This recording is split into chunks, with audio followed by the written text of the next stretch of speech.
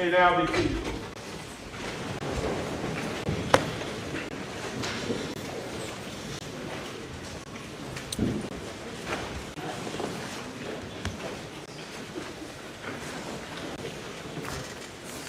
Good morning.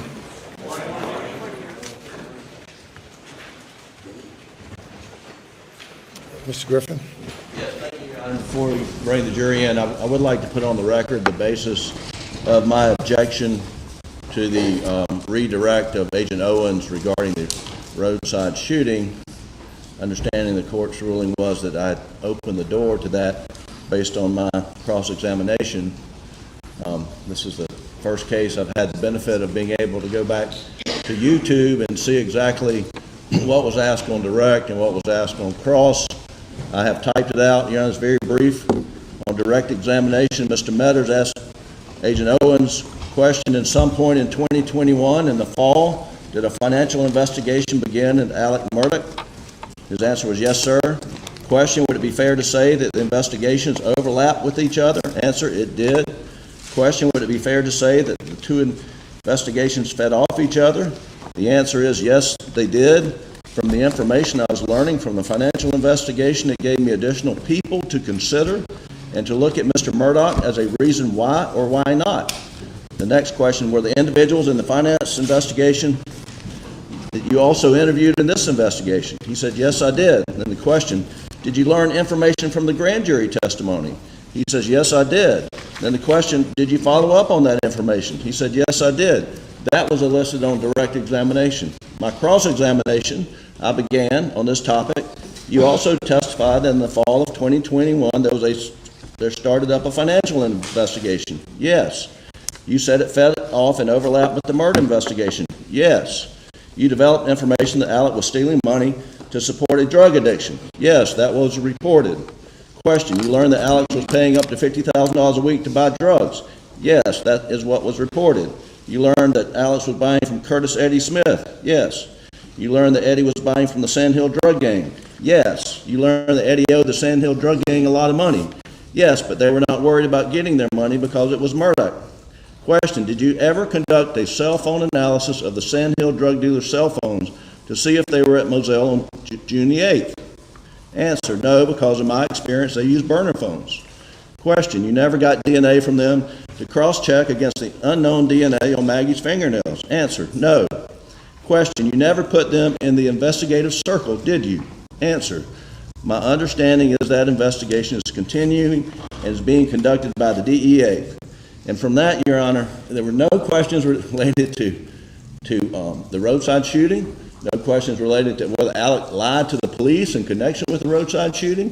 It was all about him stealing money from clients to support his drug addiction, which is evidence that was already in the case.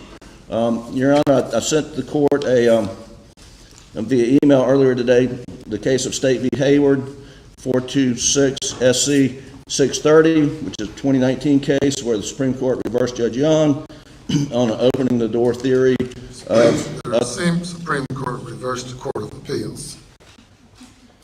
Excuse me, the Supreme Court reversed the Court of...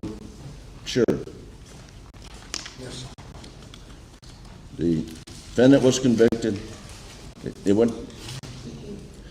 The Supreme Court, the Court of Appeals affirmed, and the Supreme Court reversed the Court of Appeals. That's right.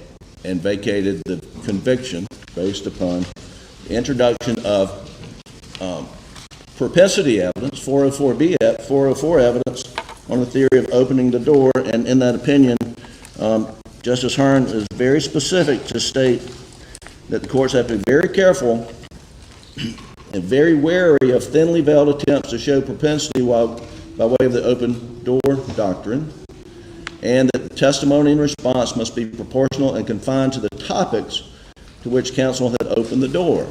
And again, I go back, we did not open the door to any roadside shooting, any insurance fraud, anything with regard to Alec lying to the police. And so that was the basis. I just objected, so I want to put that in the record. Today, they intend to present a full panoply of evidence on the roadside shooting. And, Your Honor, we would oppose that. What do you mean a full panoply? Well, they've asked to that they're going. My understanding is they're putting up Agent Kelly to talk about his investigation of the roadside shooting.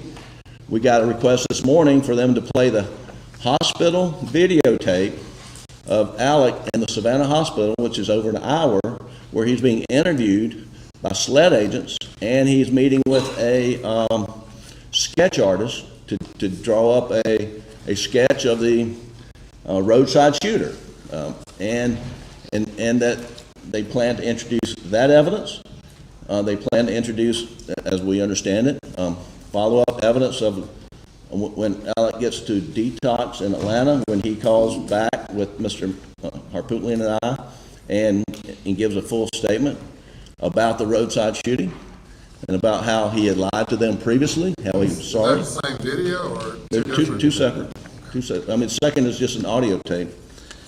But Your Honor, I just go back to State v. Hayward, where the court says testimony in response must be proportional and confined to the topics which counsel has opened the door. And so they intend to spend 3 hours of testimony here today, and it's not proportional, and it's not related to the topic that for which the court, I believe, should find that. I don't think I opened any door, because I think the evidence was already in the case.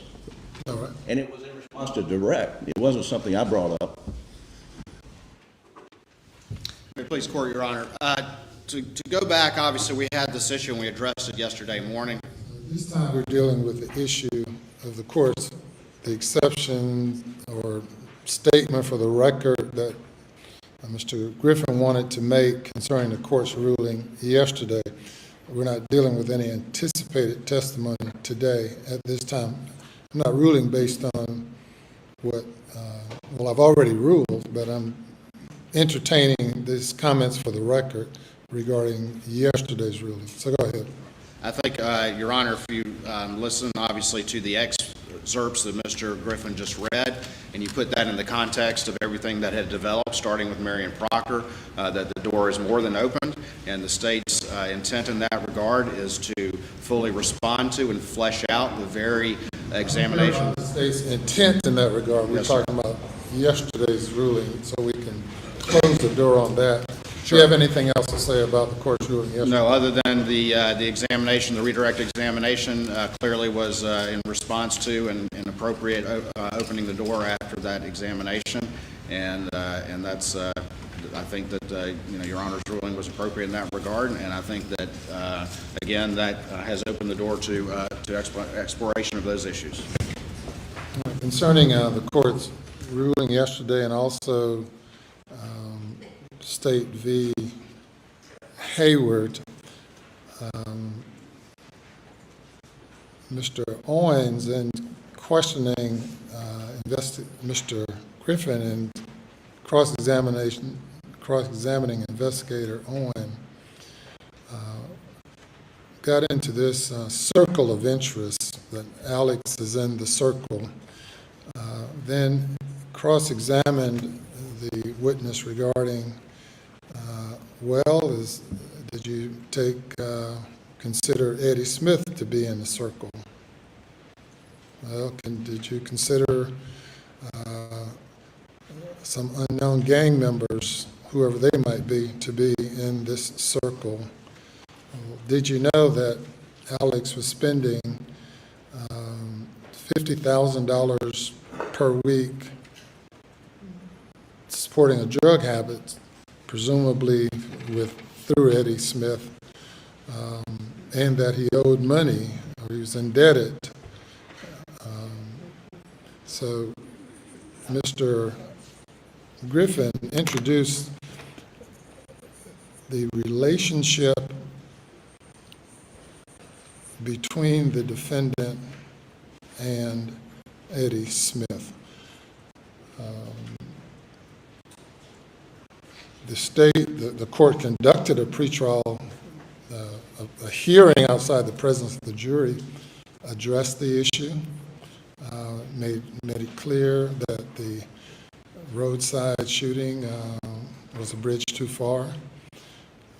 Then the defense decided to build a road over that bridge, decided to just go right there as if they could dance through fire without getting burned, scarred, or anything. The door was open.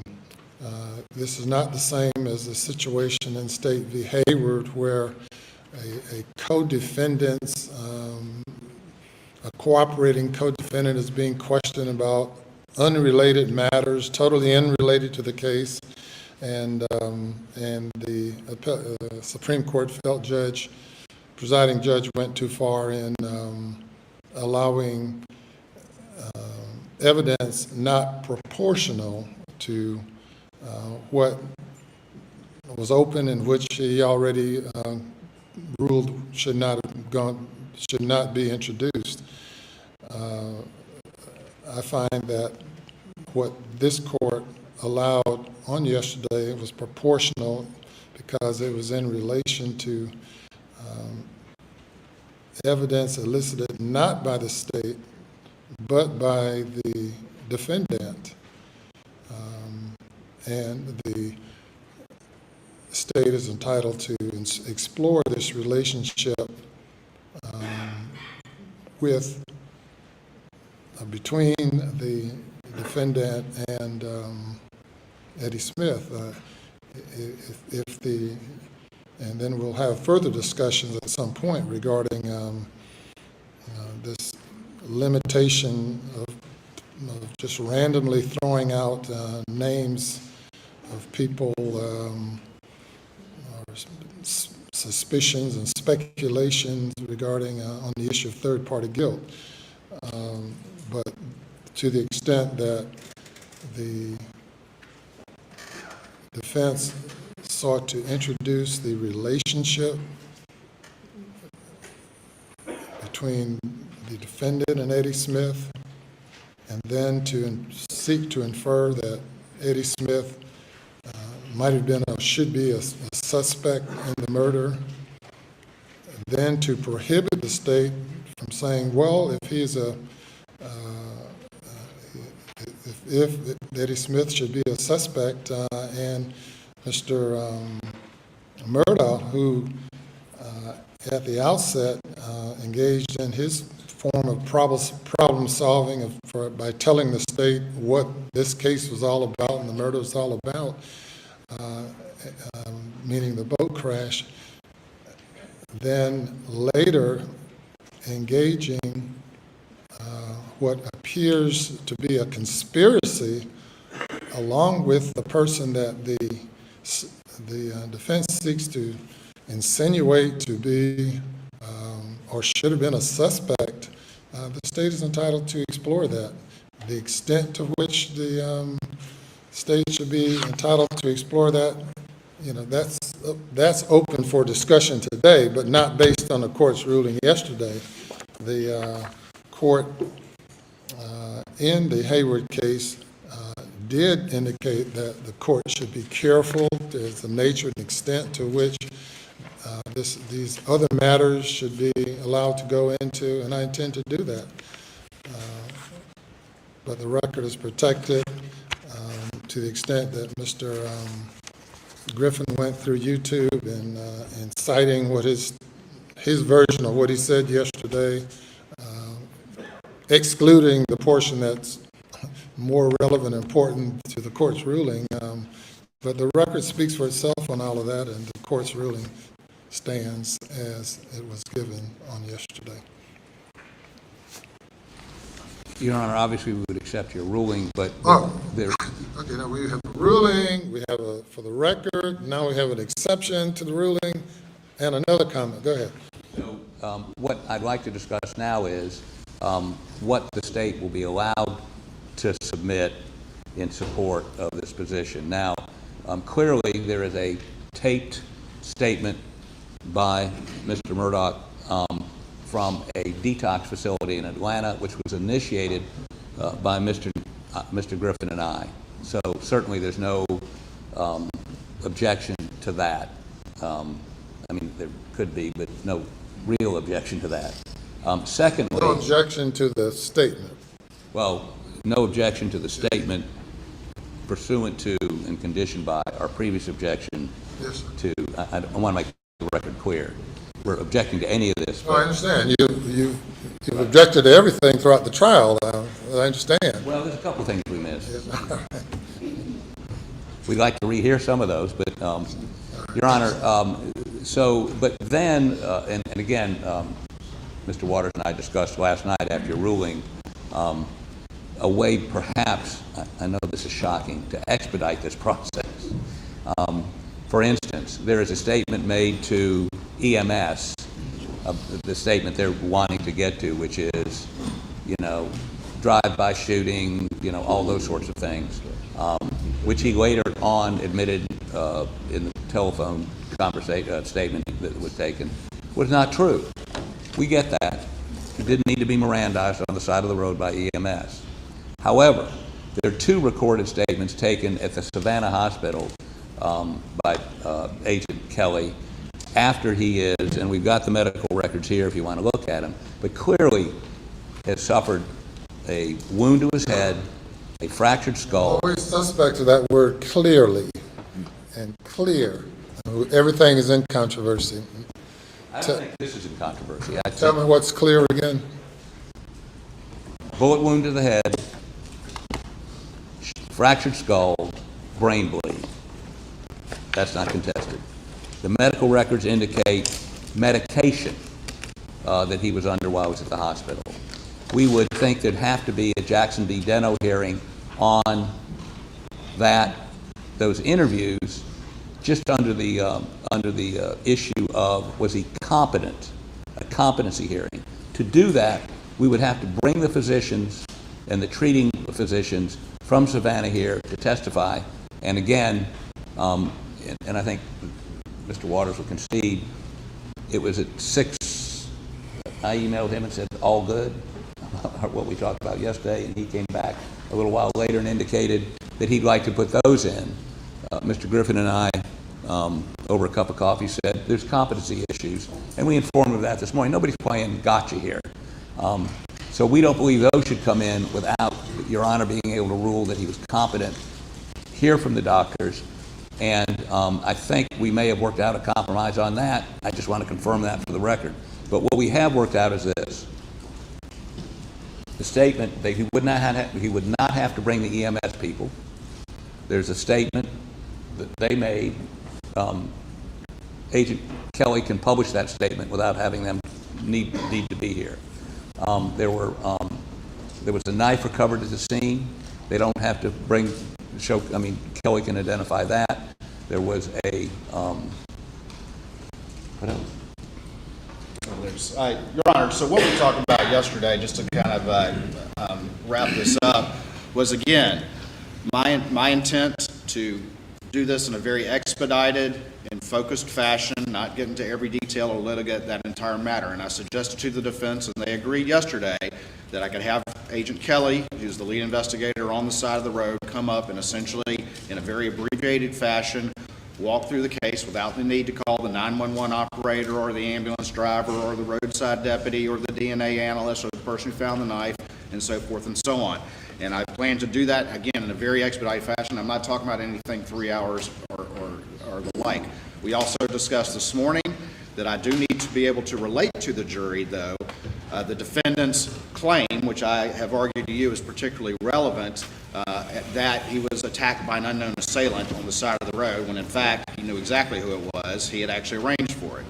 And so our discussion that I thought we had an agreement on, I think we still do, is that Agent Kelly, there was an interview in the hospital on 9/4 and one on 9/6, and that I would have Agent Kelly just summarize and reiterate the defendant's claim about what happened on the side of the road, as well as the fact that he worked with a sketch artist, and show that sketch picture, and then just move through it like that. And then we will play for the jury, which I think they just said they don't object to, or no additional objection, the telephone interview in which he ultimately admitted to law enforcement in the presence of his attorneys that it had been a lie. Yes, sir. That's the deal. But I feel a little more comfortable if we could just have, and I'm not trying to delay court, but this recording is 47 minutes long, 41, whatever, 40 plus. So many recordings, I'm confusing them, but 41 minutes long. Could we take I mean, if you could just, and by the way, I've agreed to allow him to lead unless I see something reprehensible going on, which for me is difficult to restrain myself from objecting, which would expedite it even more. But at 6:30 this morning, we were not in a position to discuss what Agent Kelly's, the sort of acceptable what happened at the hospital thing. I'd just like 5 or 10 minutes just to review that with him, and then I think we're on go. Although, just for the record, we're objecting to any of this. I don't want this kumbaya moment to be viewed as any waiver of our objection. The only thing I just want to put on the record, again, is that in discussions with the defense counsel, moving expeditiously with Agent Kelly and without raising hearsay and that sort of thing and making us go through our paces has been a strategic decision that the defense has made. Pursuant to the, I just want to make it clear, I hate to sound like a broken record, but I don't want any appellate court ever to look at this and say, well, you agreed to it. We're agreeing to this process pursuant to Your Honor's ruling this morning. I have not reviewed any of the evidence that you all are now referencing. So to the extent that you all have an agreement on moving forward with this evidence, considering the objections, I'm fine with taking 5-10 minutes if that will expedite things. I deal with what you all disagree on, not what you agree on. Yes, sir.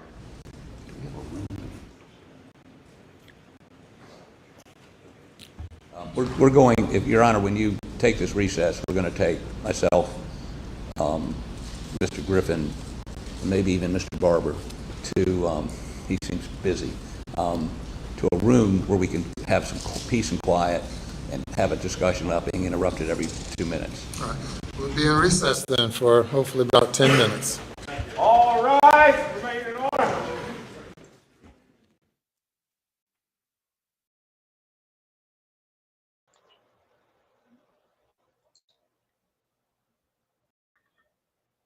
All right, everyone, welcome back. I noticed during the part that we was listening to the court that y'all didn't hear what I said this morning. So if you're new here, I'm Karen, and this is Karen Breaks It Down, the channel where we take the stories everyone online is reacting to, legal cases, internet drama, complicated real life situations, and we slow them down for a minute and actually think about what's really going on. Because not everything is as simple as the internet makes it. Sometimes the truth is messy, sometimes people get it wrong. And sometimes there's a lot more happening under the surface. So grab your coffee, settle in, and let's break this down. A quick favor, if you don't mind, if you like the stream, hit that thumbs up button. And if you're new here, make sure you subscribe. It's free and it helps the channel grow. Before the jury comes in, they've been listening to the attorneys discussing legal issues that could affect the direction of the trial. They were arguing about whether evidence related to the roadside shooting incident should be allowed in this case. If you've been following the story, you know what that refers to. A few months after the incident with Paul and Maggie, Alex Murdaugh reported that he had been shot while changing a tire on the side of the road. Investigators later determined that the situation had actually been staged. The prosecution believes that incident shows a pattern of deception. The defense argues that bringing it up could unfairly prejudice the jury. So the judge has decided whether the evidence should be presented to the jury at all. Those kinds of discussions happen outside the presence of the jury because the court wants to make sure jurors only hear evidence that's legally admissible. So with that, let me zoom and get back into where the jury is called back. All right, here we go.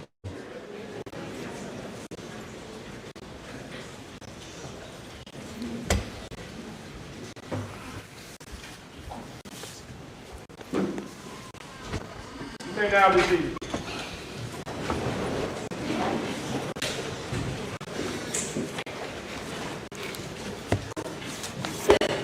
Mr. Waters.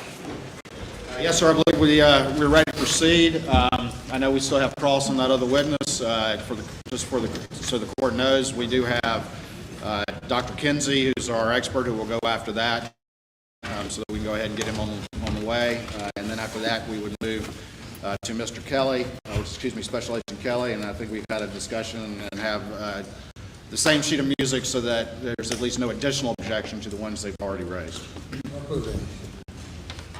Sounds reasonable to me. Okay. And, Your Honor, my goal here is to be as reasonable as possible. Yes, sir. You may bring the jury.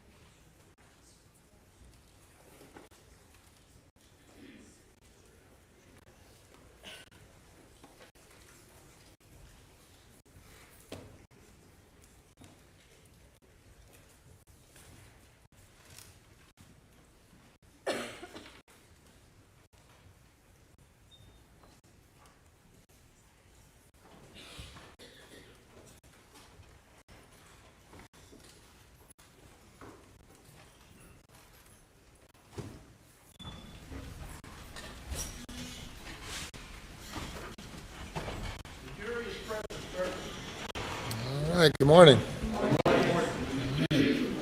Day number 19. State's case, cross-examination, Mr. Barber. No questions, Your Honor. All right, thank you, sir. Thank you. We'll call your next witness. Thank you, Your Honor. We call Dr. Kenny Kinsey.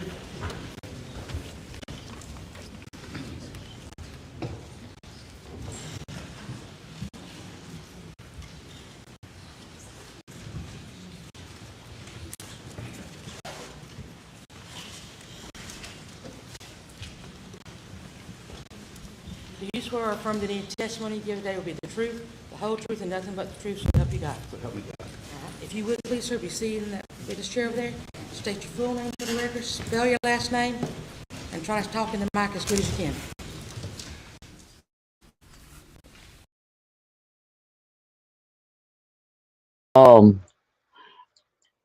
Okay, now we are about 45 minutes into the proceedings this morning, and the jury is now being brought in to the courtroom. Well, has just been brought into the courtroom, and what we're about to watch, what we watched before this part, is the attorneys were discussing legal issues outside of the presence of the jury. This is something viewers often get to see that jurors never do.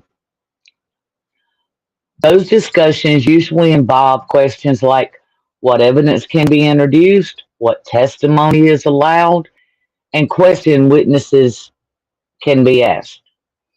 Because trials are not just about what happened, they're also about the jury, what the jury is legally allowed to consider. Now, the prosecution wants the jury to hear information that supports their narrative of the case. The defense wants to limit the information to only what is directly tied to the charges. Now, that push and pull over what the jury hears happens constantly during trials. Sometimes even in the middle of testimony, as we have seen in this case in earlier days. So, all right, the jury is back now, so let's see what testimony comes up next. This witness that is taking the stand now is Dr. Kenny Kinsey, and he is the crime scene reconstruction. The prosecution calls Dr. Kenny, experts like this They analyze the physical evidence from a crime scene and try to determine how events likely unfolded. They can't be, they're never 100% correct. But Dr. Kinsey, he examines things like the bullet trajectories, the shell casings, the position of the victims, and the likely or suspected position of the shooter. Now, this type of testimony, it does help jurors understand how investigators believe the shootings occurred, but the prosecution's goal is to show that the physical evidence fits together into a clear narrative of what happened. But reconstruction testimony is also something the defense will challenge, because even though it's based on science, interpretation still plays a very big role.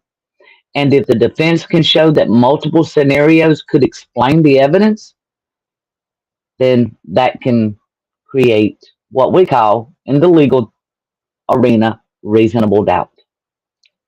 So with that, let's get back into the trial and hear what Dr. Kinsey has to say. Dr. Kinsey, how you doing today? Kenneth Lee Kinsey, Kinsey. I'm fine, sir. Good. Dr. Kinsey, let's talk a little bit about your career and who you are. First of all, just kind of introduce yourself to the jury a little bit and tell them where you grew up and where you went to school, and then we'll start to talk about your law enforcement career and your expert qualifications. Yes, sir, happily. I grew up a long way from here in a little county called Orangeburg. I was there about 54 years, my whole life. Went away for college a couple times and came back. And I'm currently the Chief Deputy of the Orangeburg County Sheriff's Office, and I'm also a professor of criminal justice at Claflin University, where I teach crime scene related classes. All right, and pull that mic a little bit closer to you.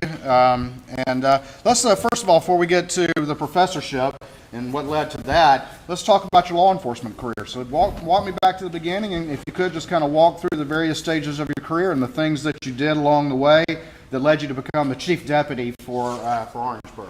Yes, sir. I began my law enforcement career approximately 30 years ago, and I've held many positions in those 30 years. But for the last 22 years, my concentration, other than administration, has been crime scene investigations and working violent crime scenes. I have ran the crime scene unit in Orangeburg for 6 or 7 years, and then I went on to SLED for approximately 4 years, and then I came back, and now I directly supervise the captain of investigations, and investigations includes the crime scene unit. So I'm still hands-on on crime scenes, either as a primary or a backup crime scene investigator. And as I mentioned earlier, I teach crime scene investigation and other criminal justice-related courses. I received my bachelor's degree from Clemson University in 1991, my master's degree in science from Troy University in 2011, and my PhD from Walden University in 2019 with a concentration on use of force cases involving police officers. And my research is use of force and crime scene investigations. So we could call you Dr. Kinsey, correct? My grandmother told me it's what you answer to, but yes, sir, I'll answer to that, Kenny or Chief Kinsey. And we could call you Professor Kinsey, correct? Yes, sir, that is correct. And then we could call you Chief Kinsey as well. Yes, sir. Okay. Well, let's talk a little bit more about the law enforcement, then I want to talk a little bit more about the education. Now, you mentioned that you've done a lot of administration, and tell the jury just a little bit about what it is to be the chief, and just what that entails, and then we'll talk a little bit more about sort of the crime scene stuff, if you would. Yes, sir. I answer directly to an elected sheriff. I'm the number 2 man at the sheriff's office, and I supervise approximately, when we're full, when every slot is full, I supervise over 127 people, 105 are certified law enforcement men and women. And that encompasses about 9 different divisions at the sheriff's office, including narcotics, special operations, criminal investigations, civil, courtroom, school resource officers. There's several groups in there, and our civilian employees. Now, as you already testified, you don't just do the administration stuff as a number 2 man, but over your career, you've also extensively done actual law enforcement work, processing homicide and other major crime scenes. Is that correct? Yes, sir, I have. I have boots on the ground, processed north of 800 death scenes. Not all of those are homicide. That also includes suicides, accidental deaths, and unexplained deaths. That is either as a primary investigator or as a secondary investigator in my career. And I still have a directive that I placed with my coworkers approximately 11 years ago. I still go to every death scene if possible. And over that time, you said over 800 death scenes over the course of your career. Is that correct? That is correct. And then, how many pieces of forensic evidence do you think you've processed over the years? That would be hard to determine, multiple pieces for each scene, but part of my duties. Homicides, then. Yes, sir. Part of my duties when I was at SLED was to also process evidence that was submitted through the door. And what through the door means, these are items of evidence from other agencies that have worked their own crime scenes, and they send their items to SLED for an analysis. And that's in the thousands. I would have no way to give you a quantitative number. In the thousands? Yes, sir. Is it also over the years, have you attended autopsies as part of your investigative work as it relates to death scenes? That is correct. Every agency I have worked at had a mandate that you attend autopsies to collect evidence, do major case prints, GSR, and that kind of thing. And also to give the pathologist an idea of your interpretation of what happened. And have you ever been asked to consult on death cases in jurisdictions throughout the state or even in other states? Yes, sir, I have. And describe that to the jury, please. As a consultant, I work for, to be frank and honest, sometimes it's against law enforcement.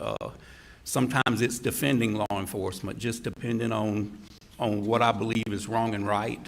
And I have participated with private attorneys in the civil process doing both. And I've also been asked by colleagues and comrades across the country to review a piece of evidence if they may have needed a qualified examiner to technically or administratively review that piece of evidence or their findings. All right. Before I come back to the specific crime scene training and experience that you have, I just want to go back again to your education. You went to Clemson, right? Yes, sir. All right, and started a law enforcement career not long after that? That is correct. And what year did you graduate Clemson? I was on a 5-year plan. I graduated in 1991, and I started as a reserve deputy. The records are a little shaky because back then you worked until they had a certification class, but best I can guess was somewhere around 92, 93. So 91 Clemson? Yes, sir. I was 92 Carolina. So. All right. Then you went on to Troy University at some point later in your career? I did, yes, sir. I attended Troy's satellite campus, which is in Sumter, an actual brick and mortar school. And the purpose of Troy being placed in Sumter is because of Shaw Air Force Base. A lot of our men and women who protect our country use their GI Bills to further their education at such campuses. And I had to travel 3 nights, well, 1 night a week and 2 days a week for approximately a year and a half to complete that, pass proficiency. All right. That competency exam, is that a pretty tough exam? It's the second toughest thing I've ever done. Yes, sir. Is the pass rate pretty low on that thing first time? It is very low. We probably had 30 people in our class, and I only know of 4 that passed the competency the first time. Were you one of them? Yes, sir. And then you went on and got your doctorate, is that right? I did, yes, sir. And that was at Walden University program there? It was, yes, sir. Did you have to do any residencies with that?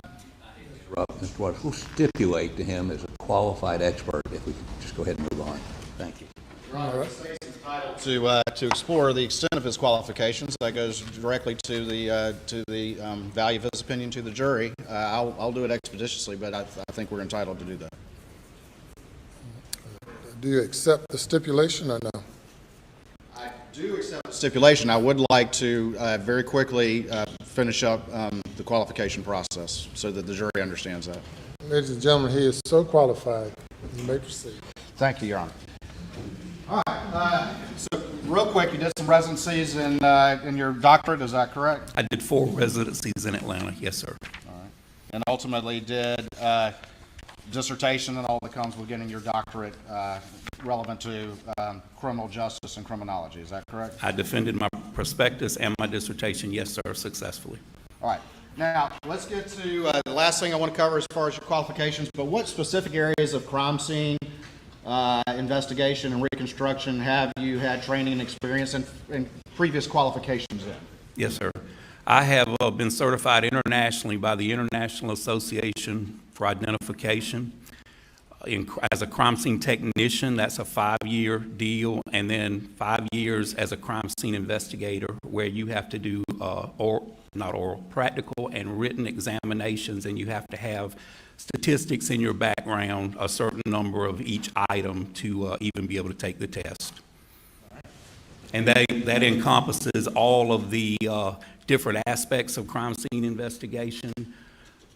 My training also encompasses footwear and tire tread examination, bloodstain pattern analysis, crime scene reconstruction, fingerprint examination, and fabric impression, but I haven't done a lot of the fabric impression. Have you ever been qualified in courts of record as an expert in crime scene examination and reconstruction? Yes, sir, I have. How many times?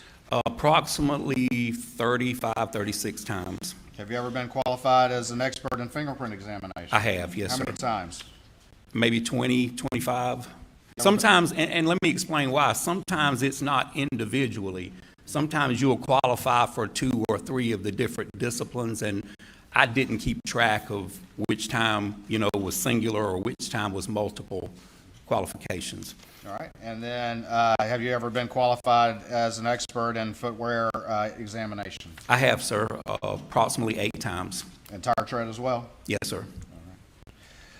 All right. I believe that's what I wanted to go through with your qualifications, which I believe you stipulate in those areas. Is that correct? All right. Let's move on. Did you have an opportunity to review, at the request of the state, the crime scene here as it relates to Maggie and Paul? I did, yes, sir. And just very quickly, what are some of the types of things that you reviewed as part of your process? When I do a reconstruction, I look at the available evidence as I feel it's pertinent to help me answer some questions. And the questions or the things I wanted to accomplish from this reconstruction, you can determine sequence, you can determine movement. A lot of times you can determine the number of blows, or in the event of a hand-to-hand combat or a firearm was used, those kind of things. So I examined forensic reports that were issued by law enforcement laboratories. I also examined extensively photographs that were taken on the scene, measurements, that kind of thing, and I also responded to the scene. It was rather close, and I took my own measurements. When you say responded to the scene, when did you first get involved in this case? The end of 2022, and I'm not talking about when the scene was actually going on. I went after the fact and did my own measurements. All right. And when you were retained by the state in this case, were you told any particular goal, or were you told to just take a fresh look at it and offer your opinions? I was told to look at all of the evidence and determine what I may be helpful on, and to use my own judgment objectively, independently, and come up with my own conclusions. All right, let's talk about, if we can, and again, we're going to have to deal with some of, maybe not the images as much, but deal with some of the injuries that Maggie and Paul suffered, correct? Yes, sir. Let's, if you could, just remind the jury, what were the injuries that Paul suffered, please? They were very, very severe firearms injuries. One was a shotgun wound to just a little anatomical left of the midline of the body. One was to the shoulder, and it proceeded into the jaw and ultimately into the head.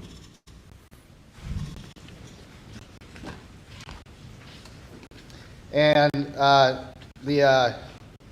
was that the first injury or the second? The first injury was the shotgun wound to the middle of the chest, and it was non-fatal. At least not fatal immediately. And then what about the second injury? The second injury was immediate death. And were you able, in reviewing the crime scene evidence, to come to any conclusions as to the order in which Paul suffered those gunshot wounds from the shooter? Yes, sir, I was. All right, and please relate that to the jury. My conclusion was that the first non-fatal wound to the midline of the body occurred as Paul was standing with his body canted in the middle of that dog food room, pointed slightly southwest, and the shot entered the midline of his chest, exited his underarm, entered his underarm on the actual arm, and exited the outside of his arm, and most of those 9 pellets proceeded through the back window of that dog food room. Right, and then just real quick, you said 9 pellets. So explain that to the jury why you say 9 pellets. That double-aught buckshot shot shell contains 9 pellets and I guess you describe it as a styrofoam packing to keep it tight so it doesn't shake. And when that cartridge is expelled out of the end of that barrel, the styrofoam packing dissipates or goes its own way, and those projectiles continue in the correct path. Hold on for me real quick. I want to get a couple things marked.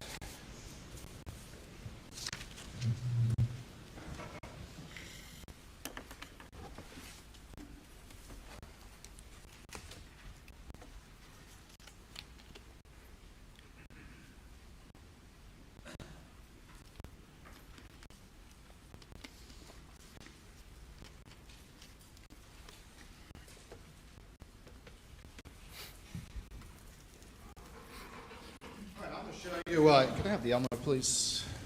I'm going to show you what's been marked as states 531, 532, and 533, and see if you recognize these particular images.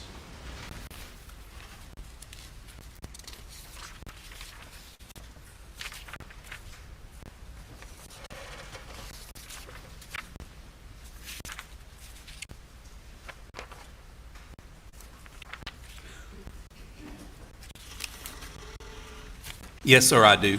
All right, and tell the jury just generally what these are, please. These are views of the floor of the feed room and a view from the entrance to the feed room and some digitally placed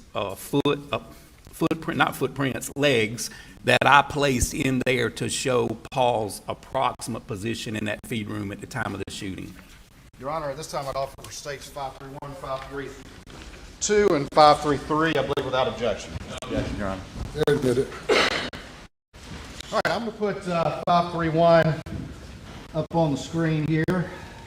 Make sure we can see it all right.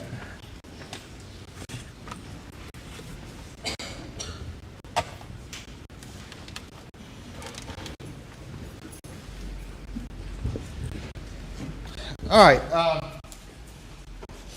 All right, Dr. Kinsey, you were talking a little bit about Paul's positioning and his location when that first shot happened. And if you could tell the jury your conclusion as to where he was located when that shot was fired. And then if you want to, step down, and if you could, maybe point out what was added to this image to kind of reflect your conclusion in that regard.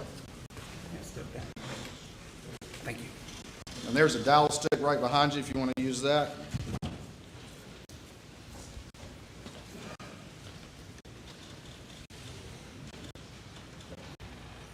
Okay, as you see here, those are the digital legs that I placed there showing Paul's approximate position as he was standing when he had the first gunshot wound. Here along the floor, what you see are passive or 90-degree blood droplets. And when blood, you can tell a lot from the direction of blood by the way it strikes an object. Blood has a cohesive factor. It's viscous, and you probably heard that term before with the motor oil for your car. It's thicker than water, and the thing that causes that blood droplet to change shape is the friction and the direction and how much force was used. Well, a 90-degree drop just is exactly that. It's perpendicular to the ground. So these 90-degree drops right here tell me that Paul was standing there for a moment.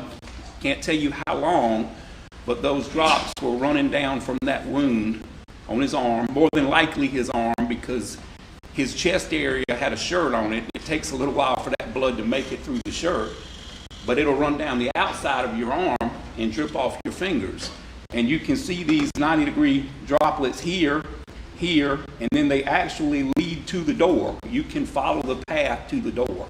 He's not moving very fast because most of them are almost perfectly circular or 90 degrees.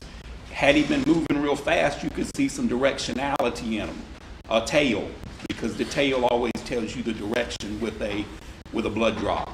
So I know he was moving slowly, and I know he was standing in the middle of this room for some time after the first shotgun wound.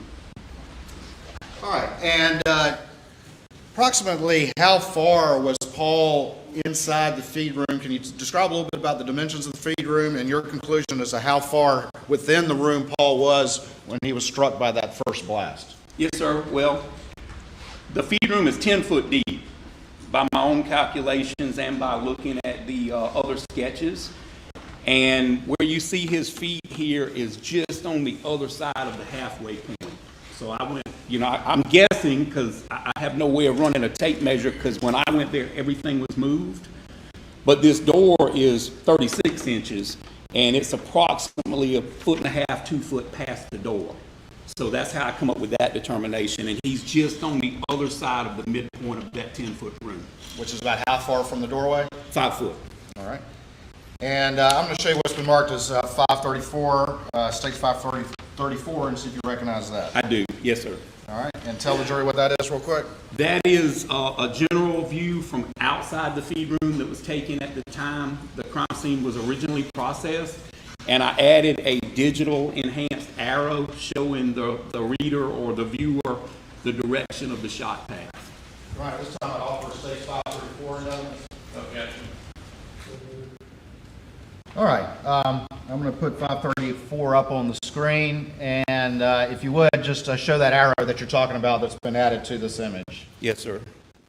Right here. All right, and then as well, just show generally where those blood spots are. It's not the best image in the world, but where those blood spots are that led to your conclusion about Paul's location within the feed room when the first blast struck him.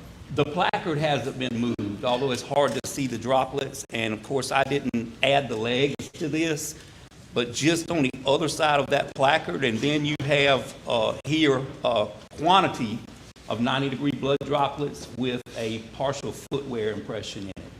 And then you can follow the blood droplets to the door. Going back to stage 531, again, point out to the jury, if you would, the sort of the digitally added feet that you had added. All right. And if you could, just if that's the feed room doorway, can you just sort of position me, in your opinion, how Paul was standing when that first blast happened? That's the doorway coming in. Yes.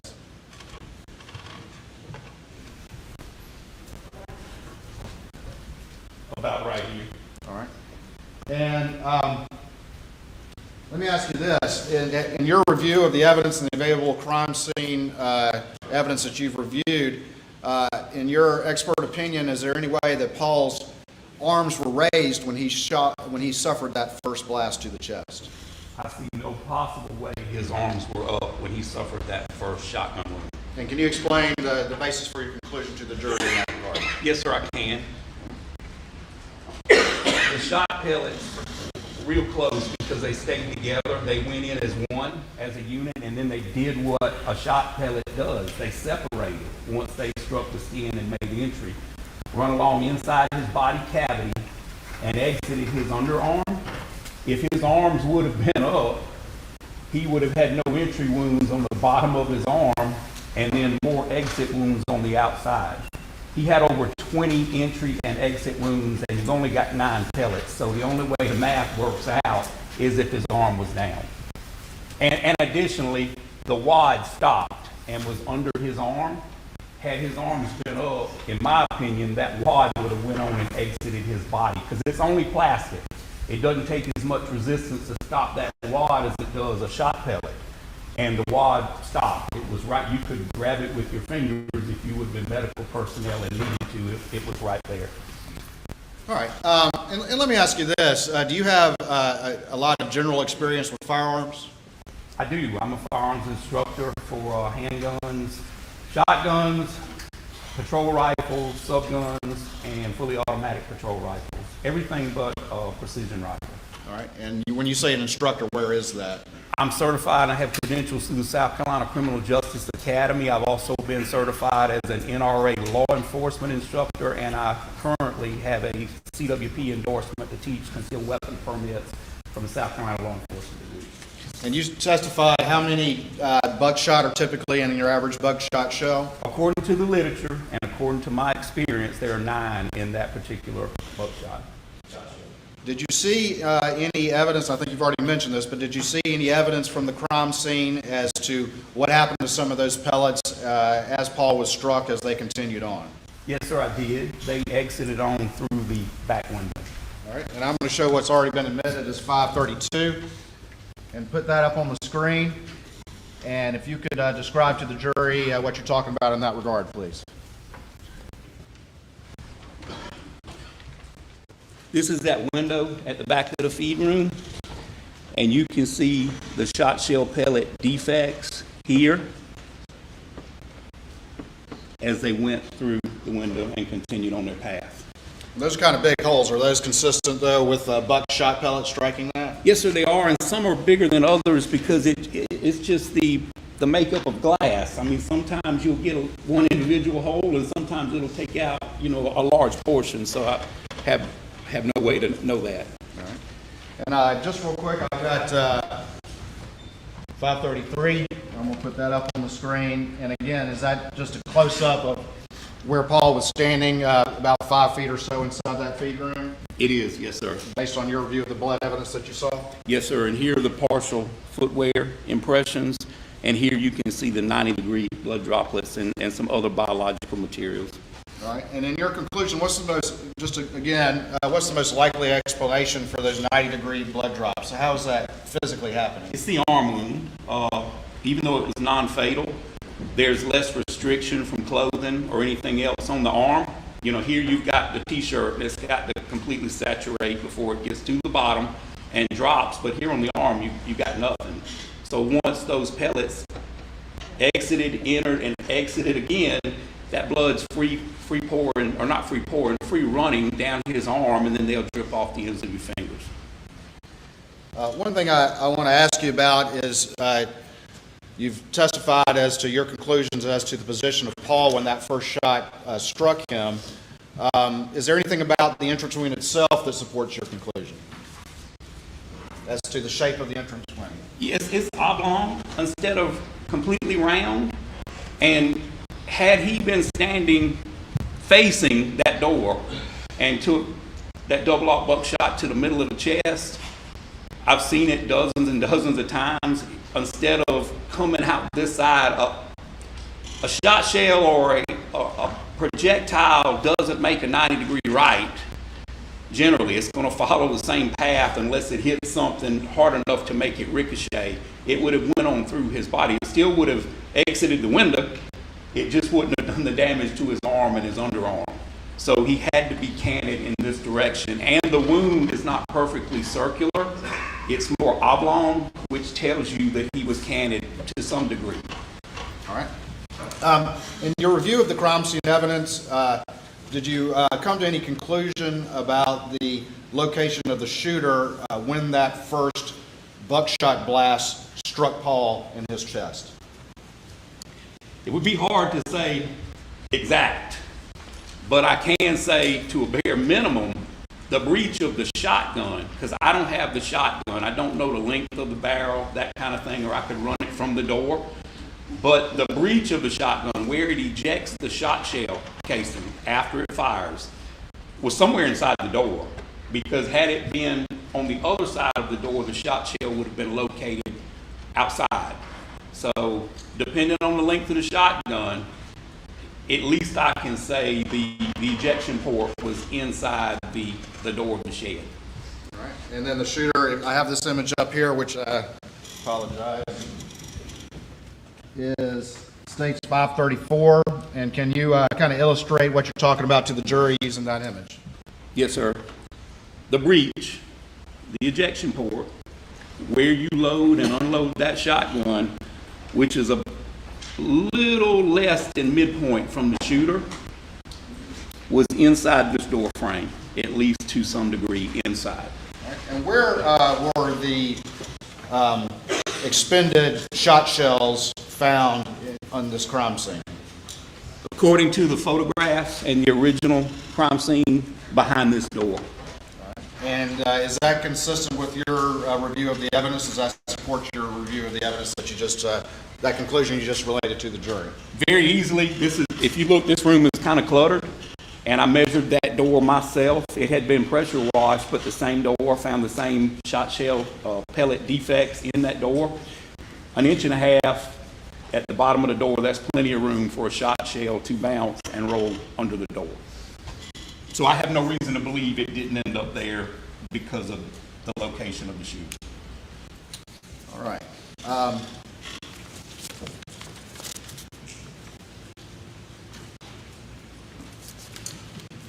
right, let me get a couple other things marked. You can kind of head back to your home base, and now let me just get these marked real quick.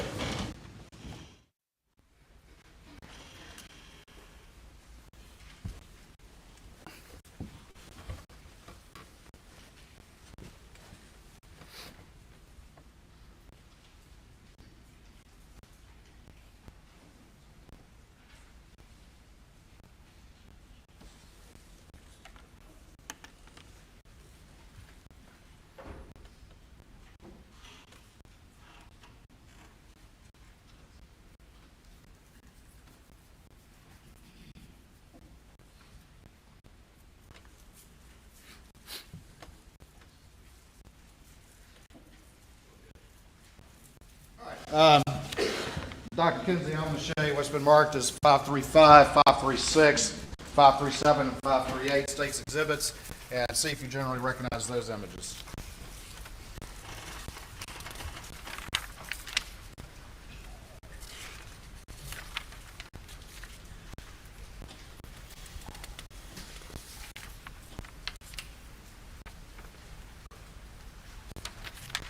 Yes, sir, I do. All right, and generally explain to the jury what these images are, and then we'll talk about them specifically. Those are images at the door that I've added some visual enhancements to help the reader understand the flight path of the second shot and the different elements that I looked at in determining where the shooter was for the second or the fatal shot to Paul. All right, Your Honor, this time I'd offer states 535, 536, 537, and 538 into evidence, I believe, without objection. No objection. Admitted.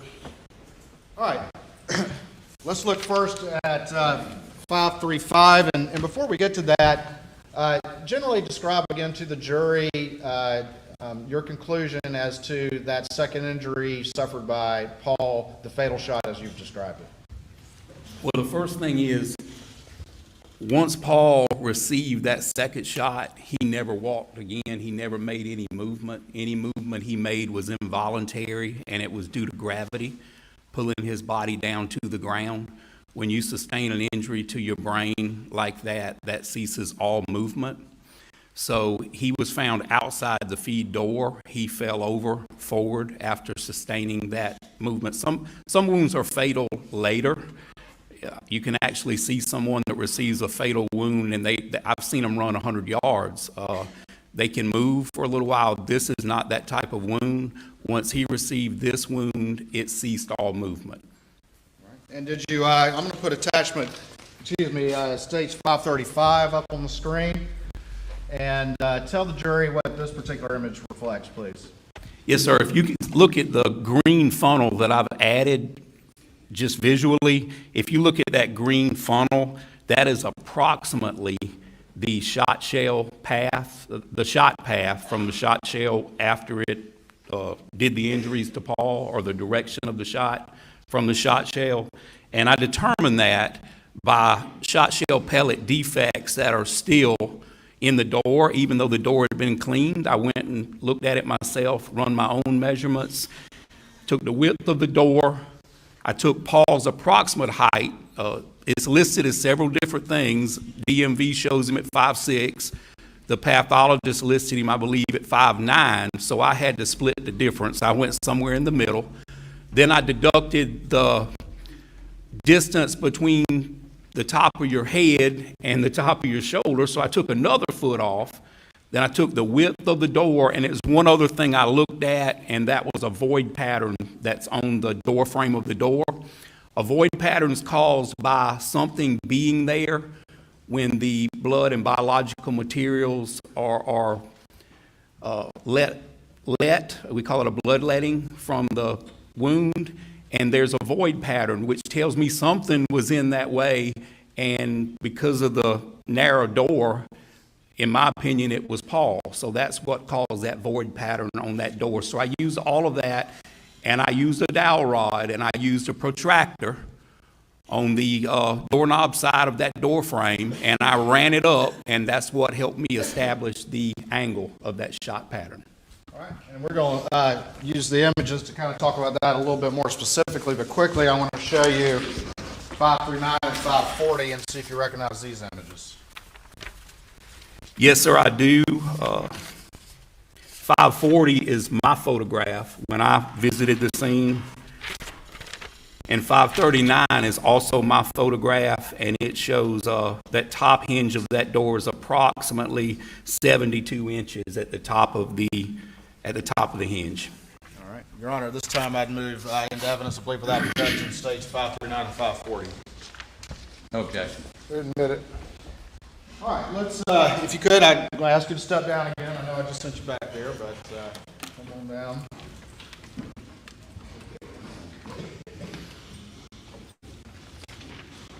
I'm going to put 539 up on the screen, and if you could, back out.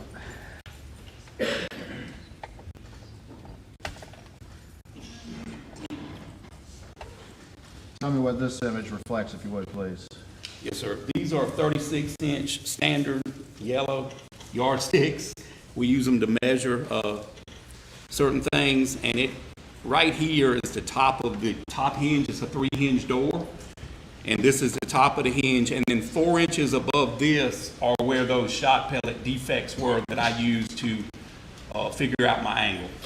All right, and looking at 540, who took this particular image? I took this image. All right, so this would have been long after the actual event occurred, is that correct? This was last December. Yes, sir. All right, and tell the jury what this image reflects.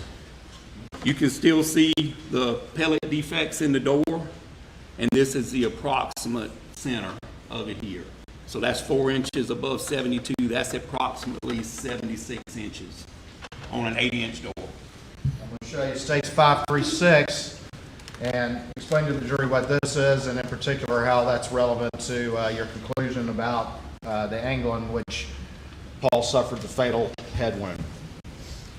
This is the original crime scene pictures, and this is where the pellets took their path. This is where they struck and did damage to the door, and you can actually still see the dents that are documented in my photograph. You can see them in the original crime scene. This is a concentration of blood that's caused by the brain exiting Paul's body in the path of the shot shells. And then you also have biological material, hair and blood, here at the top of the door frame. And that's where I drew my conclusion. At some time, those body parts made contact with these sections of the door. And my opinion is that it hit here, and then landed on the sidewalk. Looking at states 537, can you explain what the jury's seeing in this image and how it relates to your opinion about the manner in which Paul suffered that fatal wound? I can. With a major bloodletting, especially... Dr. Kinson, let me ask you to, I'm going to move this podium and ask you to step back just a hair so that the jurors over here can see what you're saying. Yes, sir. With a shotgun wound, you know, you've got not hundreds, you've got over 800 pellets that are making damage. It's not like a projectile, a single projectile from a pistol or a rifle. So there's mass damage, and it throws body fluids and blood in several different directions, but they follow the path. When I mentioned that it was a void pattern, this is the last blood drop. You can see it in the photograph that I could see, and it's approximately 5 foot right there. And this is not green tape. That is the digital effect I put on the photograph to show the void I was talking about. So at some time, it's my opinion that Paul was up against that door or real close to that door to keep that blood from striking the door at the point in time that he was shot.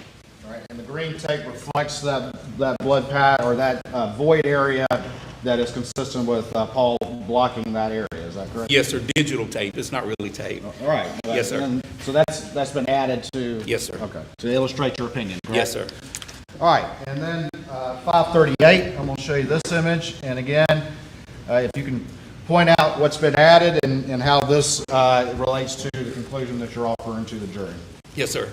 One thing that I looked at to determine that it happened in the doorway and a little bit outside the doorway, more outside than inside, you don't just look for the presence of biological material in blood, you look for the absence of biological material in blood. Here at the top, it didn't have a scale or a ruler, so I can't tell you exactly, but looking at some of these other objects, I was able to scale it approximately 4 inches. Up here, you have a void. So I know that it happened, the second wound happened far enough outside of that door frame that the actual frame kept the biological material from hitting at the very top, right here. I also looked at these items. You got some medication, canine medication, or some cleaning materials and that kind of thing up here. You can see all the spatter at the front of those containers. And then we got what I call a demarcation line right here, and I drew it through most of these cans. And that separates the blood contaminated area and the clean area. So that tells me that it was at least forward of the angle on those containers. And that's why I believe he was shot. The second wound happened just outside the door frame, but his feet were probably still in the door frame. All right, and just quickly point to the jury, can we see part of the door frame in this particular image? You can, yes, sir, right here. All right.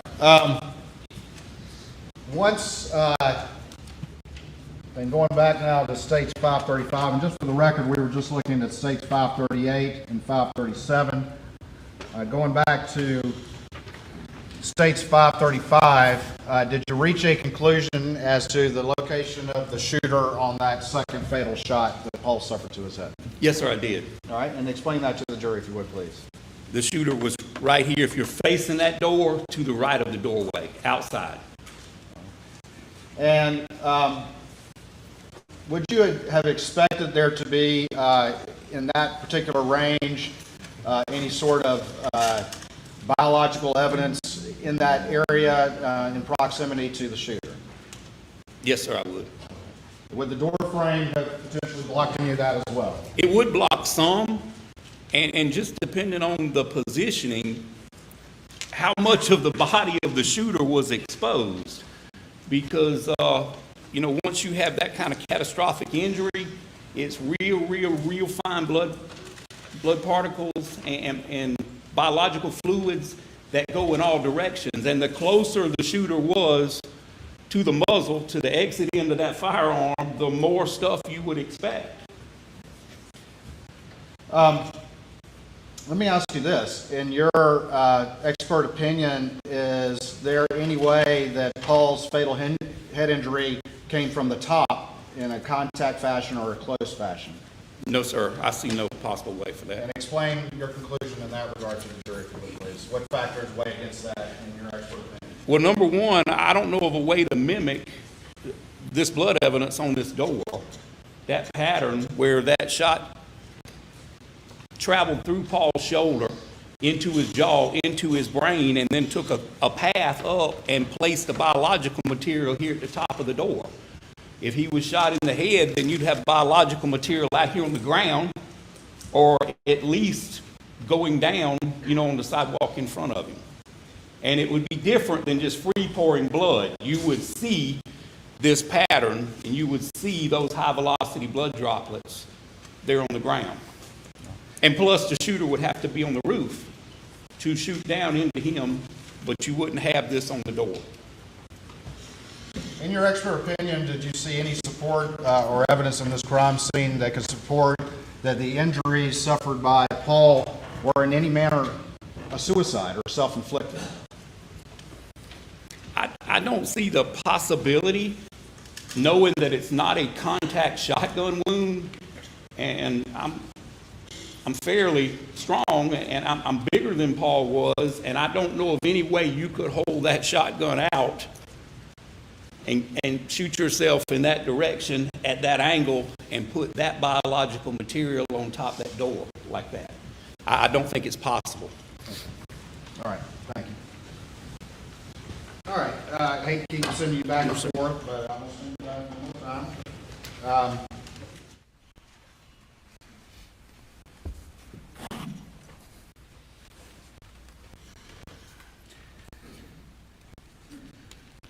Now, let me ask you this. Excuse me. The second wound, the fatal wound that Paul suffered to his head, was that buckshot or was that birdshot? The second wound was birdshot. All right, and can you describe to the jury the difference between the composition of a buckshot round as it relates to the pellets and a birdshot round? Yes, sir, I can. All right, please do that. With buckshot, you've got a number of larger pellets, approximately 30, 36 caliber pellets, and you've got fewer of them. They're made for bringing down larger game. So in the typical double-aught buckshot, you're going to have 9 pellets. In your typical number 2, and it's called many things, the typical person calls it birdshot, chill shot, steel shot, coated shot. I've heard it called many things, so I just typically call it birdshot. But in this particular shot, there's approximately 150 to 156 pellets in that dry lock shot shell.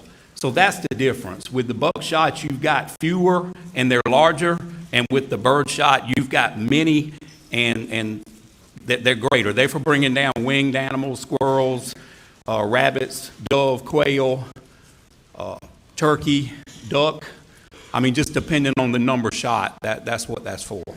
All right, and about how many approximately birdshot might be in an average shotgun shell? The literature says that it's 156 in a dry lock. I cut one open and I only counted 150, but that may have been human error. Around 150? Yes, sir.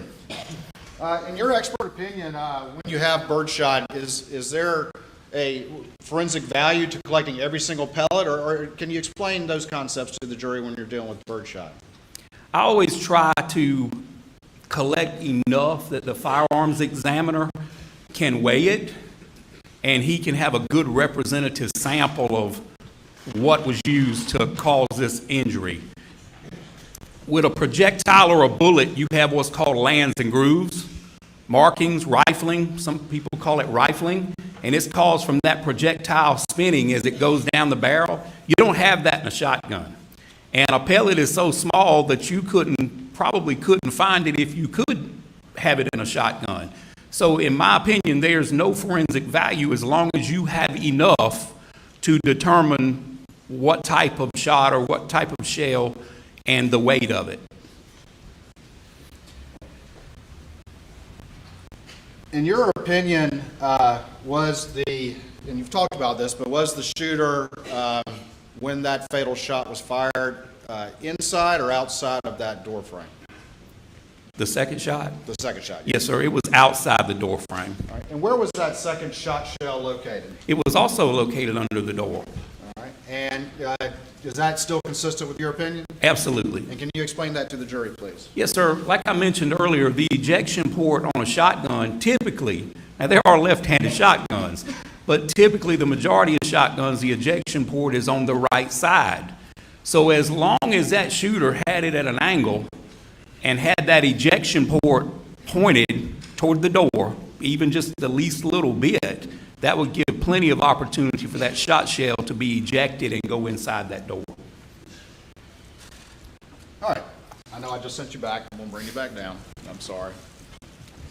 Before we move on from Paul, I would, and if you could just use me as a mannequin, but can you sort of describe to me your conclusions about the positioning of Paul when he suffered that fatal head wound, and just how the trajectory of that wound and that shot as you've described and as... Can I describe it and Yes. then demonstrate? Yes, please. So the jurors can see.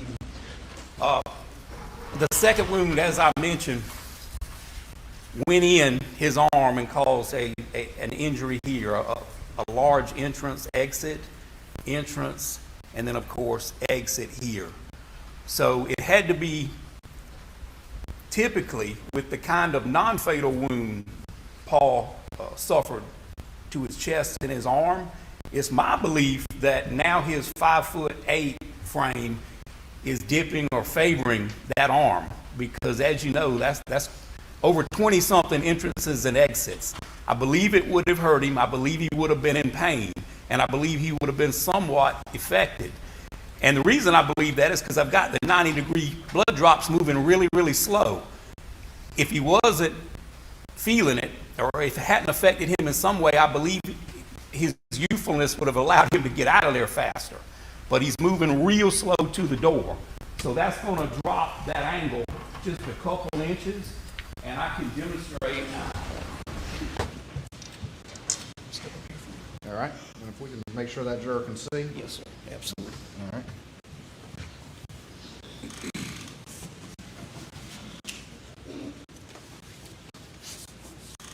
That wound went in approximately right here.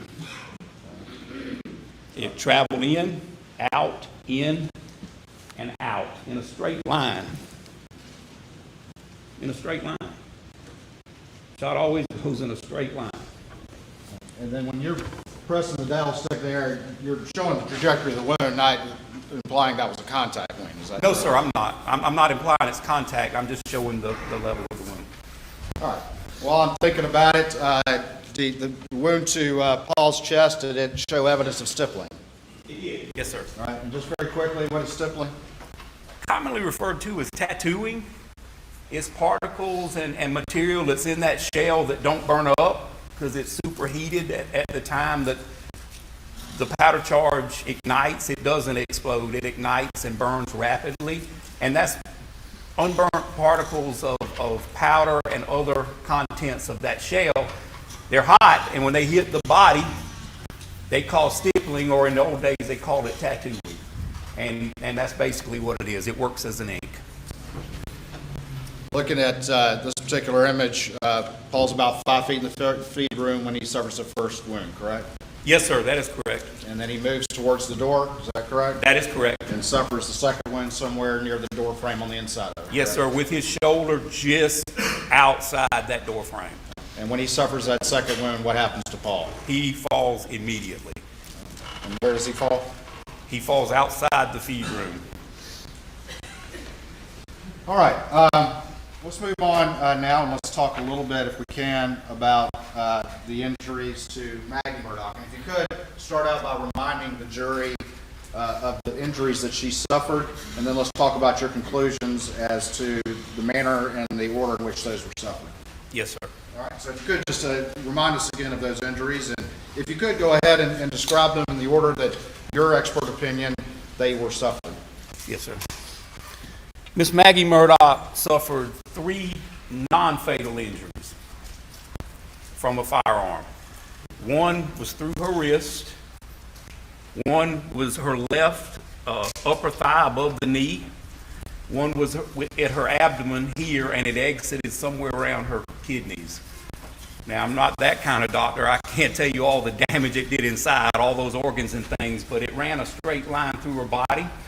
This one on her left leg and this one on her midsection were approximately the same angle, and they were really, really close in distance. One had stippling that said that it was a foot closer than the other, but that would probably fit. This was either a total separate, non-fatal wound, or it could have been a continuation of one of the two fatal wounds. Her fatal wounds were, she had an abrasion or a burn on the left side of her abdomen from the outside in. That bullet followed a straight path. It entered the end of her breast and did extensive damage to the end of her breast, entered her left jaw, side of her face area, and went into her brain. That's the first fatal injury. And it was immediate, and she dropped right where she was at. I saw no evidence that her body had been manipulated, moved, or rolled over. The second fatal injury was down into her head, and it actually did what in the day they call a keyhole injury just from appearances. The entrance and exit in the top of her head were so close it made one big injury, and then it entered into her upper shoulders and went down into her body. That would have also been a fatal wound, but it was second. In my opinion, that one came second. All right, let's talk about that in a little bit more detail. Those first two wounds that you described, you believe those are the first two wounds she suffered? Yes, sir, and possibly three. I can't tell you much about this because the arm could have been moving or it could have been here. All right, well, let's talk about the thigh wound and the abdomen wound. Did you have any conclusions about the location of the shooter as those two wounds were suffered? Yes, sir, I did. All right, and explain that to the jury if you would, please.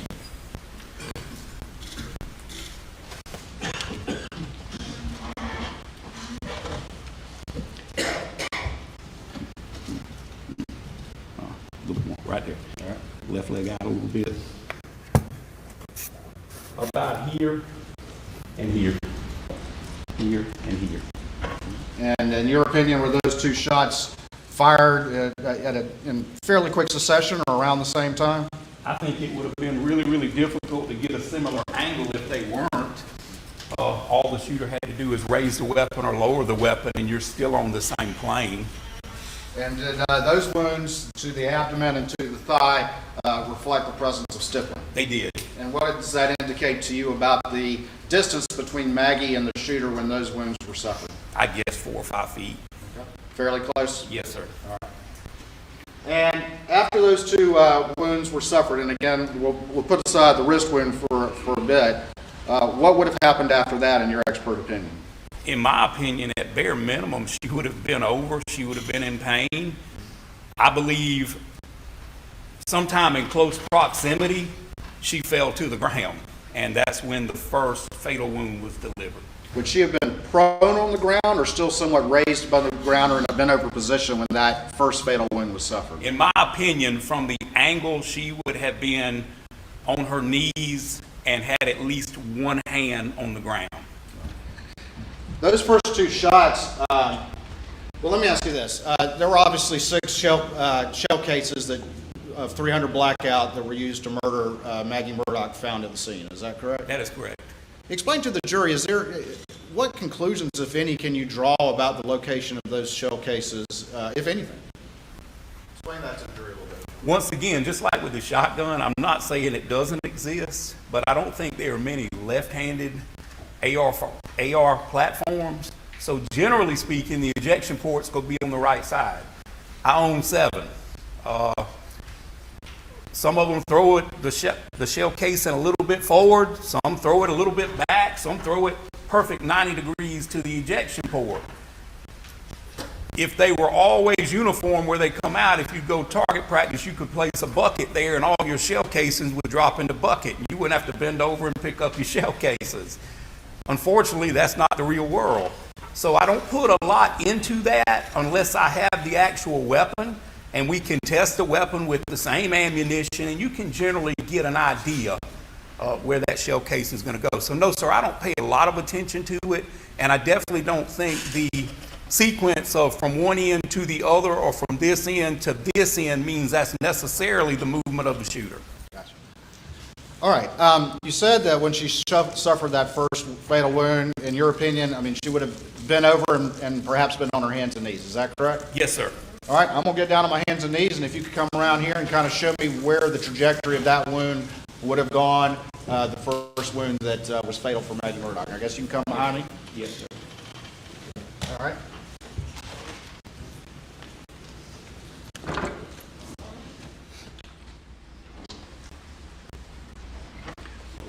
Right there. The shooter was right here, approximately right here. All right, and show us the trajectory as it went through Maggie into her brain. Yes.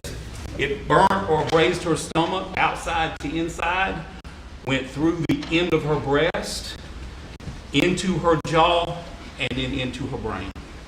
Okay. And what would have been the effect on her once that shot was suffered? She would have immediately fell down with the front of her body. All right. And that is the position her arms were in the original crime scene photograph. And while I'm down here, so I don't have to get up again, tell me about the fatal shot, the positioning of the shooter, as the evidence indicates to you. The second shot was not as close, but it still wasn't a long distance. It was approximately here into the crown of the head. And use the dowel stick to show that injury that Maggie suffered.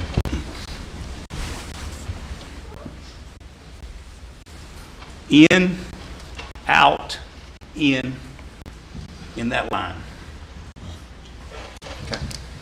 Thank you. Need to go to the dry cleaner after this. All right. The first shot, the first fatal shot, that would have immediately been fatal. Is that correct? Yes, sir.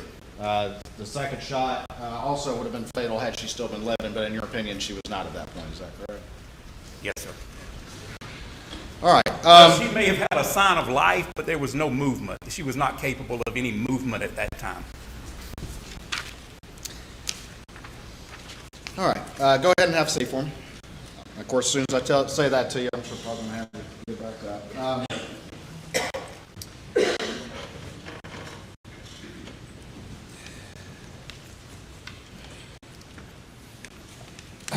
Let me talk about something else real quick before we come back to this.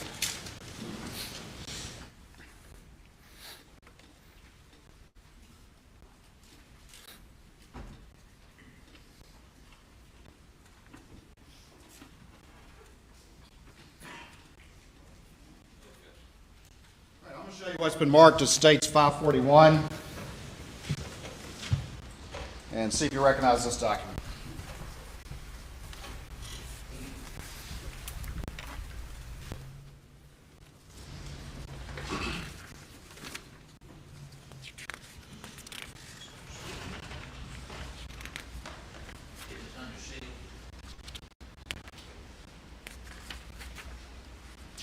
I'll bring it back to you. Good call.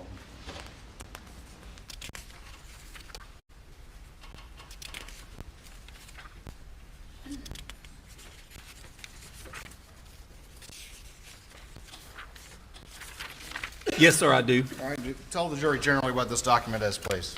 That is a comparison and presentation that I put together over an unidentified impression on Miss Maggie Murdaugh's left calf.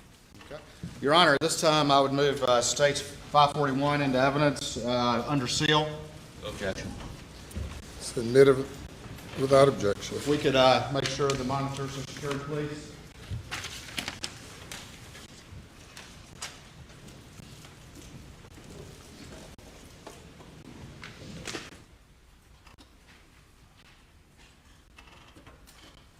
All right, I'm gonna, are all the monitors secured? We good? All right. I'm gonna put Stage 541 up on the screen. I'm sorry? We're good. I got the thumbs up, court TV, correct? All right. Moving 541 and putting it up on the screen. If you could tell me, first of all, what do we see here before we get to your analysis on this particular issue? This is a general photograph of an impression on Miss Maggie Murdaugh's left calf. Okay. And do we also see a wound on this particular, in this picture? You can see the exit wound from that thigh wound that I described earlier. All right. And what, if anything, did you notice about or conclude from the sort of the blood pattern on the back of her thigh there? She stood a little while. I can't tell you how much time, just like with Paul, but she was standing after she suffered that thigh wound because the blood is running down the leg and gravity always pulls it to the earth. All right. And then, you know, I sent you back there. I'm going to just bring you back on down. I'm sorry about that. Bring the stick. If you would, and again, make sure you're out of the way of the jurors. Was there any sort of mark or any sort of mud mark on the back of her leg? Yes, sir, it was. All right, and point that out to the jury, please.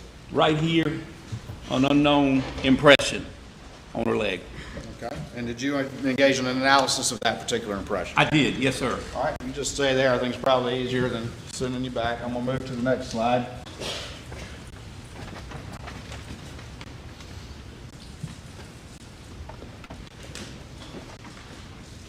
And just tell me what this is, if you would, please. That is the same impression, unknown impression. I've just cropped everything out so you can concentrate on the actual impression. All right. Moving on to the third page of this exhibit. What is this? This is a side-by-side all-terrain vehicle that was in close proximity to Miss Maggie Murdaugh's body, where she, her final spot where they located her, and this is in close proximity to where she was located. All right, stand by for me real quick.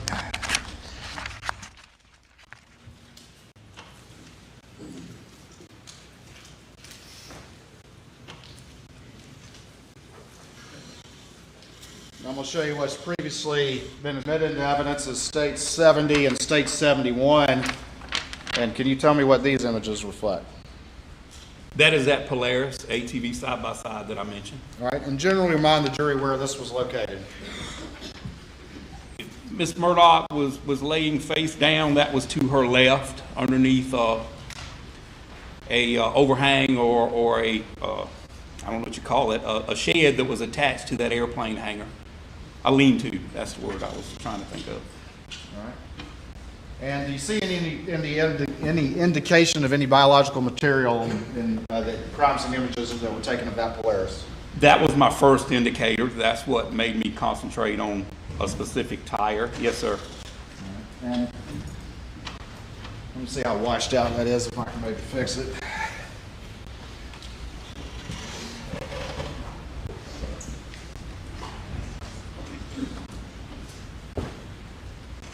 And can you point out an example of what you're talking about on that image? Yes, sir, I can. And I can bring you the original image if that's better. Right here, we've got some kind of biological material, and I'll tell you the reason I believe that to be so. Like I said, blood has a viscosity or a cohesive factor to it. That's why a blood drop stays together. You know, if you throw a drop of water on a tire, what's going to happen? It's going to run down. But here, and actually here on the front of that four-wheeler, in my opinion, that's some type of biological material. All right.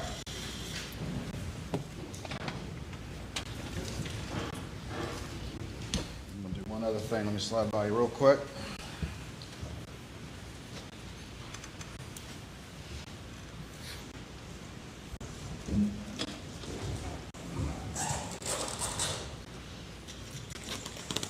All right, looking now at defense 29. Again, if you could, just, this is the feed room right here, is that right? Yes, sir. And just if you could, just point to the general location of this ATV and where it was located in the crime scene. Yes, sir. Yes, sir. I'll get back here. Right here in this area.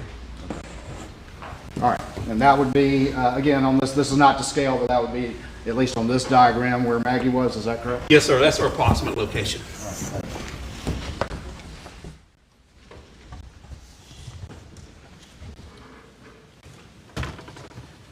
All right.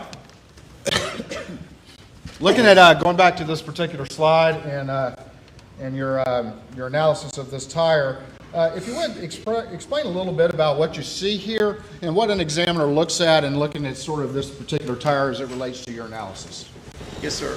What we look at it as footwear and tire tread or tire track examiners, we look at the actual tread pattern and design of that tire or that shoe. And there are a couple different conclusions you can come up with. We compare known and unknown. It's not like you see on TV where you take a picture of a shoe and feed it into a computer. Some people feed it into a computer. Some people have, but it still has to be examined by a human. There's no magic machine. If it is, I've never seen it. What we look at the dimensions of the tread pattern. We look at the shape, the sole, the outsole design, the tread design, the measurements, and we try to find class characteristics. That's shape, size, sometimes depth, or the physical properties included in that pattern. And then to make a complete identification, that's a class characteristic.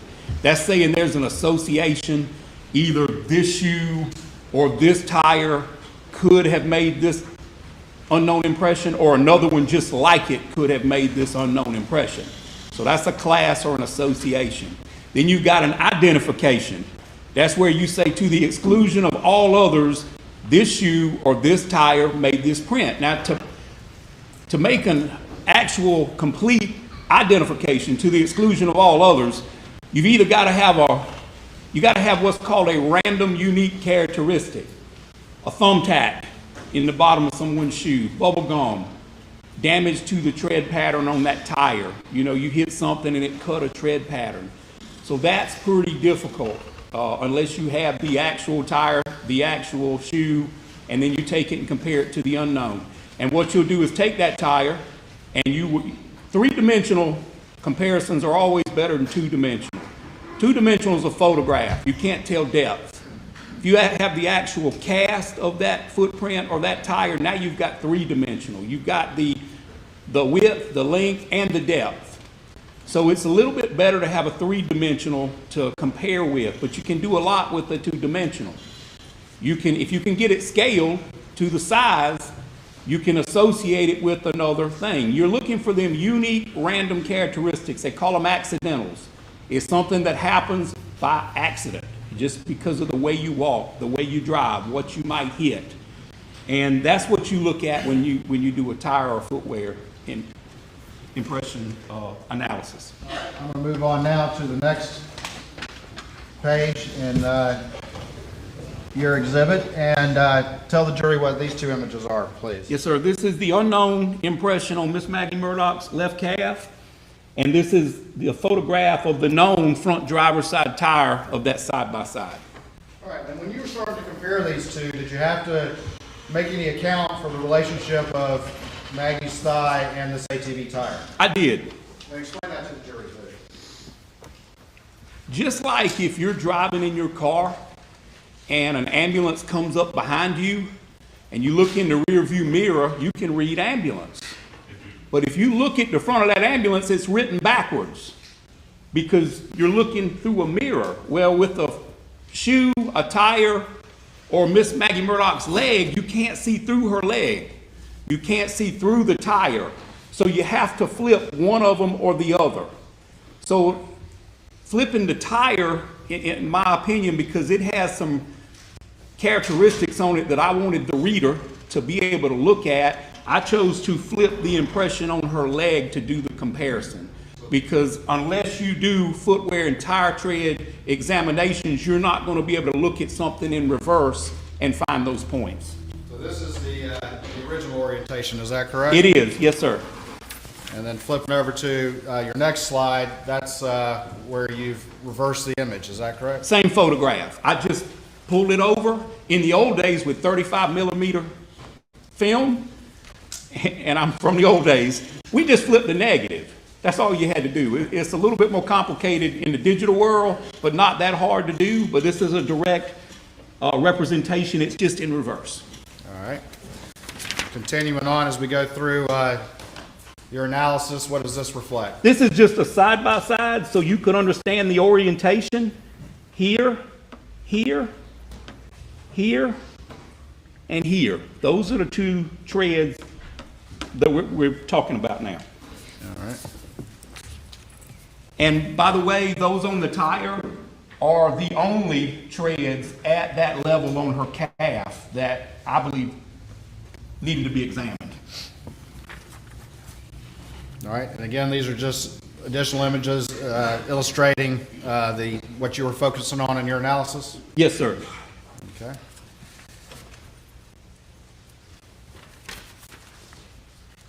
And then this one right here? Yes, sir. That's a side-by-side view once again, with all the background cut out of it. All right, and then the final one, is this, explain this to the jury and how this supports your opinion.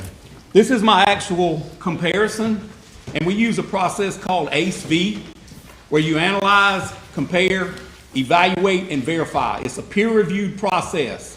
I never go by just my results. I always have another competent examiner with like experience and like skills look at my work, because if you're going to make a mistake, that's where the mistake's found. You don't want to put a conclusion out for something important and you miss that. And that is a very important process in the examination world, that you use peer-reviewed process. You have someone else look at it. And so what I do, so that person and the jury and the court, Your Honor, so that person can look at these details, I've got a mark up here showing some unique random characteristics that I've used, but I also put the actual impression there so you can make your own decision. I didn't want to look like I was being deceptive and put enhancements in there and point things. You can look at it and make your own conclusion, but I wanted to put it right next to mine so you know I'm being straight here, or you can make your own opinion. All right, very quickly, is it your expert opinion that this mark on the back of Maggie's leg is a tire impression and not anything else? That is a tire tread impression. That is my opinion. All right, now I see you have a number of arrows here that have different colors, and so I'd like to move through those and you explain what you're pointing to with those arrows in this image, okay? Absolutely. Let's start with the baby blue one and tell the jury what that indicates to you. Now you're going to have to tell me, because I can't tell shade from up here. All right. Okay, the top one. Yep. Yes, sir. All right, here you've got your unknown impression. You see down there? Here you got your unknown impression. And what I've pointed here is at the start of that impression, and it's in mud, by the way. It's in mud, and so it's really, really fragile, but it's still here. You got an unknown impression, and here's approximately where it starts in the unknown, and here is where it starts in the known. And you can look at both, the marked up one and the actual impression itself. All right. And it's here. All right, and then moving on to this one right here, kind of, we got a purple one, and then kind of that, Yes, sir, I see it. whatever that one is, but explain sir. to the jury what you're seeing there and how that supports your conclusion. Right here is the other side of that tread. And this tread is this tread is this tread. Those two are the same. And right here, you can see it come up, and it actually makes a complete corner there. Comes up, and it curves out just a little bit there. All right, and is that consistent with the sort of unique shape of that top tire? Yes, sir, it is. Right here, and then it comes up. Now, it's exaggerated a little bit in the drawing, but that's the best I could do with a stylist trying to get it there. And are those very distinct patterns that you see in the mud that match up with that particular tire? Yes, sir. Not so much the corner there, but these in here are. You can see a unique random characteristic here, and all that is a void pattern in the mud. You can also see it here. I mean, almost perfect. You can see one here where the yellow area is. You can see it here. It's right there. All right, you're kind of doing a little mountain or a little hump, and expand on that with the jury. Why is that particular? Why is that significant to you? Because that's not in the process of making the tire. That's because whoever drove that side by side last hit some dirt or some mud, and that is a pattern that's left in mud on the tire. And in my opinion, it transferred to Miss Maggie Murdaugh's calf. All right, And show the jury where you're talking about the little hump on Yes, this sir. image right here, if you could show it. And It's then- marked with a yellow arrow, and here it is, right here. And I've marked it there, but you can look at the one that's not marked, and you can also see it here. All right, talking about this bottom impression, we've got a white arrow to that line right there. Explain that to the jury and what's significant in your analysis about that. I marked that because unless you examine, unless you got really, really good eyesight, you might not even pick up on that. But here, you've only got a partial line. The whole line didn't show through in the transfer of the mud or dirt or debris. And I kept myself honest. I only highlighted the length of that, but you can also see it here and here. You can see that side of that tread, that tire tread. All right. And moving on now to the this green one right here, and kind of green to the baby blue to that blue, just kind of going around there. If you could explain that to the jury and its significance, if any, to your analysis. It's just a continuation, and there's a little break in there, but they're still the same angles, same lines, and they match up, and that's just because the dirt didn't transfer completely. But you got plenty of skeletonized line here to show the outline of that tread here, here, and here, and that's here, here, and here. In your opinion, that's a tire impression, is that correct? That is a tire impression, that's my opinion. And in your opinion, based on these very significant mirror images and accidentals and that sort of thing, is that most likely that specific tire tread that's on the back of? It is most likely that tire. If it's not that tire, it's a similar tire with the same tread design. And that particular tire was in close proximity to where Maggie was found, In correct? close proximity. Looking at how you had Maggie in that first shot, I think you had me kind of angled a little bit like that. Is that correct? Yes, sir. And if she was angled that way near that front tire, would she be facing towards the feed room? Yes, sir. All right. And are those two shots that were suffered in the abdomen and the thigh, are those consistent with the shooter coming from the direction of the feed room? Those Certainly could be. Yes, sir. All right, go ahead and have a seat for me if you would. I'm sure I'll have you back up. All right.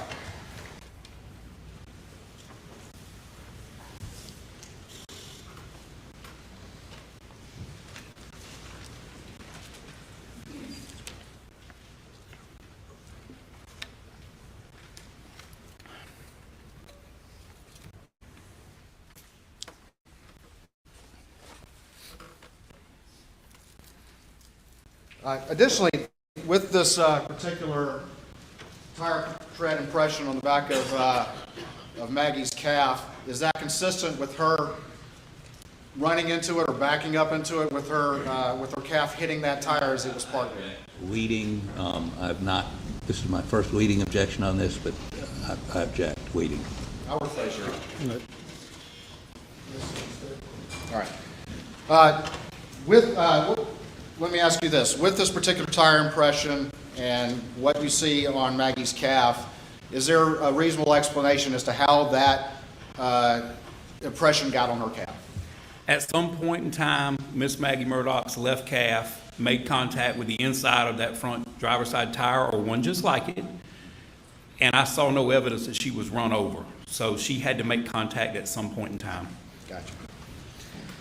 All right. Hold on for me 1 second. I've just got a few more matters.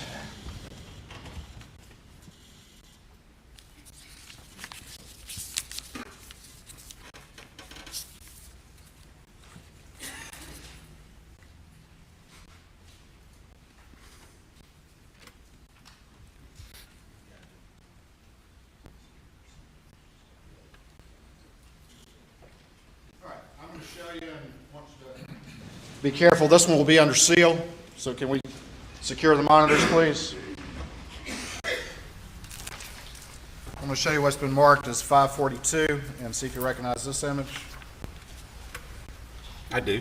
All right, and just generally tell the jury what that is. It's a cell phone sitting up on the back right-hand side pocket of the victim, Paul Murdaugh. All right.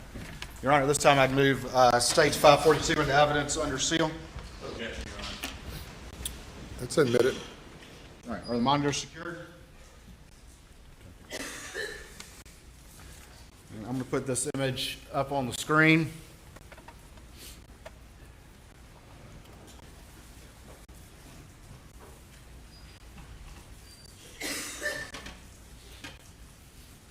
All right, and again, is this your understanding of how Paul's phone was found at the crime scene? It is. All right.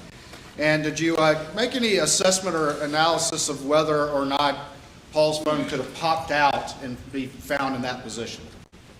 I did. All right, and can you relate that to the jury, please? It's my opinion that his phone was placed there by someone else.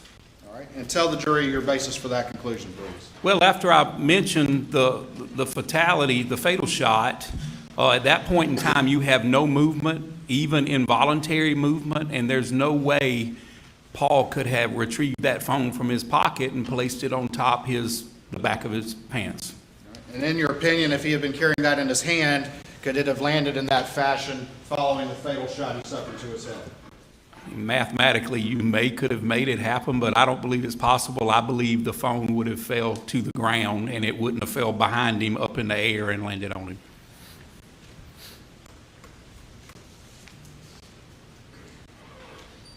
A couple other things. You've testified about your experience in crime scene and that sort of thing. Is that correct? Yes, sir. Is there any forensic value in a residence belonging to certain family members in doing any sort of DNA swabs of the bathroom sink or the shower drain or anything like that? If it's an unknown person, maybe, but not if someone lives there. I see very little forensic value in that. And why is that? Can you explain that to the jury? Because we as humans, we swap, we lose biological material every day. We brush our teeth, or we should. We brush our teeth and we shampoo and we wash, and there's commonly blood and other bodily fluids in our drains, in our tub drains, and generally everywhere except in the toilet bowl. Generally. Generally, yes, sir, under black light.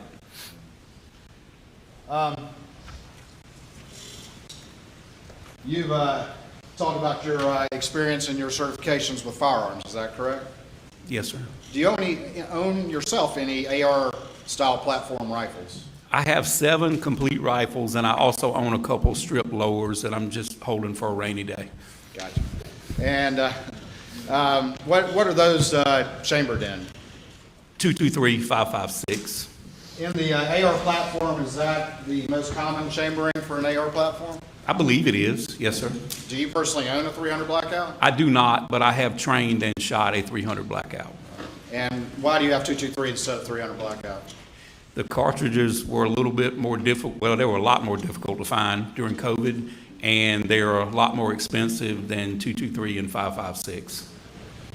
300 Blackout pretty loud? I think they're all loud, yes, sir. I have to wear hearing protection around my rifles. 300 Blackout louder than a shotgun? Absolutely. I don't wear hearing protection when I hunt. I'm an avid hunter, but I have to wear hearing protection with my rifle. Hold on for me 1 second. Ladies and gentlemen, I have you go to the jury room for a break. Please do not discuss the case.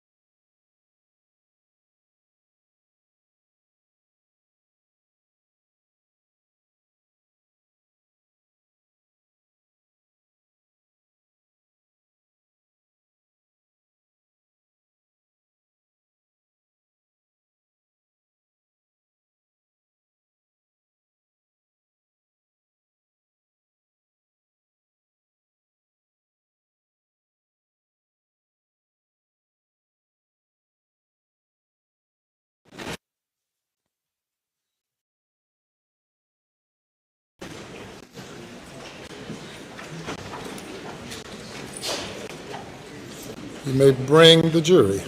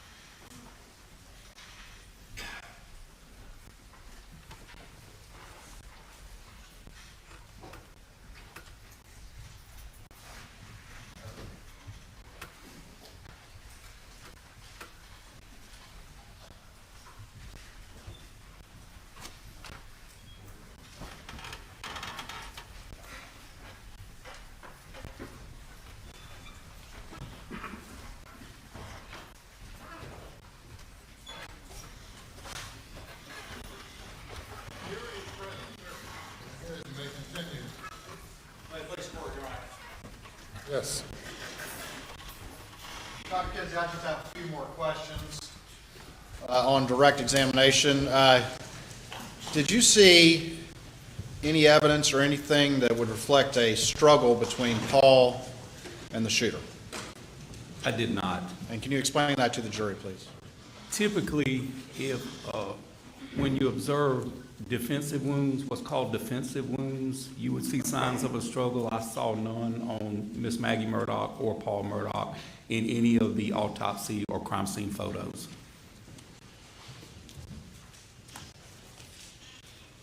Thank you. Please answer any questions the defense may have. Please, Your Honor.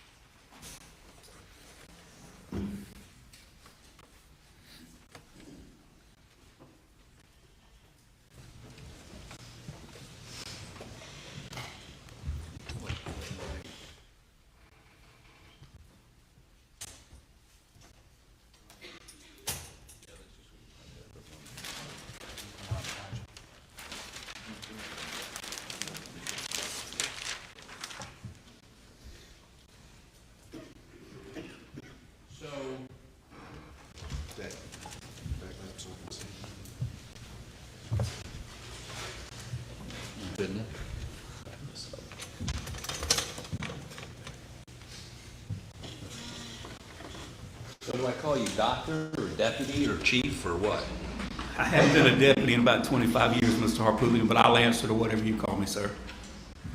You may regret that.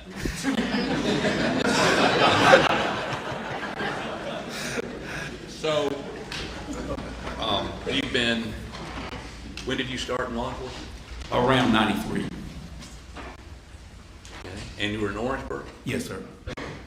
You know, back then, I was a solicitor in the Fifth Circuit. I was the prosecutor there. Do you remember that? I've testified for you a couple times, Mr. Harpootlian. I thought you looked familiar. So you actually were my witness a couple times. Yes, sir. Okay. And I don't know that we're going to have much dispute today, but I'm going to try to understand a couple things, if that's okay with you. Absolutely. So let's understand the wound to Paul, the two wounds to Paul. And as I understand it, you were saying that he was standing how far back when he got shot, the strike that? For his bloody footprints to be there, those footprints had to be made after he had the shot in the chest, correct? That is correct, yes, sir. And so how far back in the room were those footprints? The footprints are approximately, because I have no way, once everything was pressure washed and cleaned out, but looking at the actual crime scene photographs and then taking my own measurements, the placard, the yellow placard that's in the photographs is approximately at 5 foot. And he was on the other side of, so he was occupying that 6 foot area.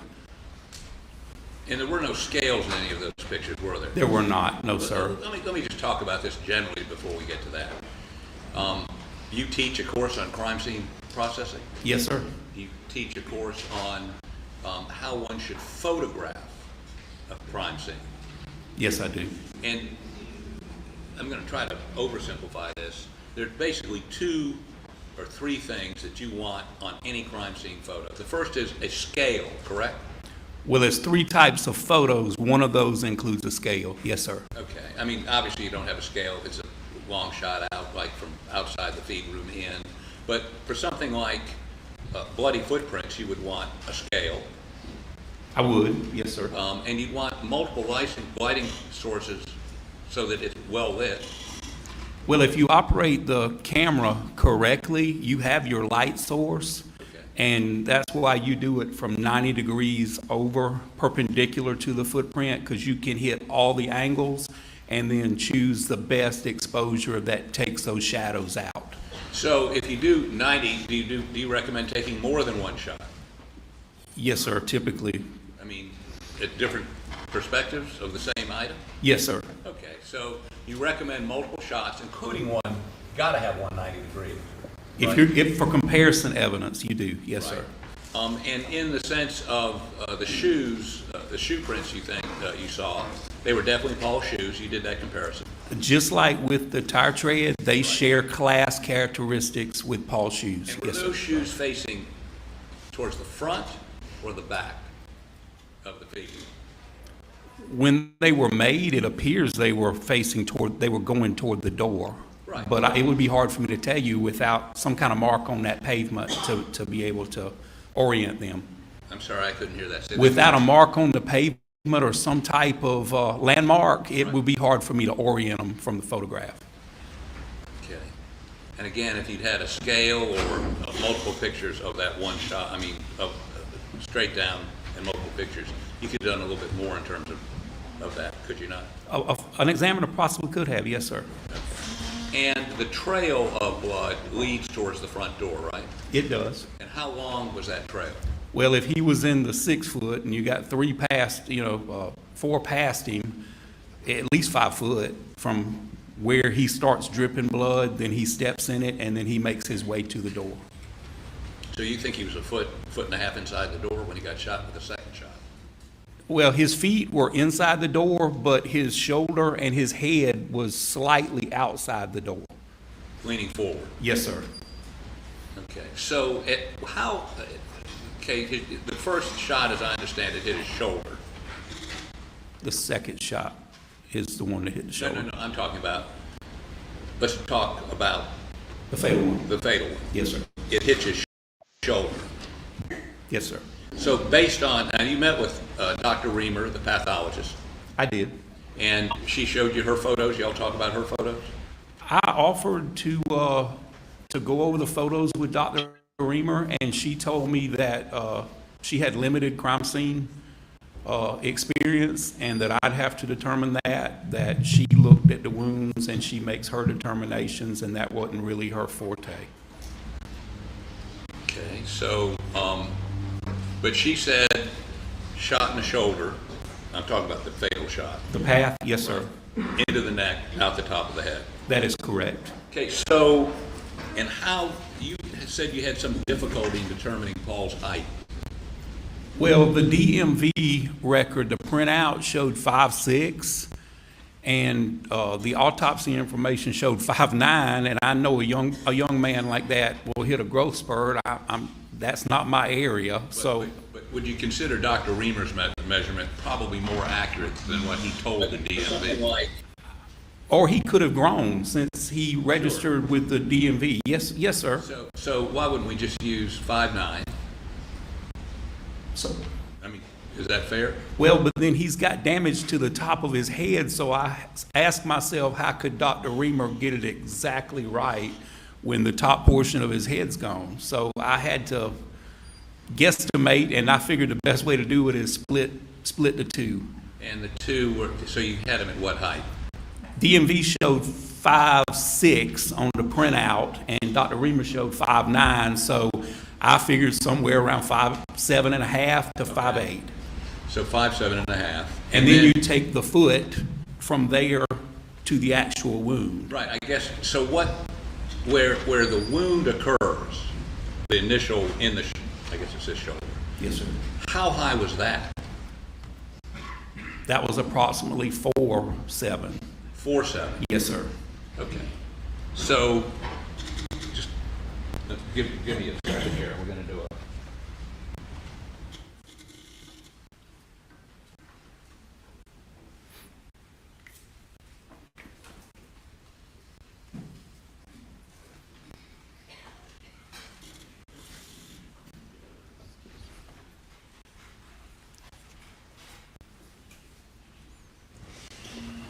I hadn't touched a protractor in 50 years. I've done it twice this week. So let's do, if you step down here for just a minute, please.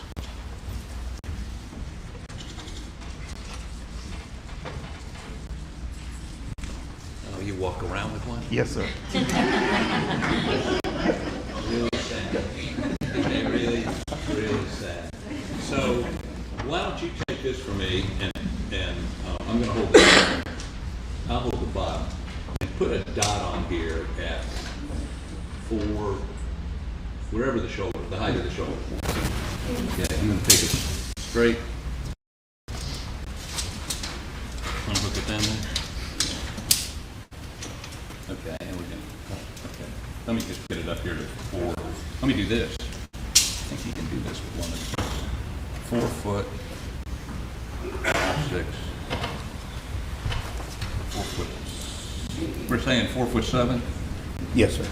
You know how to lock it. There you go. Okay. So that's 4'7", right? Yes, sir. Okay, let's go straight up.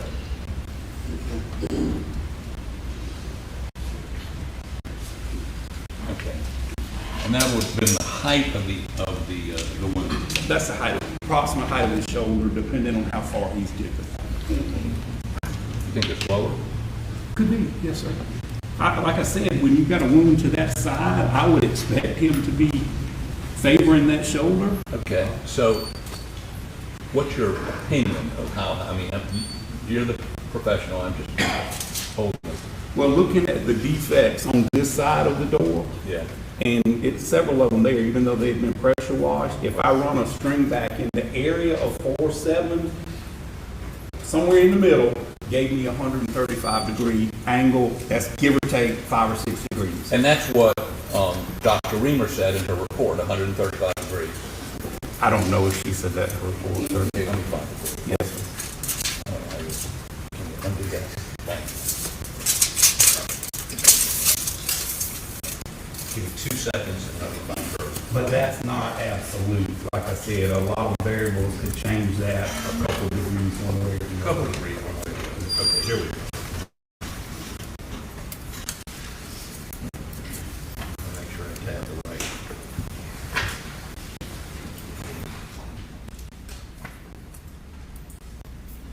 There we go. So.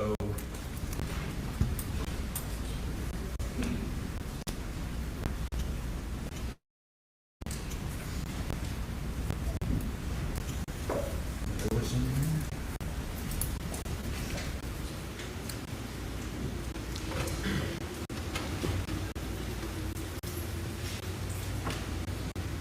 Well, while I'm looking for this, was there any evidence of stippling, soot, powder, burn, anything? Is soot the same thing as a powder burn?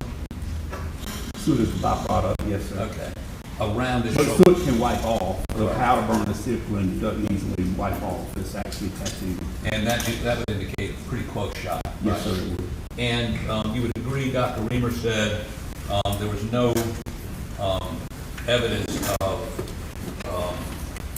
any of that, any stippling, anything to indicate a close-in shot.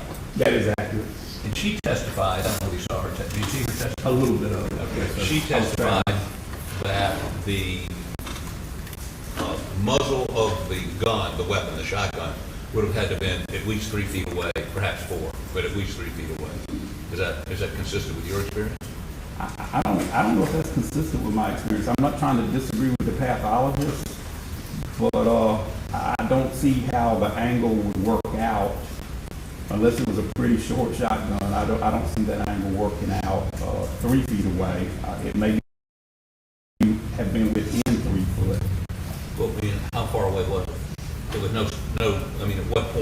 Well, at the angle, the bullet defects would have been here at 76 inches. Right. So you've got quite a difference there. If I could get that dowel.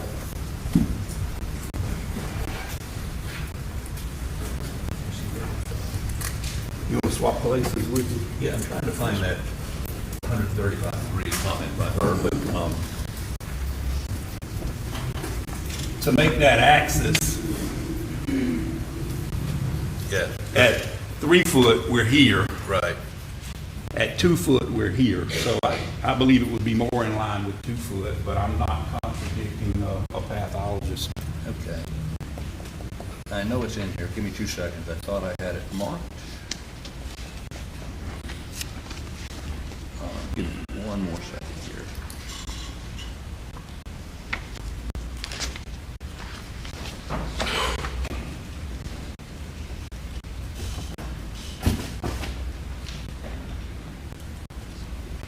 Well,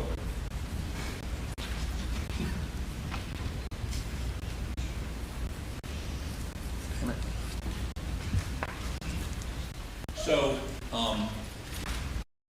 assume that you said, and you relied on Dr.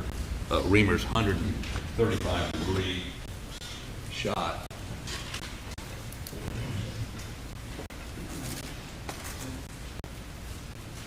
Let's follow that down. now, Mr. Harpootlian, I reviewed her stuff, but I went and measured my own angle on that door now. I didn't rely on her angle. Well, but she actually, you're going based on where those pellets were. Yes, sir. And she would be going on measurements on the shoulder. Yes, sir. And she's actually looking at the wound. Yes, sir. And she would have maybe a more accurate angle because she knows, she sees what the wound is. She knows the angle to him, Right. but she can't relate that to the defect at the scene. But do you think it's, I mean, 135 degrees is basically a 45 degree angle, correct? Not quite, but yes, sir, close. Yes. Okay. Yes, sir. So it's 45 degrees off of that dot. I did my measurement from a little bit lower on the door frame. I took my protractor and placed it on the door frame, inside the door frame like so. So you don't think it's that tall, you think it's down? Well, that's where his shoulder's at, Right. but the angle of the gun, depending on the length of the barrel, Right. it would have to be here, because it's not a contact wound, so it Right. would have to be down a little bit, but the angle doesn't change, just the distance changes. Right, right. So, but, sorry, standing between. So, but if you come off of this 45 degrees, for the sake of argument. Okay, for the sake of argument. Okay. That would show you the angle of whatever hit his shoulder, correct? As long as the angle stays the same, yes, sir. Okay. Well, the angle's not. I've got it on 135, by the way. But 135 wouldn't it be 45 degrees off of straight up and down? So don't you have to take it over this way? Well, you've got 90 in the middle. It depends on where your axis is. You've got 90 in the middle. This is 180. All the way around is 360. So here we've got 135 off of the door. Going that way. Can you make it go this way for me? I don't quite understand. I want the line not going this way. I want to be able to draw it out this way. You just flip it There you go. and you go above it. Okay, would you do me a favor? And let me get a ruler for you. Can I have that long ruler, please?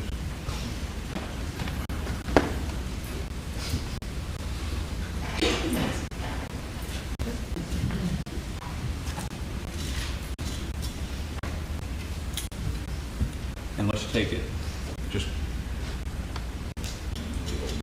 I'll hold it. Like that. If you'll just get that.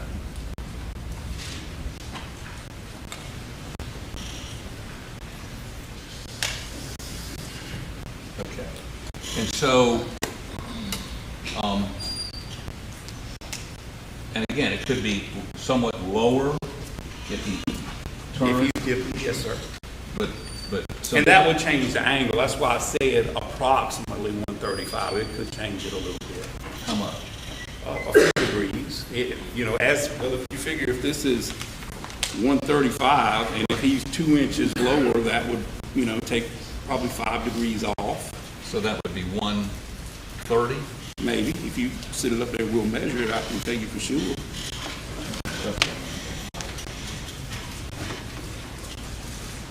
So, okay, what do you want me to do? You hold the protractor up. There you go. Except we gotta go this way. No, You had it. You had it. There you go. but your line's gonna go that way. Which way do you want to go? I wanna Flip it. Flip it. There you Okay, go. there we go. See what, that's why you're the, No. I got a feeling you're fooling with me, Mr. Harpoon. you got that feeling? I got that feeling. Okay. So that's 130. Yes, sir. What do you want to make it? Well, I'm not measuring it this way. I mean, you tell me what you want me to make it, because I measured it this angle. Yeah, but this is just the flip side of that. Remember how you're talking about the negative? All right, put it back. Okay. Which way you want it? This? That? Okay, that's 135. What do you want to make it? Oh, wow, there you go. All right, so if it was, let's say this end was down a little bit, that would make it what? Now, you're on the bottom half now, so that changes it. Now we're at 40. Yeah, it was 45. Right, Now yeah. it's 40. Right. See, I went to Clemson too. Yeah. And so, this is sad. So if you make it 40 instead of 45 degrees, what is it? Here. Okay, so.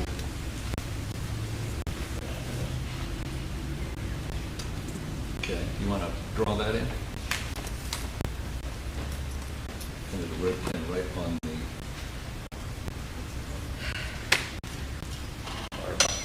Now, it's not intentional. Okay. So those are basically, what you're saying is those are the two possible paths and there may be one in the middle.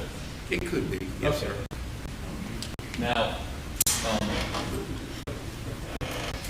and you believe that the shooter was how far away from him with that shotgun? I think 3 foot is a stretch without having some damage to the door frame. Right. Because them shot pellets, immediately when they leave the barrel of that gun, at 3 foot, that shot pellet's going to spread 1 inch. There's no damage to the outside of that door frame. Why would there be? Why would there be what? If it's spread how far? 1 inch? If Paul's shoulder is barely breaching that door frame, and that's what the blood evidence tells me. Right. If you are further back, them shot pellets are going to do what they're supposed to do. They're going to open up, and there's no shot damage to that door frame. Okay. So,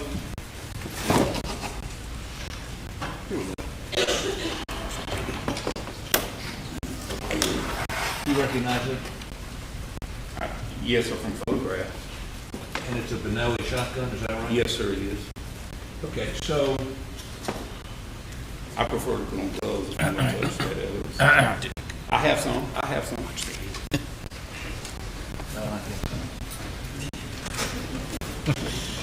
really dangerous here.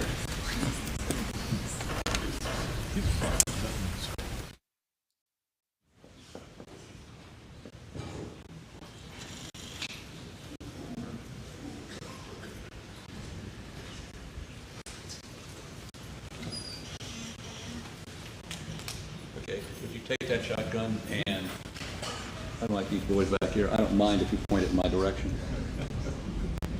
Okay?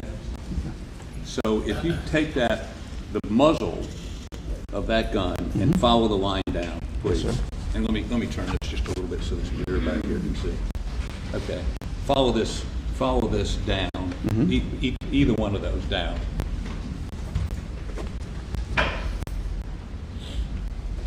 So that would be the position the shooter had? That's the angle. The I mean, angle. I'm on the opposite side, of where the shot came from, and I don't know the length of the barrel, but that would be the angle. If I'm Paul, and I'm standing in the door, why is that the opposite side? Bent down a little bit. I don't understand what you mean by the opposite side. The shot came from over here. It didn't come from. Well, this is a two-dimensional representation of a three-dimensional, but I'm trying to figure out just the angle from the muzzle. All right, if you're coming out of the door, Right. and you got damage to your right shoulder. Right, there you go. Instead of Same- the left shoulder. same- All right, turn this way. Okay. And that is the door frame, Right, was here. right. But, and that distance there is how far from the barrel to? 2.5 to 3 foot. That's not true, just to be. So actually, that is, I'm going to your shoulder now. okay. You gotta turn, you gotta turn. gotta turn. Yeah, you gotta Yeah, turn. so that is about 24 inches. Well, you step closer, but yes, sir, about 24 inches. Again, we both went to Clemson. Okay? So this is getting complicated. So what you're saying is, whoever shot him was holding the shotgun that low? Really low, yes, sir. Not from the shoulder, from some position other than the shoulder. Wouldn't it be easier just to go boom, right in the head? Sir, I can't figure out why people do what they do. No, but I guess, okay, That's so the person with the shotgun has just shot him in the chest, and he would have been turned to the left, and that would have gone through, under his armpit, out the window. right. Okay, and then he shuffles over to the right of that position, Toward the door. towards the door.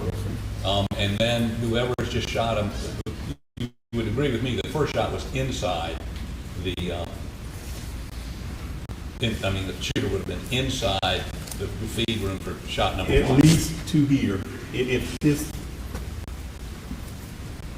is the door frame, Right, the ejection port of that shotgun was in at least this far. and how far back was he in the room when he got shot? Paul, Yeah, just on the other side of the 5-foot mark.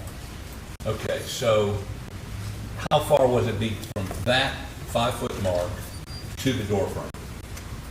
5 foot. No, but I mean, how far would the barrel have been if that was just inside? Well, it depends on the length of the shotgun. Assume it's that Spinelli, whatever the Well, name. Right. if this represents 5 foot, Right, and I've got the ejection port inside the door, what, 2 foot? I mean, you don't want the ruler, but 2 foot maybe? there's consistency.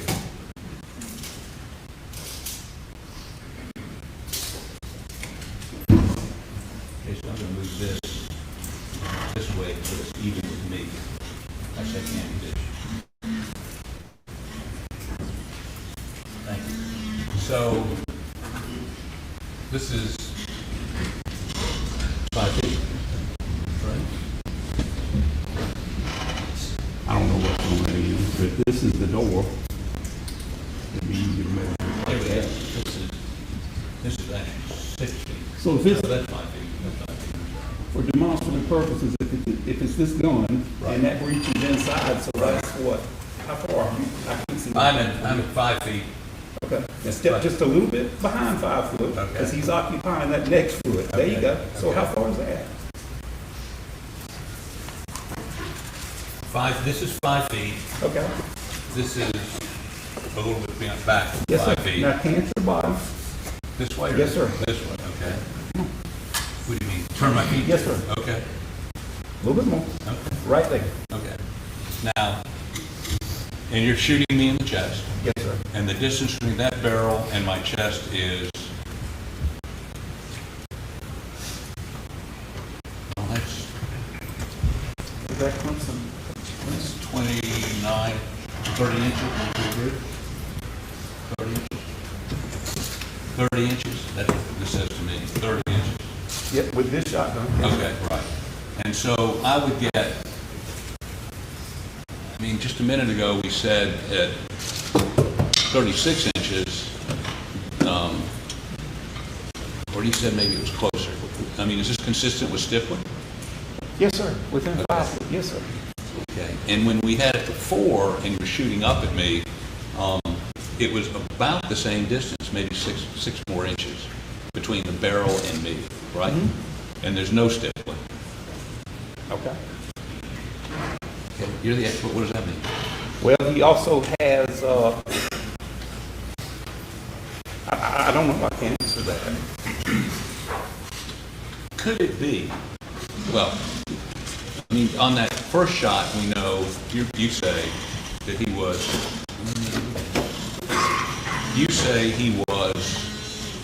the whatever you call it, the thing ejects, what's it called? The ejection port. There you go. The ejection port had to be inside the room. Yes, sir. For, The second shot, now, all it had to be is pointed toward the room. why? Because it's going to eject to the right, so if this is the door frame and I've got the ejection port pointed toward the room, it's going to eject into the room. The first shot, because it was straight on, had to be at least past the door frame. Right. But the second shot, if the ejection port was Pointed toward the room. pointed towards the I could room, be this far away from the door, the second shot, and the ejection port would still throw it that direction.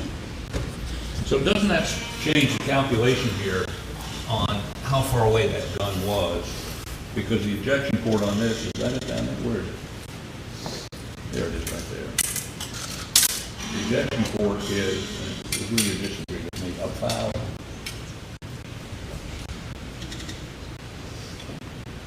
28 inches from the barrel. On that shotgun, yes, sir. Well, assume this was a possible shotgun, although it doesn't match up with the ejected marks on the shells found in the if there's some theory that this would be about the same shotgun. So you would agree with me that the shooter would have been, how about show me again how low they would have been holding this?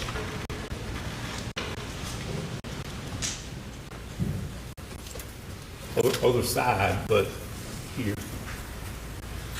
Down. Well, I mean, I don't know how long the arms are. There's a lot of variables there, but, you know, it could have been here. It could have been here. I mean, I can't tell you the mechanics of it. All I can look at is the angle. And that angle, you would agree with me, is an unusual angle. Typically, people shoot a shotgun from their shoulder. Typically, unless you and I are both occupying nearly the same space, Wouldn't there be stippling or powder burns or some? I can't explain that. Well, okay, so you can explain it. I'll take that answer. Yes, sir. But it would be inconsistent for them to be that close, wouldn't it? Well, you figure if Paul made it to the door, whoever fired the first shot could have retreated or could have backed up, better word for it, could have backed up or even was taking cover to see what was going to happen. And then I believe the angle would fit or could fit that two persons could be that close to that door frame. Hand me the weapon again, please. You might want to step that way. Well, you're blocking the chair. Oh. That's better. So we both agree that the first shot is square into his chest. Well, I can't say square, but it's directly on. Yes, sir. Okay, which is at shoulder height. Boom. Well, it could have been shoulder height. It could have been like I was holding it just now. No. Before. I mean, I'm sorry, it could have unlike been. you, I own. It could have been here. Could have been here. I mean, I can't tell you the But he's holding, mechanics. whoever's shooting him in the chest is holding it. Parallel to the ground or Parallel to the near ground. parallel. Ground. Yes, sir. And we know it wasn't down here. I don't believe so. No, sir. Not the path of the bullets going out the back window. Okay. The pellets, not bullets. So either at his shoulder or just under his shoulder. Now, a shotgun has pretty good kick to it, doesn't it? Buckshot? Yes, sir. Pretty decent. So I guess what I don't understand, and you have no explanation for it, is why the second shot would be like this. I mean, we agree the normal height person would have to crouch to make that shot. Correct? I don't know where they wanted the end of that barrel placed, Mr. Harpoon. And I can't tell you that part with my science. I can't. All I can look at is the angle. Which is about like this. Well, it's here, but in reverse.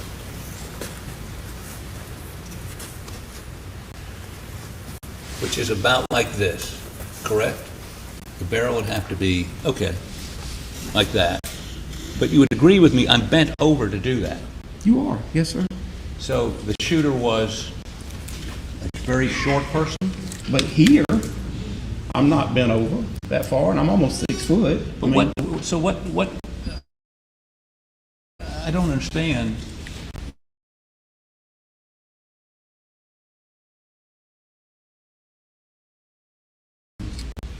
To, might want to move that one a little bit.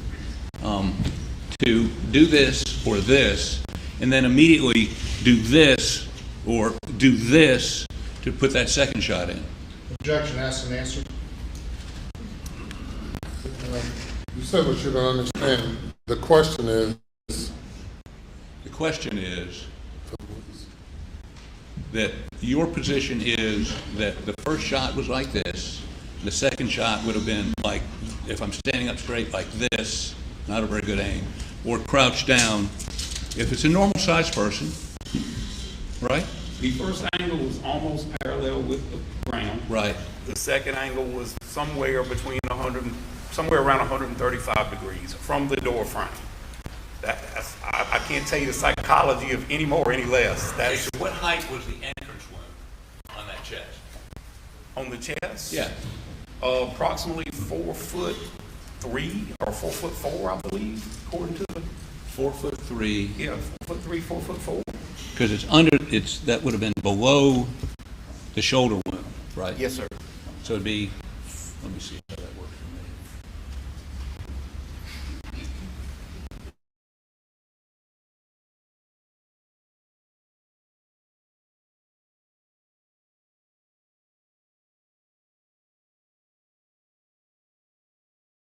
Or 4 foot, you think 4'3"? I'm fairly certain, yes, sir. Do you trust me that's 4'3"? I believe, yes. Okay, and I'm about 5'10" on a good day. So that would be about right for me, wouldn't it? Yes, sir. Okay, so that first shot, if it was on that person's shoulder, if they put it on their shoulder, they would have been approximately, was there any way to figure out? I don't know a scientific way, Mr. Harpootli, unless you had a tripod that you could hold the gun and shoot it many times, the actual gun, and measure it. I don't know the scientific. If it is one, it's way out of my purview. I look at the angles, and I look at the damage, and I develop my angles. That's what I do. Okay.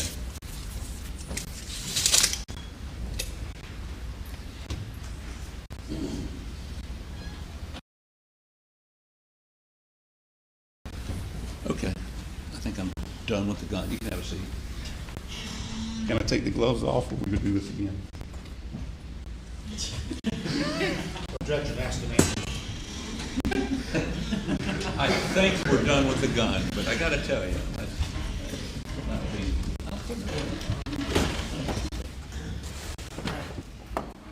So, and I don't think I need this anymore, Mr. Barber, I'm sorry.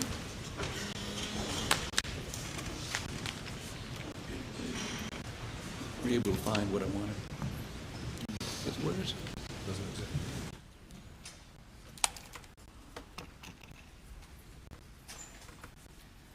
Okay, so let me go a couple other places with you.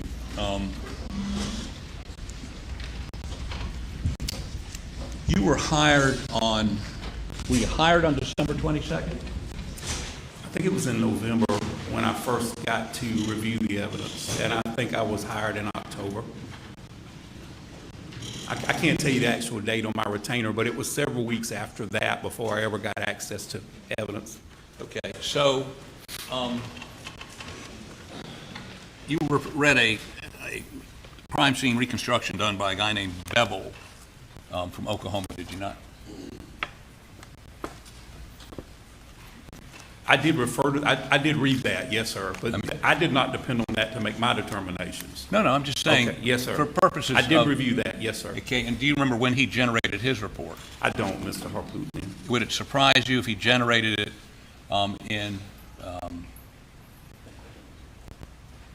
2022, early.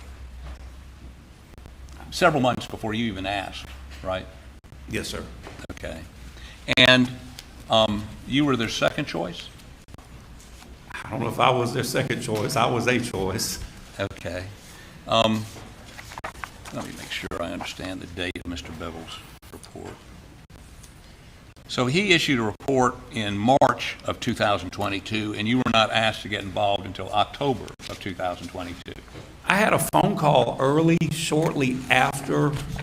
I don't even remember who I talked with, but someone called me shortly after the homicides and asked me if I would mind taking a look at stuff, and I said I'm always available to help if I can.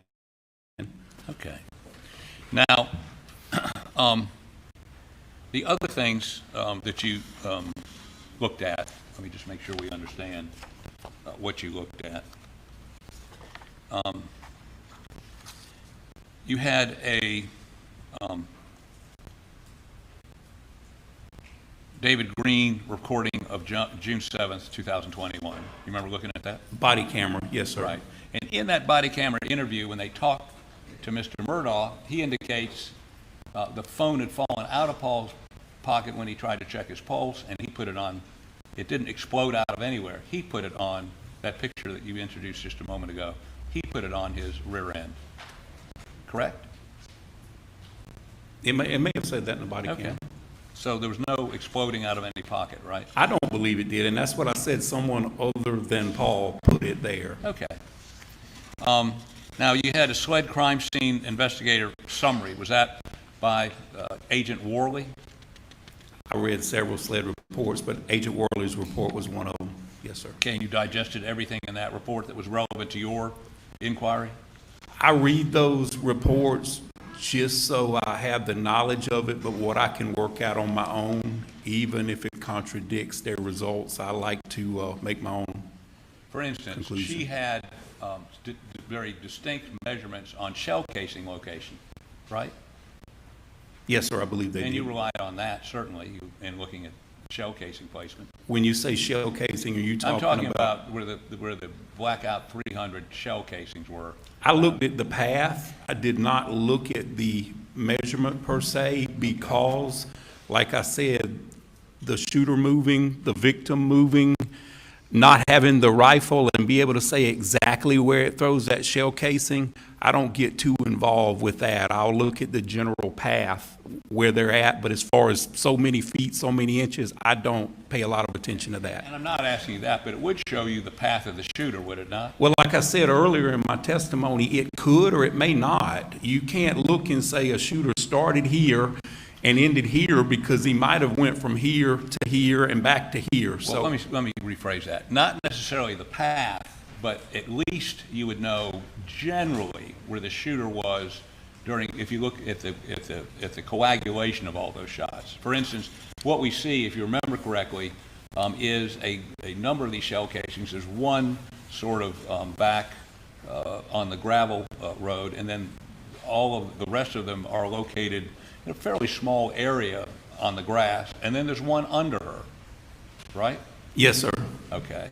And that would show you, at least generally, I mean, the one under her had to have been a shot that was fired while she was upright and fell on it, correct? I would agree with that assessment. Okay. It'd give you some general idea where the shooter was. General idea. Not General that- idea, somewhere within 5 foot, 5 or 6 foot, knowing what I know about those rifles, it's not going to throw it 20 foot or 30 foot. It's going to be confined to that area, and all I can do is probably put a general perimeter within, a couple yards at the most from Miss Maggie Murdaugh. Did you look at the autopsy report? I did, yes, sir. And the autopsy report, Dr. Reamer indicated the angle of the shot, we've talked this to death, was 135 degrees. I really wasn't aware of that, but I look at the photos more than the report part. Okay, hold on one second here. Let me see if I have it. Let me ask them to find something. Your Honor, pardon. Okay, well, after the break, the testimony continues with further explanation of the forensic evidence and the investigative findings and all that good stuff. And the prosecution continued to build its case through the technical analysis and the expert testimony. And they're trying to show that the physical evidence points to a clear sequence of events. But meanwhile, the defense continues looking for places where those conclusions might be challenged, because creating doubt about the interpretation of the evidence is a central strategy in criminal defense cases.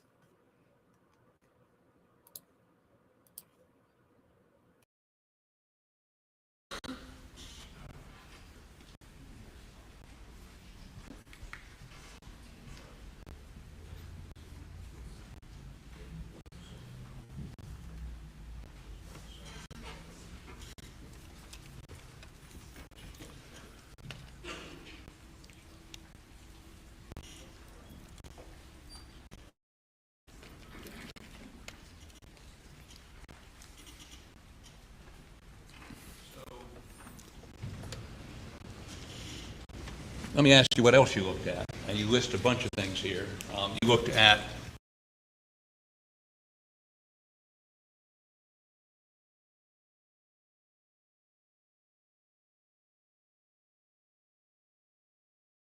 DNA, CS, what's CS photos, evidence processing? What's CS mean? Crime scene? Yes, Okay.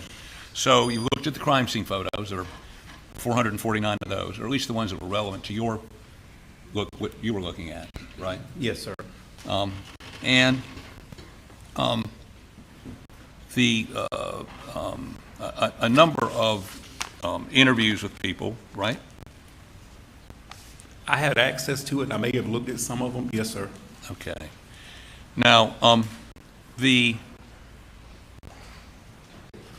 me ask you this. Does the wound on Paul's shoulder indicate to you how far the shooter was? I mean, what was the spread at that point? Your typical full choke on a shotgun, and it depends, once again, it depends on the choke. Right. At 3 foot, it's going to spread 1 inch. Okay, well, With an improved choke, at 3 foot, it's going to spread 1.75 inches. So I don't know you looked at the autopsy photos, right? I did, yes, sir. Was the wound on his shoulder bigger than 1 or 1.75? It's a massive wound. I mean, it's massive, but a lot of that can be taken into the angle too, Mr. Harpootlian. Did you look at the x-rays? I did, yes, sir. And there's a whole bunch of pellets in his shoulder. Along the path, yes, sir. Along the path. But wouldn't it indicate that the spread of those pellets is significantly more than 1 inch or 2 inches? Like, I think we determined it was about a 6-inch spread.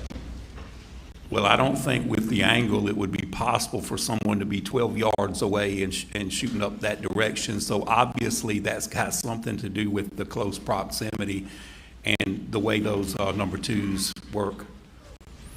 So, do you have an explanation for why the spread would have been that big based on what we just did? I don't want to pull the shotgun out. I'm not a firearms examiner, Mr. Harpootlian. I'm just familiar with how they work. And so your position is that spread is not inconsistent with what you've testified? I do not believe so. I have had people shoot themselves in front of me, and I have worked a number of crime scenes where I've seen the same damage. Okay. So,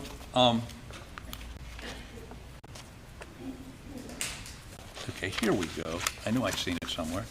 This is your report. Thank you. Okay. Let me ask you, did you say Paul's height of 5'8" and the sharp angle upwards, approximately 135 degrees, I knew I'd find it, support that Paul's left side was dipping slightly, head slightly forward as he was standing or exiting the feed room at the time of the second shot? I think that's what I testified to, yes, sir, and that's still my findings. Okay, I just want to make sure this 135-degree thing I didn't imagine. That's what you said, right? Well, that's what I was saying. I was hoping you didn't say I copied someone else, but yes, sir, that's my measurements. Okay, so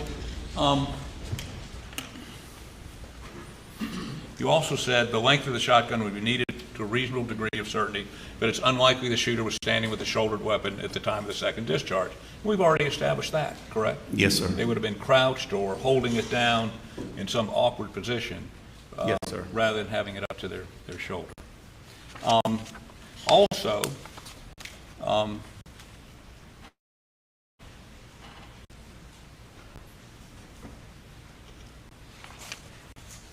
me see if I can finish this. You don't have, you do, in your opinion, IQ 7. It is my opinion that the exact position of the shooter cannot be determined in relation to Margaret, correct? Yes, sir.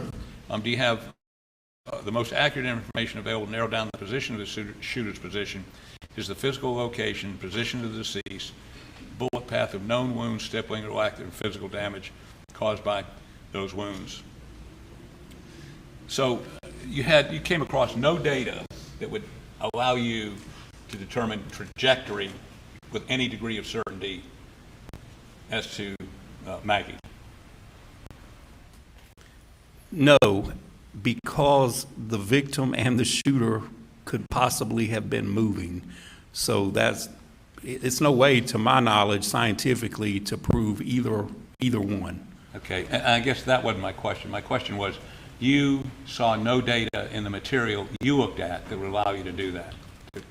Other than the pathologist measuring the angle of her stomach wound and her thigh wound, and they were very similar angle, that's about all I can tell you, Mr. Harpootlian. Okay. And let me deal with a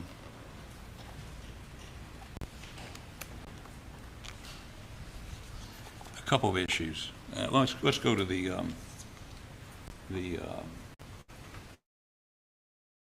what you testified to about the impression on her leg, right? Yes, sir. Now, this, again, was there a photo taken of either her leg or the tire that you're talking about that would have been what you would expect if you're trying to make a comparison? That is a 90-degree shot of it, either one. And no, sir, and that's why I explained that I can't call this to the exclusion of all others. If I was going to make an absolute identification, I would require a scale photograph. Right, and there's no scale in either one of those. No, sir, but I got it close, but still not close enough for me to call. I used the scale at autopsy that the pathologist used on the back of Miss Margaret Murdaugh's leg, and I went and did research on the tire, and I actually know the type of tire, and the only problem is it comes in a 9, a 10, and an 11-inch front tire, so I have no way to scale that without the actual tire. So you're not telling this jury that it's your opinion that tire caused that impression on the back of her leg? What I'm telling the jury is that is a class. They share the same class. It's called an association.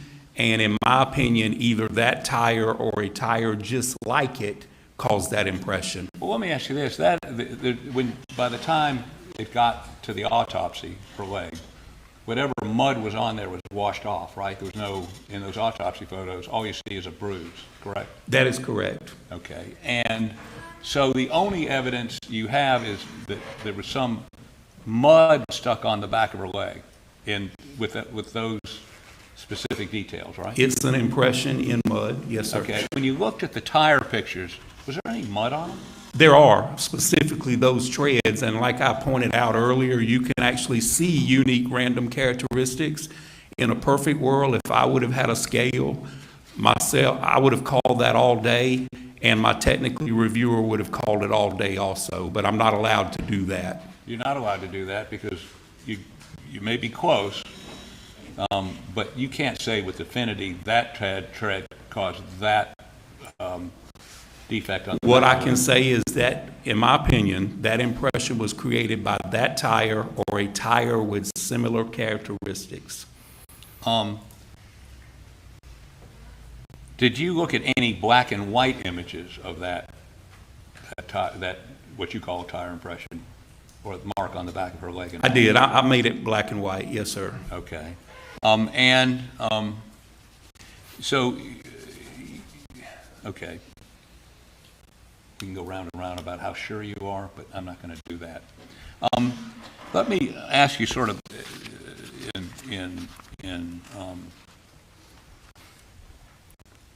not closing, I have a couple more shots, but a couple more questions. We'll strike that. Let me check one thing with my folks over here, and I'm probably done. Can I stand for a moment, please? Your Honor, thank you. Somebody stand.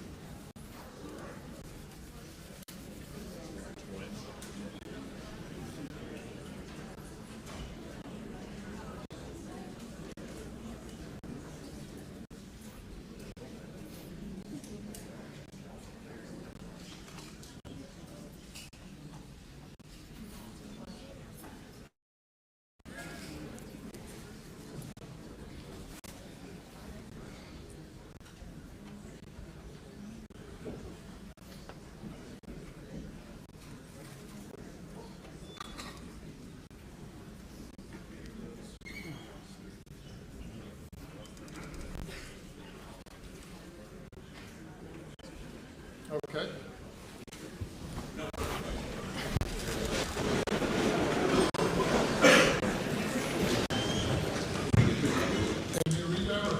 Yes, sir. Just real quick.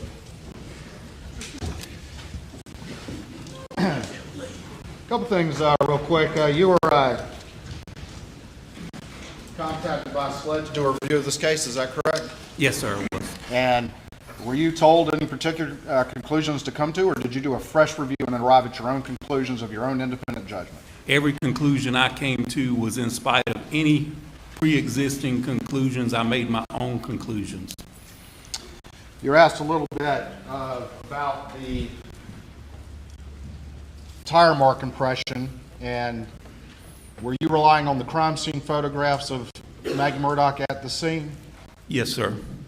And did you see mud, which is the impression that you examined? It is. Yes, sir.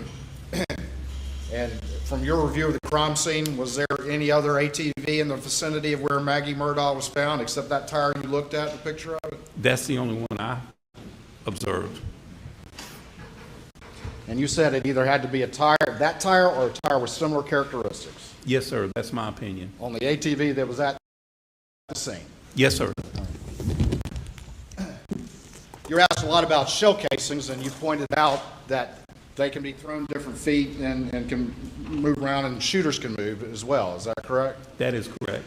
The shell casings, though, that were located, were they located in this area around the feed room as to where Maggie Murdaugh was found? They were. And you said them shell casings ain't gonna get thrown 30 feet, right? No, sir. Not in my experience.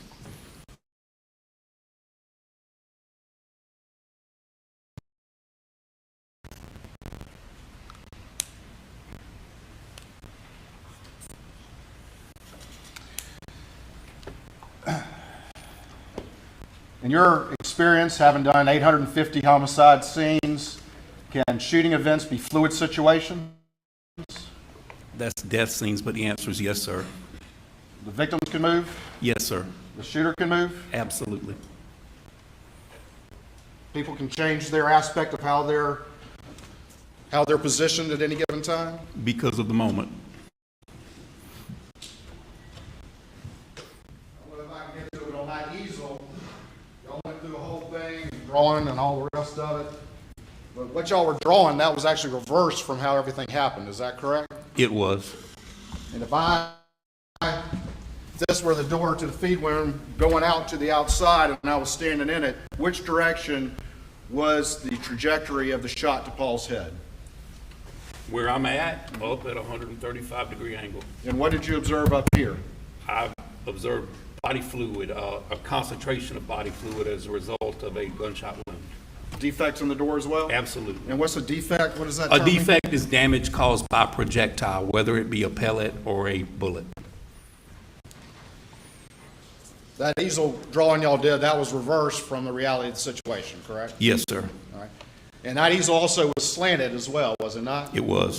And if it were actually standing straight up, that dot y'all were marking would actually be higher than it was when it was demonstrated to the jury, is that correct? Yes, sir, and that's why you use approximate, because I can't tell you how Paul was positioned. I can only go by the angle. All that stuff that you and Mr. Harpootlian did with the easel and the shotgun and all the rest of that, does any of that change your opinion about what happened to Paul on the night of June 7th, 2021, when he was fatally shot in the head? It does not. Thank you, Your Honor. Nothing further. Just one additional question. Mr. Barber, please. We agree that what I did there a moment ago with the easel was a mirror image or a negative of what actually occurred, right? It was the opposite side of the door, yes, sir. Go get in the door, please.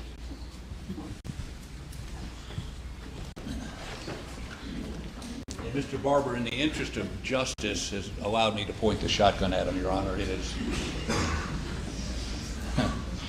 So we agree that if he's standing in the doorway, the shooter would have had the shotgun, and how about turn a little bit to your, turn that way? A little more. A little bit more? Yes, sir. Okay, the shotgun would have been about like this. About here. About like this? Yes, sir. Okay. Okay. So that's the trajectory, that's where the barrel of the shotgun would have had to been. In my opinion, yes, sir. Okay, thank you. No further questions. You may step down. Yes, sir.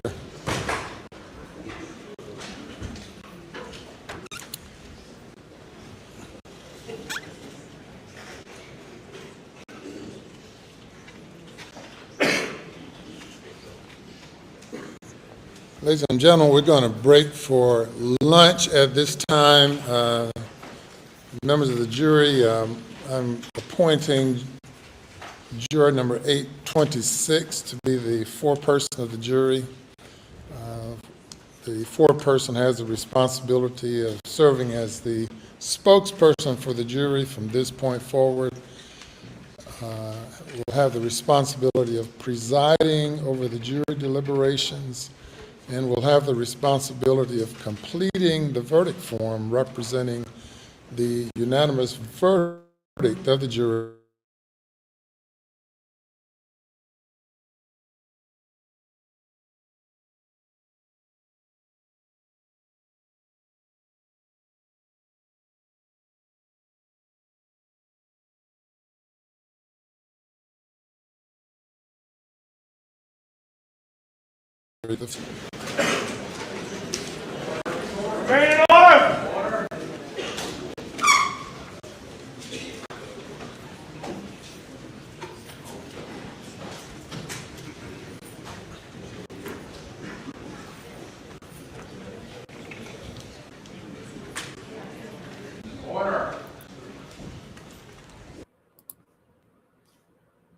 All right, everyone, the court has broken for lunch.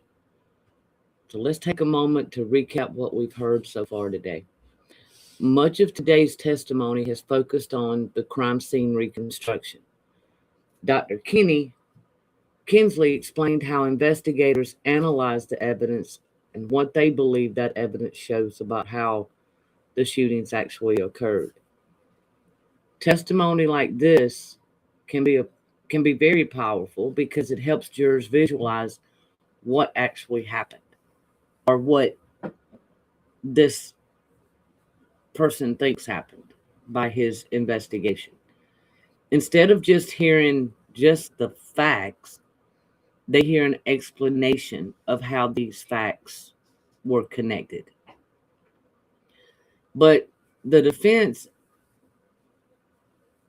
will carefully challenge these interpretations because even when testimony is based on science, there's still be multiple ways to interpret this evidence, and the prosecution must prove this case beyond reasonable doubt. So what we're gonna, I think the next witness is State's Witness 60, which is SLED Agent Ryan Kelly, I think. So what we'll do is we'll zoom through the lunch break and get back to where the court comes in session.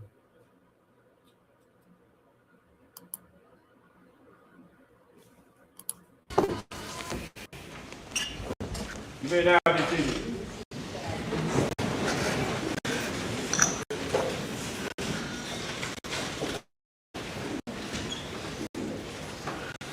Ready for the jury? State's ready, Your Honor. Defense ready, Your Honor.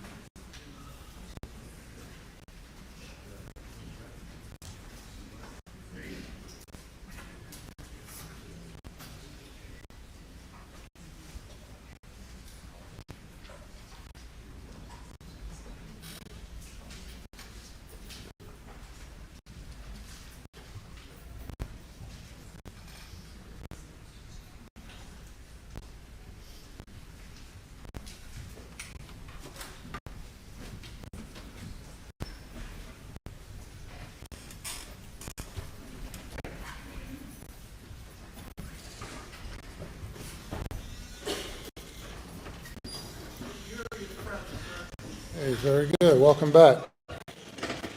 Ladies and gentlemen, I've appointed juror number 826 to serve as the foreperson of the jury.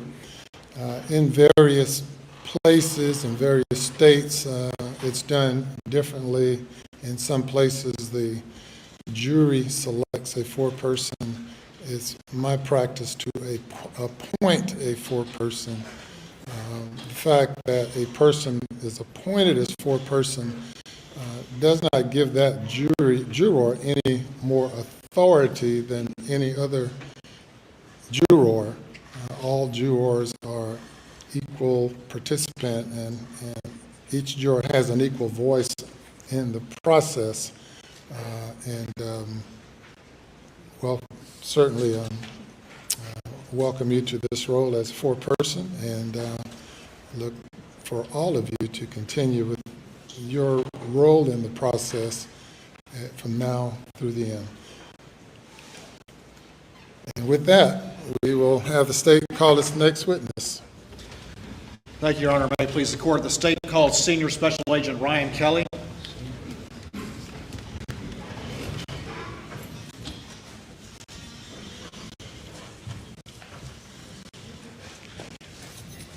Sorry if I'm walking away from you.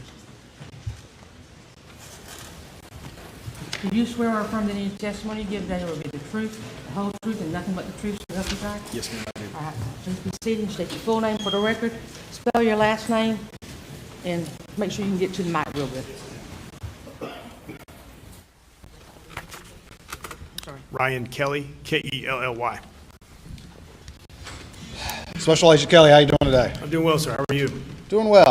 If you would just quickly introduce yourself to the jury and just give them a short synopsis of your career in law enforcement leading to where you are today. My name is Ryan Kelly. I'm a senior special agent with the State Law Enforcement Division. I'm from Berkeley County. I went to college at the Citadel, where I studied biology. I attended the South Carolina Criminal Justice Academy. I've got approximately 22 years law enforcement experience, the last 10 of which have been at SLED Investigative Services, Low Country Region, where our caseload includes violent crime, public corruption, officer-involved critical incidents, and financial crimes. Currently there as a senior special agent. All right, and if you would get that mic just a little bit closer to your to yourself. Is that better? Okay. Yeah. Yep, that's much better. Have you, as far as the murders at Moselle, you had a very tangential role in that particular case, is that correct? That's correct.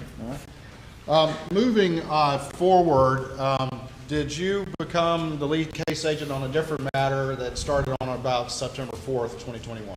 Yes, on September 4th, 2021, there was an incident involving Alex Murdaugh where he was shot along Old Salcahatchee Road in Hampton County. All right. And did you respond to that particular scene? I did. Okay. And about what time did that occur? The shooting occurred at approximately 1:36 p.m. All right. And that's September 4th? September 4th, yes. As you arrived at the scene, what, if anything, did you notice about what vehicle was there? Prior to arriving at the scene, while en route, Mr. Murdaugh was being treated at a hospital in Savannah. So I responded to Savannah first. After meeting with Mr. Murdaugh, I then responded back to the Salcahatchee Road. Okay. And we'll talk about that in a bit. But let me ask you about the scene a little bit. What vehicle was at the scene? There's a black Mercedes SUV. All right. And do you know who that Mercedes belonged to? Yes, And who did it belong to? Maggie Murdaugh. All right. And what information had been, you said you responded to Savannah Hospital, is that correct? That's correct. All right. And you had a chance to talk with the defendant, Alex Murdaugh? I did. And do you see him here in the courtroom today? Yes, he's there in the brown blazer in between Mr. Harpootlian and Let me ask you, I want to ask just a little bit about the scene before we get into that. What, if anything, did you notice about the condition of the vehicle? the vehicle had a driver's side rear flat tire. Okay. And did you notice anything about that particular tire, the class of tire it was or what kind of tire it was? That particular tire is a run flat. All right. So the tire was flat, and when we got there, we expected to see some type of damage to the tire, to the inner wall or whatnot, and that just wasn't present. After reviewing the tire and looking at it up close, we saw what we thought appeared to be a small puncture wound or a puncture mark on the sidewall. All right. And what did that appear to have caused that as you looked at it? It looked like a small blade, like a pocket knife that most police officers would carry in their pocket. It appeared to be something similar to that. Tell the jury a little bit about a run flat tire. What does that mean if the tire goes, quote, flat? Well, I don't work for Mercedes, and I'm not a tire expert, but it is it's a feature on certain brands of tire that once there is some type of puncture, that the tire remains operable. So if you're driving on a road and you suffer a blowout, it allows you to drive to a safe space, where you can pull off and seek assistance there. But they typically don't go flat immediately after being punctured, unless there's some catastrophic damage to the tire. And in this case, there was not. That catastrophic damage was not there.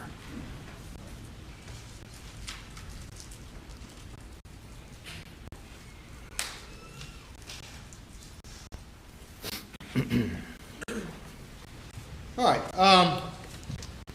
In the stand by for me just real quick.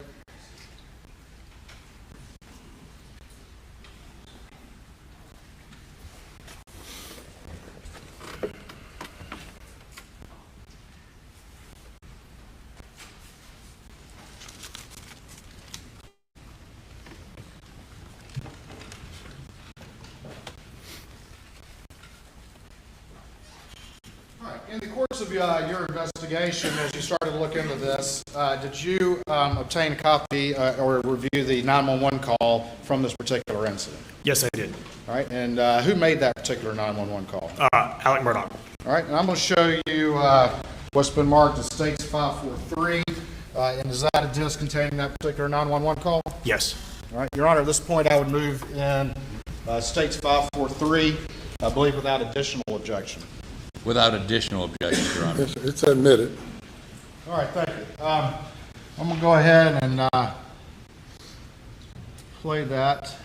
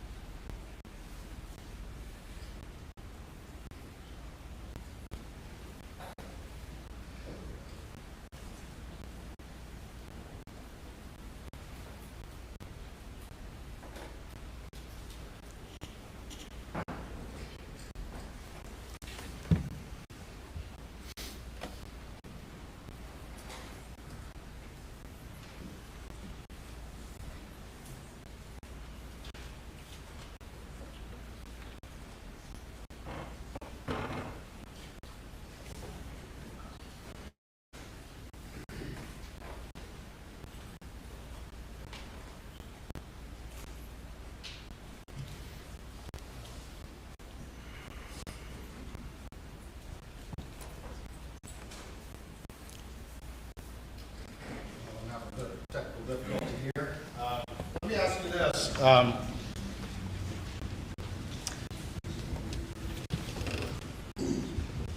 While we're getting that 911 call up, can you generally describe what was reported by the defendant on 911? Yes. Mr. Murdaugh called 911. The Hampton County 911 operator answered the phone, obviously asked, "What's your emergency?" Mr. Murdaugh said that he was on Salcahatchee Road by a church with a red roof. When she asked what had happened, he said that he had been driving on Old Salcahatchee Road, suffered a flat, and when he pulled over, another motorist arrived on scene to render assistance, and he said that when he turned around, the motorist shot him. So at that point, the dispatcher asked, "Have you been shot?" And then that's at that point where Mr. Murdaugh said, yes, he'd been shot, but then he said he was okay. All right. And did he say that he got a flat tire, he stopped, and then someone stopped to help and then shot him? Yes. All right.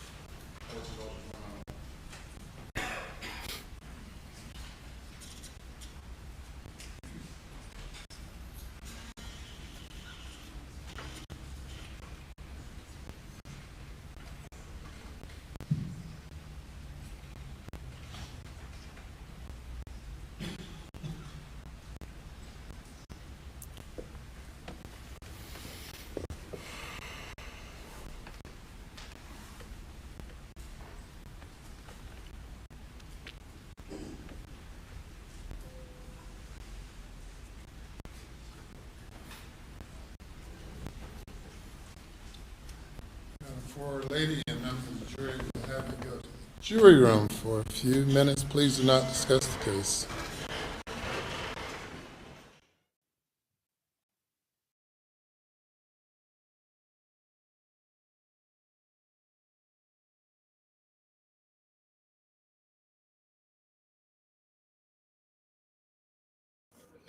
Well, I'm guessing they're having technical issues. So let's zoom through this.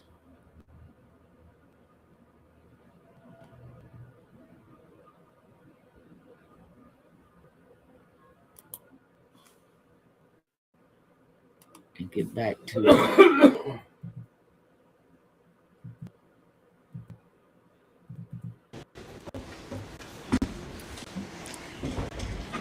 And now be seated. You may bring the jury.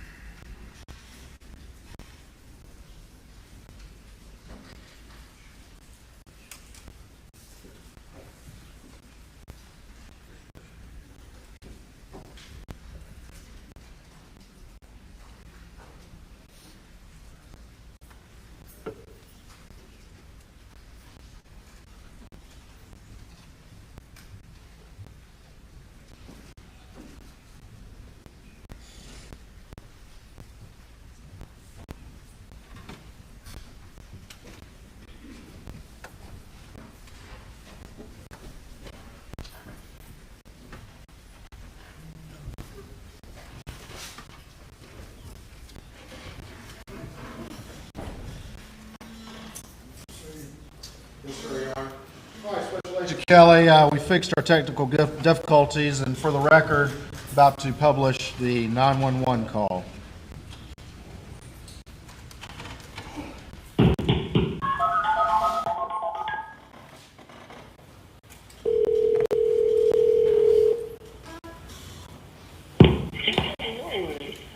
Hampton County 911, what's your emergency? On Salcahatchee Road. Okay, what's the address on Salcahatchee Road? I'm by the church. What church? What church are you talking about? I don't know the name of it with the red roof. Okay, what end of Southampton Road? Because I don't know what you're talking about. At the Hampton County side.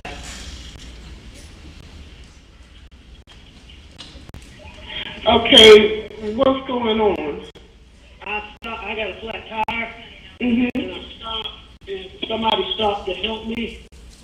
And when I turned my back, they tried to shoot me. Oh, okay. Were you shot? Yes, but Okay. I'm okay.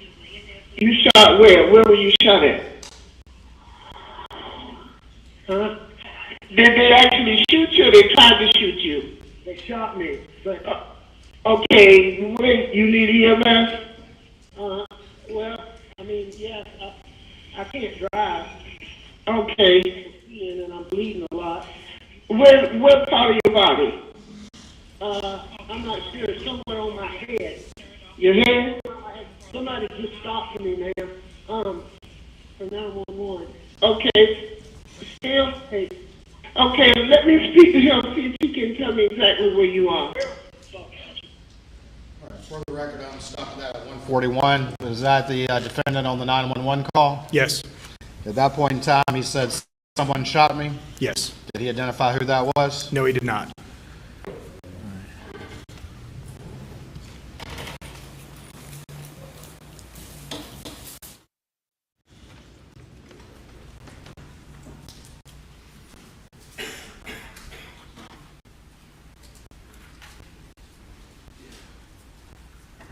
I'm going to show you what's been marked as States 545, and is this a copy of a body-worn camera video you received from the defendant in the ambulance at the scene? Yes, And by the scene, we mean the side of the road on September 4th. absolutely. Tallahatchie Road, September 4th, 2021. Your Honor, at this point, I'd offer States 545 into evidence, I believe, without additional objection.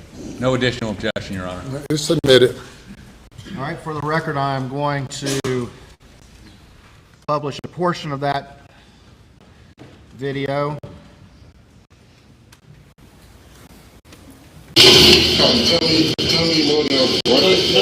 I'm going down the road, I had a tire go flat, I pulled over, and this car went by me, and I didn't pay a lot of attention truck, but then it turned around, came back, real nice guy, acted like, and I turned my head, and, I mean, boom. Okay. You know what kind of gun it was? I don't know what kind of gun it was, but it sounded like a shotgun, even though it was so loud. It didn't sound like a 22. I know that's what we think it is, but it didn't sound like a 22. It was like a small caliber hole. Yeah. Small caliber? Yeah. Small caliber. But it was extremely loud. What's your name? Alex Murdaugh. What's your date of birth? 5/27/68. Over here. What's a good telephone number, Mr. Murdaugh? 942-1227. 27. What's your address?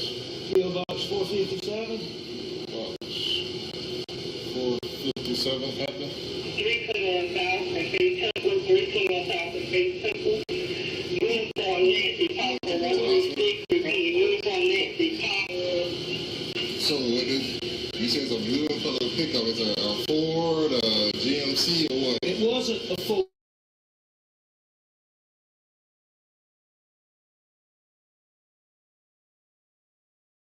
A Ram type, or? You know, I think it was a GMC or a Chevrolet, but GMC? I'm not totally positive.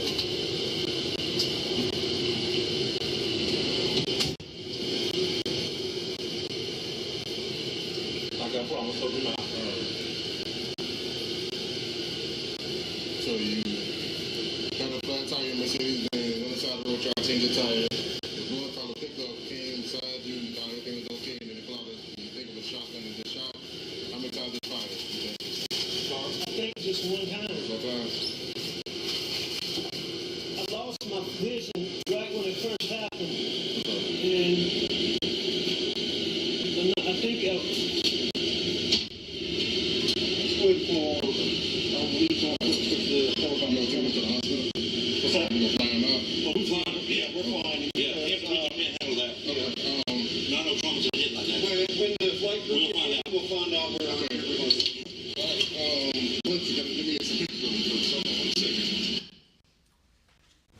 For the record, I played that clip from about 14:07 to 14:10 by the timestamp. Was that the defendant in the ambulance at the scene on Salkatchee Road? Yes, it was.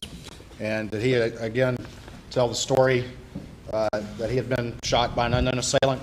Yes, the story was consistent. All right. And did he say at any time during that anyone shot him?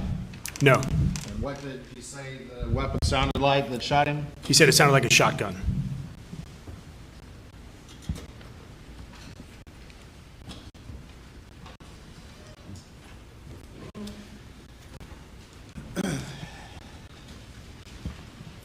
On September 4th, you said you responded to a hospital? Yes, in Savannah, Georgia. All right. And who did you see when you were there? I met with Alex Murdaugh and I met with Randy Murdaugh. All right. And did you have a conversation with the defendant? Yes, I did. All right. And can you just very generally relate what the defendant said? Did he tell you a very similar story that we've heard from the 911 call in the ambulance video? Yes, when we arrived in the hospital, Mr. Murdaugh was receiving treatment. He was awake and willing to talk to us. At that point, he was the only witness to this incident. We asked him what happened, and he told us a story that was consistent with the 911 call and with what was told to the deputy. All right. And did he state that that a driver had stopped, passed by, turned around, and came back to the location? Yes, he said the similar story, that he was driving along Old Salkatchee, that he hit something significant with his tire, causing it to go flat. So when he pulled over to the side of the road to inspect the tire, it was flat. As he was doing that, he said a dark in color Chevy pickup truck drove by, passed him, turned around, and came back to his location. He said he made contact with the driver, and as Mr. Murdaugh turned around to walk back to his vehicle, he said the driver then shot him. Did he say that the driver of the truck seemed very nice? He described the driver as a very nice, nice-looking male between 30 and 45 years of age. Did he tell you what he thought the weapon was that shot him with? Yes. While he initially said it was a shotgun in the ambulance, when we met with him at the hospital, he identified the weapon as possibly a .22 caliber. Did he say whether or not he ever lost consciousness? He said that he lost his vision, dropped down to his knees, but he did not believe he'd lost consciousness. Did he describe the vehicle of the person that supposedly did this? Yes, he again described a newer model, dark in color blue Chevy pickup with, I believe, some type of sport tires. All right. And did he describe the driver at all of this that supposedly was the person who shot him? Yes, his description of the driver was consistent, a white male between 30 and 40 years of age. He described him as nice looking, a nice person. He described him as having close cropped hair with a close cropped facial hair. And did he say whether or not he would recognize this unknown person if he saw him again? Yes, Mr. Murdaugh told us that if he were to see the person again, he would be able to identify him. At any point, did he identify specifically any individual, or did he claim that this was an unknown person to him? He never gave a specific individual's name. He just said it was someone he did not know.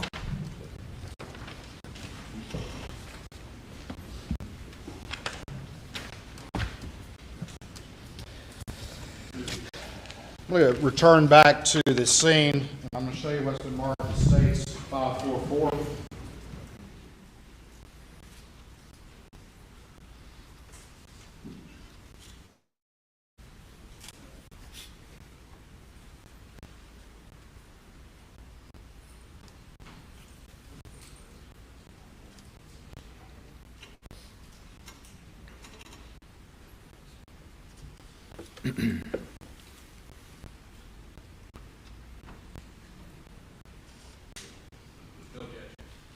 All right, I'm going to show you what's.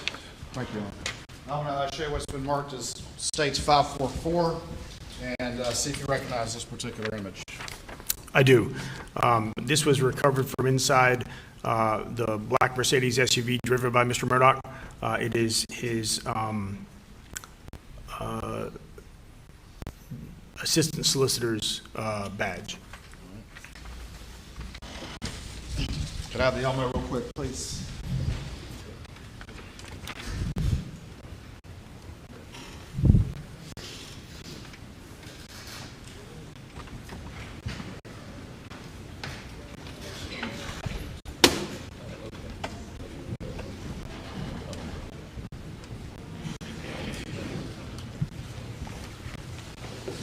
All right, is that what's on the screen right now for the jury to see?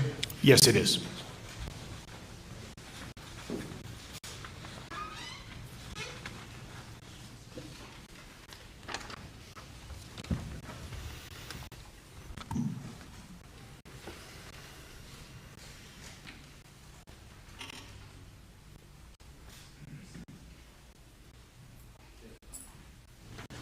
All right, turning back to now, let's move into September 5th. Did agents with law enforcement continue to sort of search that scene where the Mercedes had been located? Yes, so on September 5th, agents returned to the scene. We were looking for any evidence of involved in the accident. We were looking for the significant piece of debris, and as we were searching the roadway around where the Mercedes had pulled off, we searched across the street in the grass area, and we recovered a gray in color utility knife. Did law enforcement, did you notice any sort of debris or anything like had been described by the defendant as supposedly causing the damage to the tire? No, we searched the area extensively, and we never were able to locate this significant piece of debris that Mr. Murdaugh described as causing his tire to go flat. I'll show you what's been marked as States 546, and do you recognize that image? Yes, I do. And tell the jury what that is, please. That is the folding knife that was recovered across the road from where Mr. Murdaugh's vehicle was parked. Your Honor, this time, I believe without additional objections, the state would move into States 546. No additional exceptions, Your Honor. It's admitted. All right, and is that the knife as it was found laying in the grass? Yes. And again, where was that location in relationship to where the Mercedes was? The Mercedes was pulled off to the side of the road. This was directly across the road in the grass on the other side.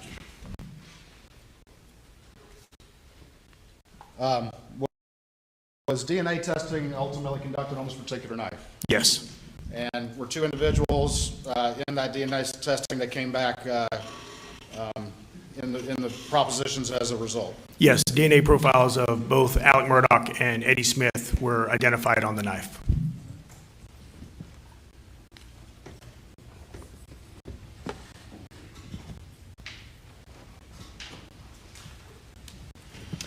In the course of the investigation, did you uncover any evidence that not long before this event occurred at 1:34 or so on September 4th that the defendant had a confrontation with an individual? Yes. And who was that? Remind the jury of that, please. Prior to going to Salcahatchee Road, Mr. Murdaugh met with Chris Wilson. And can you remind the jury what generally that discussion was about? Mr. Wilson and Mr. Murdaugh met. Mr. Wilson, at that point, Alex Murdaugh had been terminated from his law firm, and Mr. Wilson became aware of that, so he wanted to meet with him to discuss what was going on, because obviously Mr. Wilson and Mr. Murdaugh had the missing $192,000 from the previous months that was still ongoing.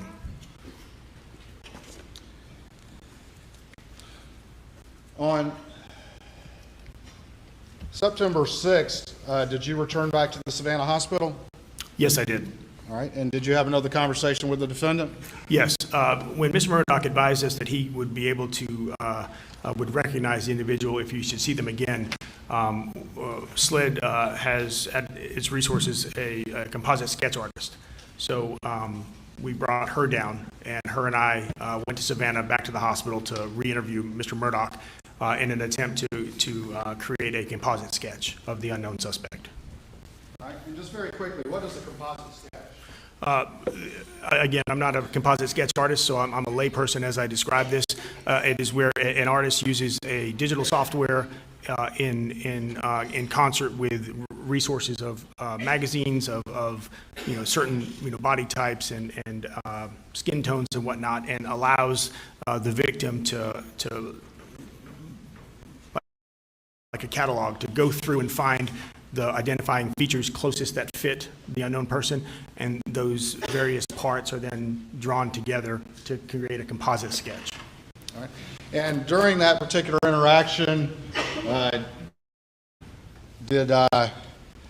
was the defendant able to answer your questions? He was. Did he respond appropriately to subject matter? He responded appropriately, was able to answer the questions asked of him. And again, we started from the beginning, and he again went over the entire scenario of what happened on the 4th, and it was consistent with the versions he had given us previously. Did he agree to have this discussion with you? He did agree.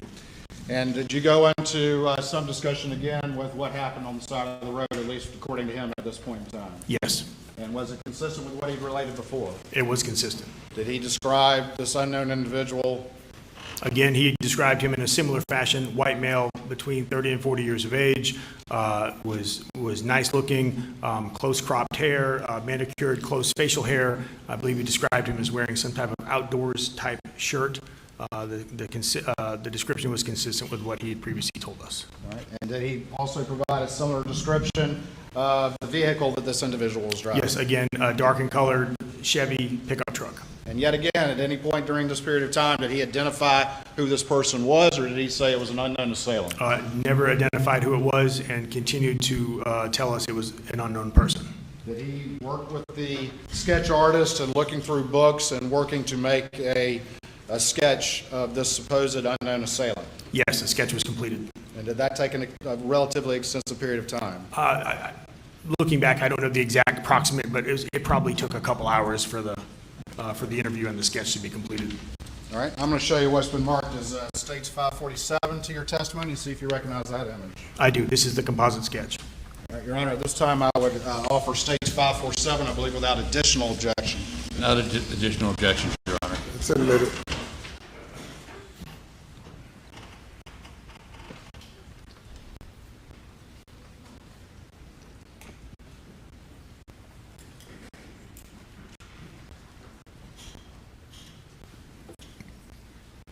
And what is this image on the screen?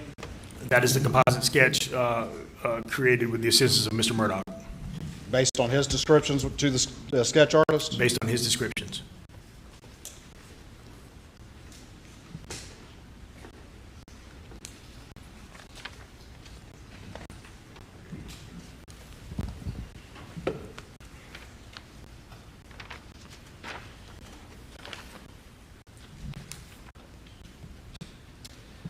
This is on September 6, 2021. September 6, 2021.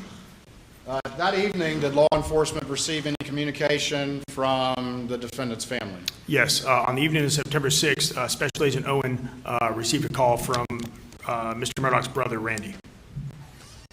All right, and can you relate what the investigation learned from that particular conversation? Alex Murdaugh was still in the hospital in Savannah. Randy and the family had been down there with him. Randy called Special Agent Owen to let him know that Alex had been making calls from the hospital to some unknown numbers. So Randy provided those numbers to us. And was information related that he had had contact with the hospital staff? Yes, Randy told us that Alec was trying to convince the the medical staff members to allow him to use the phone so he could make phone calls. And was information related that he was actually offering the staff money to try to use their phone? Yes, one of the nurses in their notes made note of Mr. Murdaugh trying to offer money to use their phone. Did the family of Mr. Murdaugh relate a specific name and a number to law enforcement as they discovered that Alec was attempting to contact this person? A specific name and number were provided to us. Curtis Edward Smith. We were able to take the telephone number and trace that back to Mr. Smith.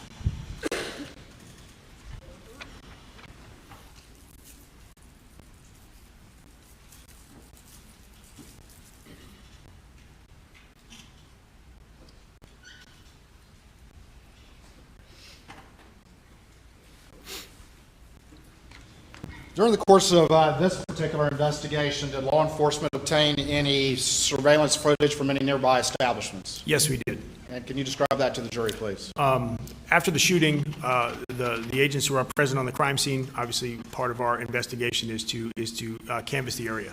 There was St. John's Baptist Church was nearby. Agents made contact with staff there. They in fact did have surveillance video that captured the roadway of Salcahatchee Road. Reviewing the footage, we first looked to isolate Mr. Murdaugh's black and color Mercedes. That was something that was unknown to us. That he went that way, it would have been seen. And as we continued to review the footage, we started looking for a blue and color Chevy pickup truck. At 1:25 p.m. approximately, we observed a blue and color Chevy pickup truck with a gold or yellow in color passenger front quarter panel. Passed by at 1:25, approximately 20 seconds later, Mr. Murdaugh's black and color SUV passed by.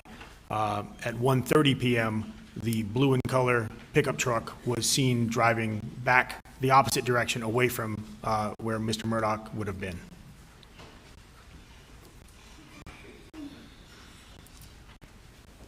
All right, I'm going to show you 3 images that have been marked, states 548, 549, and 550, and see if you recognize these images. Yes, this is the 1:25 p.m. image. The first image is the pickup truck with the gold front quarter panel. The second image is 20 seconds later approximately with the black and color SUV. And the third image is at 1:30, 5 minutes later, with what appears to be the blue and color pickup truck driving back the other way. Your Honor, this time the state would offer states 548, 549, and 550, I believe, without additional objection. No additional objection. They are admitted. All right. Putting this up on the screen, we have the timestamp up here, is that correct? Yes. And what is that right there? That is it is a dark blue and colored Chevy pickup truck with a gold front quarter panel. All right. 549. What does that image reflect? It is the Mercedes SUV.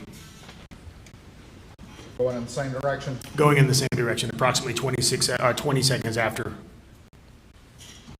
And then 550, what does that reflect? That is at 1:30 p.m., approximately 5 minutes after the initial vehicles were seen. The blue Chevy truck appears to be driving in the opposite direction.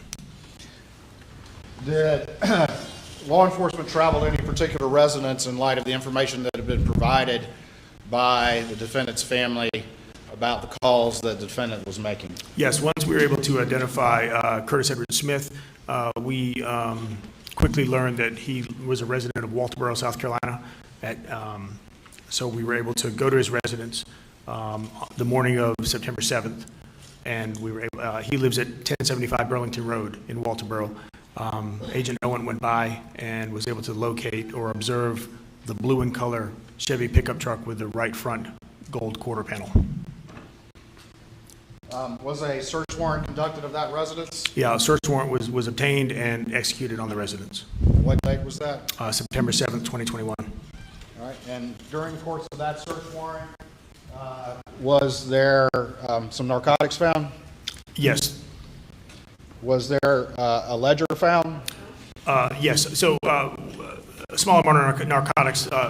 Mr. Smith has a garage, a modest home.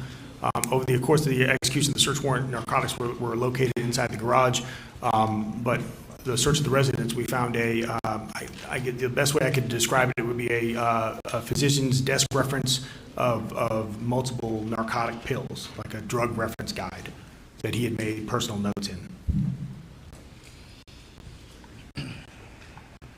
And was there any sort of notebook with a ledger in it or anything like that recovered? Yes, there was also a small spiral notebook, a 3.5-inch spiral notebook that had various, it looked like, obviously it wasn't completed by an accountant, but there was numbers and there was pills and descriptions of it looks like some type of sales ledger.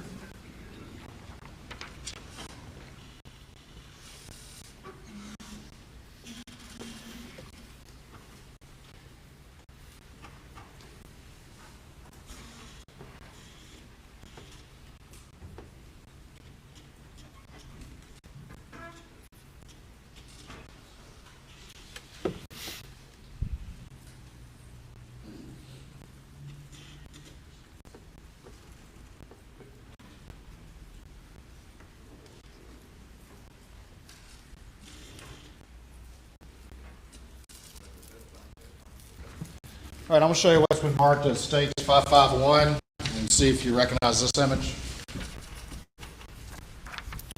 Yes, I do. These are transaction receipts and deposit and withdrawal receipts for Curtis Edward Smith's Enterprise Bank account.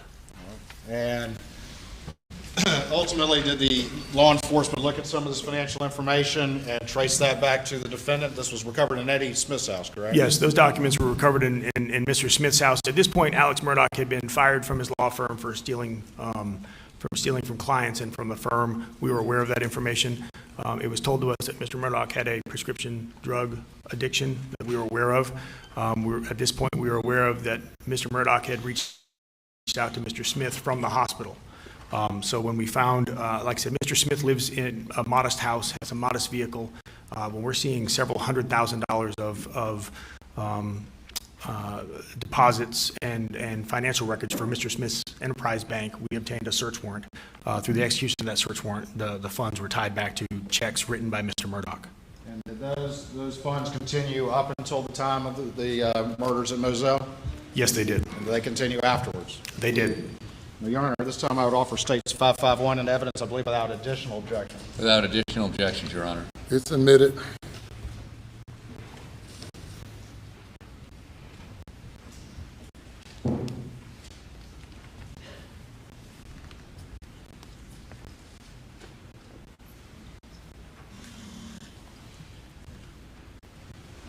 Did the investigation obtain any information from Blanca Simpson about any communication she had with the defendant that day, September 4th, 2021? Yes, Ms. Simpson made contact with Mr. Murdaugh, where Mr. Murdaugh had requested her send him copies of their insurance cards.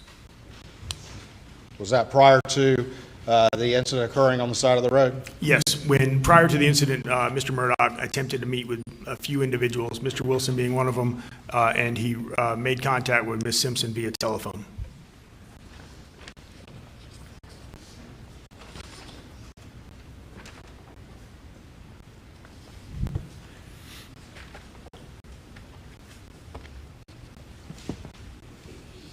In light of the information that had been uncovered about Eddie Smith and the financial connection between Eddie Smith and Alex Murdaugh, did the investigation seek to re-interview Alex Murdaugh? We did. I reached out to Mr. Arpulian on the day of September 7th, 2021.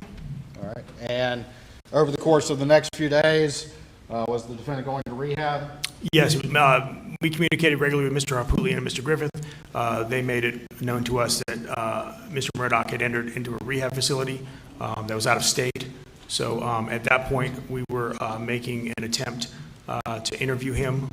We made plans to travel to Atlanta, where we believe Mr. Murdaugh was, and those plans did not come to fruition.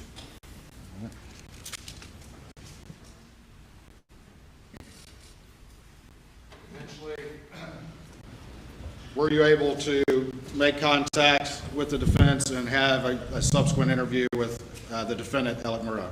Yes, Mr. Arpulian called me on September 13th, 2021, and we were able to set up a telephone interview of Mr. Murdaugh.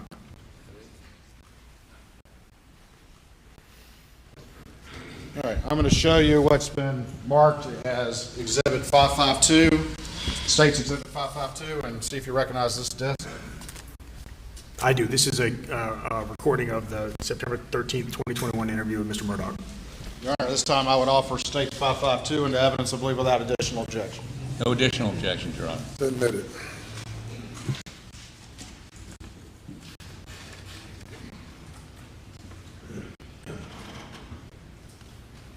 I'm going to publish that to the jury.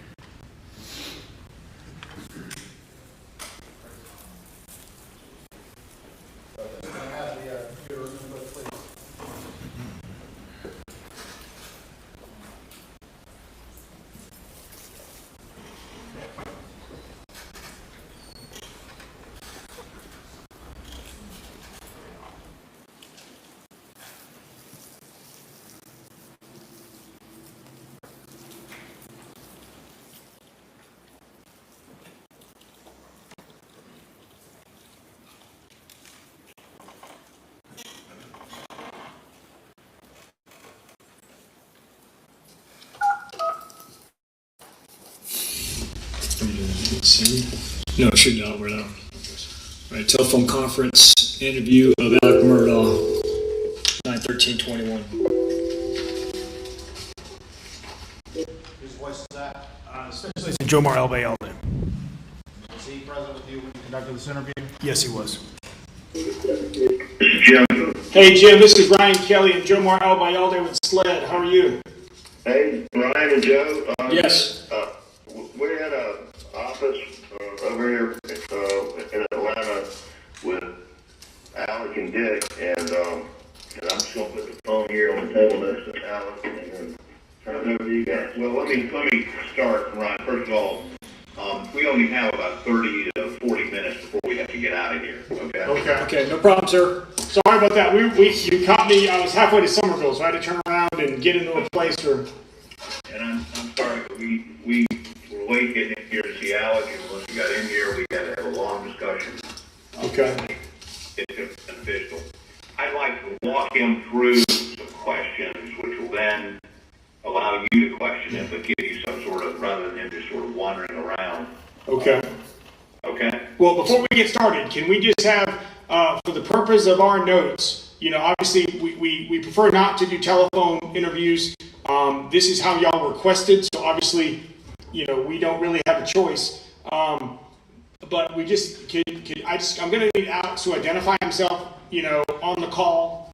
And basically what we do is I'm going to ask him his date of birth and the last four of his social.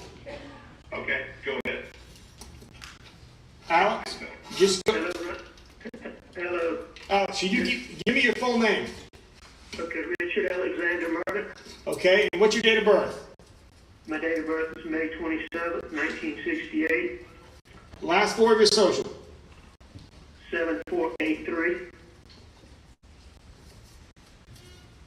Okay. And I understand that, obviously this is a unique situation conducting this interview over the phone. We need to, obviously you've been receiving some treatment. So just for the overall, sake of your competency to be giving us information, are you right now, sound body and sound mind? Yes, sir. Okay. Are you talking to us willingly? Yes, sir. Okay. All right, Dick. Go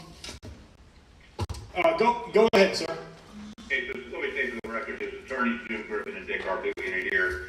We've spent the last hour talking to him. We believe that he is a sound mind and body, and that he understands, and that he is in no way diminished capacity. Okay. He is perfectly competent to answer these questions. Now, we're willing to, and we've advised him, we're going to talk about the shooting incident a week ago Saturday, where he was shot in the head, and how that happened, and why it was done. Okay. We don't want to talk about what happened in Moselle, and we don't want to talk about anything involving finances at the law firm. Is that okay? Yes. Okay. So, Alex, let's talk about last Saturday morning, and let me go through this briefly. Who did you meet with and talk to last Saturday morning? I met with Jim Griffin and Chief Jesse. Mm-hmm. And then what? I drove to Canton and I met with Chris Wilson at my mom's house. Okay. And you and Chris were talking about what? About everything I had done. Okay, everything you had done concerning finances. Finances, bills, lies. Okay. Now, were you taking, well, first of all, let me back up for just a second. Have you had a long-standing Oxycontin or opioid addiction issue? Yes, sir. How many years? The best I can remember, around 20 years, 18 to 20 years. Okay. Now, on this particular day, on this Saturday, were you taking the Oxycontin or taking any opioids? I had taken some, but, I'd given it all that I had someone else, and I'd taken some at like 4 a.m., so I was having some withdrawals. Okay. And the previous day, the news had come out about your embezzling or taking client money or law firm money. Is that correct? That's correct. And how would you describe your state of mind at that time? I was in a very bad place. What does that mean? I thought it would be better for me not to be here anymore. What do you mean by not be here anymore? I thought that it would make it easier on my family for me to be dead. And easier, was some financial gain to your family if you were dead? I have a fair amount of life insurance debt. Do you remember how much? Not off the top of my head, but like $10 million, $12 million. Okay. And so you decided to end your life. That's correct. And tell these SLED agents how you went about arranging that. I called Curtis Eddie Smith on the telephone. Okay, now let's stop for a second. Who is Curtis Eddie Smith? Curtis Eddie Smith is the primary person who I purchased pills from for years. And some weeks you would give him how much money for pills?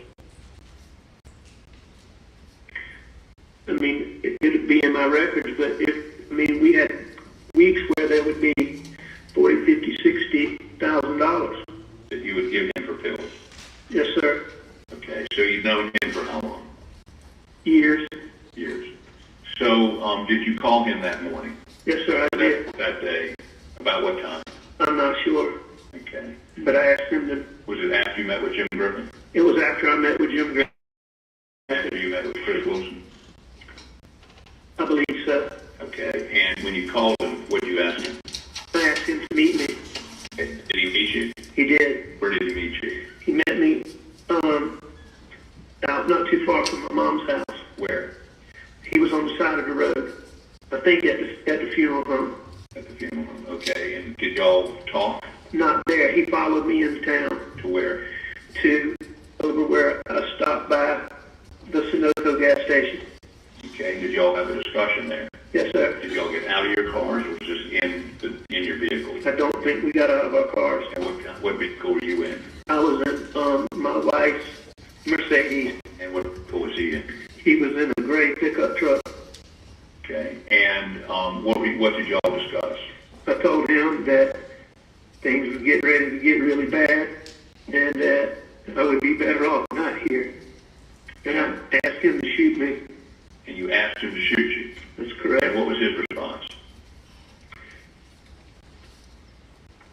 I mean, I think at first he was a little surprised, but then he said, okay. Did you tell him where you wanted him to shoot you? Yes, sir. Where did you tell him you wanted him to shoot you? In the head. And did you tell him how you were going to arrange that? What was going to be the logistics of that? Yes, sir. Go ahead. I told him to follow me out and that I would make a flat tire and he would go past me and turn around and come back and do it. And did he follow you out? He did. Now, where did he get the gun? I gave it to him. Where did you give it to him? We had stopped somewhere on Salcahatchee Road, I believe. Did y'all have a discussion there, or did you just give him the gun? We didn't have much discussion. When you say much, was there any discussion? I'm not sure. I was worried about cars coming, and so it was a very fast thing. You gave him, what kind of weapon did you give him? A revolver pistol. What caliber? 38. Okay, and that was your gun? Yes, sir. Okay, and so he followed you out to where? Salcahatchee Road. Okay, and you pull off the road? Yes, sir. And he pulled off the road, what did you do? I stopped, made my tire flat. How'd you make your tire flat? With a knife. Whose knife? Mine. What did you do with the knife after you made your tire flat? Threw it. Which tire? Back driver's side. Back driver's side. You threw it where? Across the road. Across the road? Yes, sir. Okay. I mean, was there woods over there, a ditch, or do you know? Just some grass, like thick grass. Okay. And after you did that, he passed you? Or did he pass you as you were doing that? I think that he had already passed me and was in front of me and went down the road, turned around and come back. Now, when he was coming back, you given him a pistol. What was your intent? For him to kill me. Okay, and when he came back, did he stop? Did he pull up? Do you know? He did. And when he pulled up, did you look in his face? I don't think so. So what happened next? I stood close to his car. And He shot me. where did he shoot you? He missed and hit me in the very back of the head. Okay, and as a result of being hit in the back of the head, did that have any physical effect on you? It did. What happened? I lost my vision for a little bit. And I'm not sure if it knocked me to the ground or not, but I was disoriented, and it took me like a minute and a half, 2 minutes for my sight to come back. And did you remember him driving off? Did you hear him drive off? Not sure. Okay, now after you came to your senses, did your vision come back? It came back. Okay, and what's the first time you remember somebody else being there? I remember there were 2 cars that came, and one of them did a stop, and one of them did stop. And the one that stopped, what did they do? They tried to help me. In what way? And getting me to in every way that first we got in. They were crowded in their car. There was some reason why their car was crowded, and I'm not sure what that was. But so the young lady got in my car and was going to drive me to the hospital, and I just wasn't thinking about the flat tire. And so we had to get out of that, and then they worked it out somehow for me to be able to get in their car in the front passenger seat. Okay, so, and you got in the front passenger seat, where did they take you? To meet the ambulance. Now, were you on, did you call 911? Yes, sir. And you tell them somebody shot you? Yes, sir. So, that's right. At my request. So, your intent was to have him kill you so he could collect your life insurance, right? So my son could. I mean, I knew I was about to lose everything, and I figured he's better off that way than dealing with me.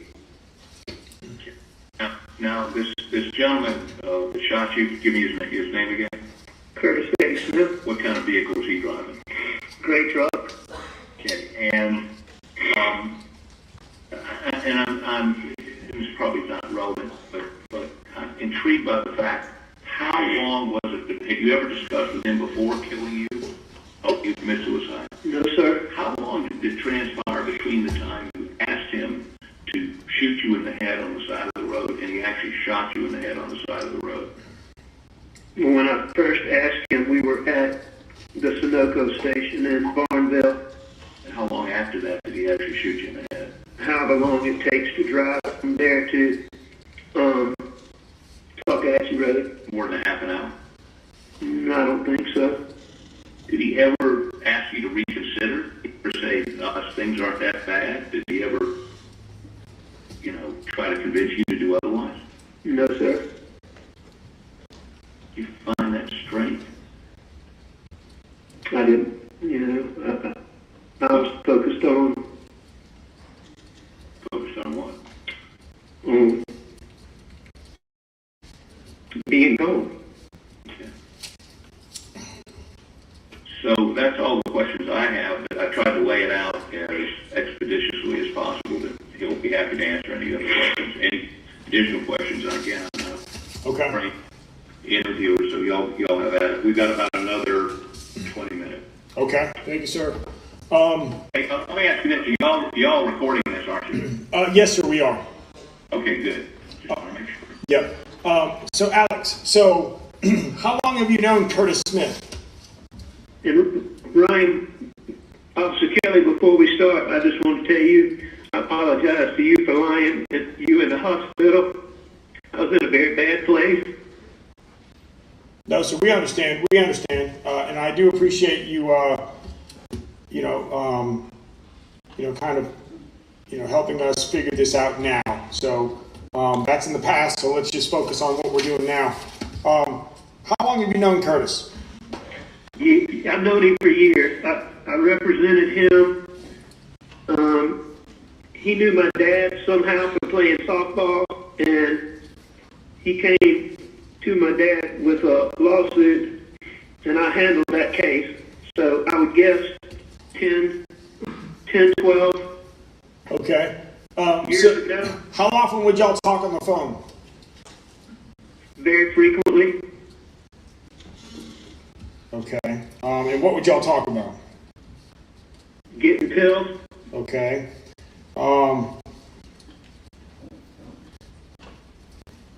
And you would pay him money to get you pills, correct?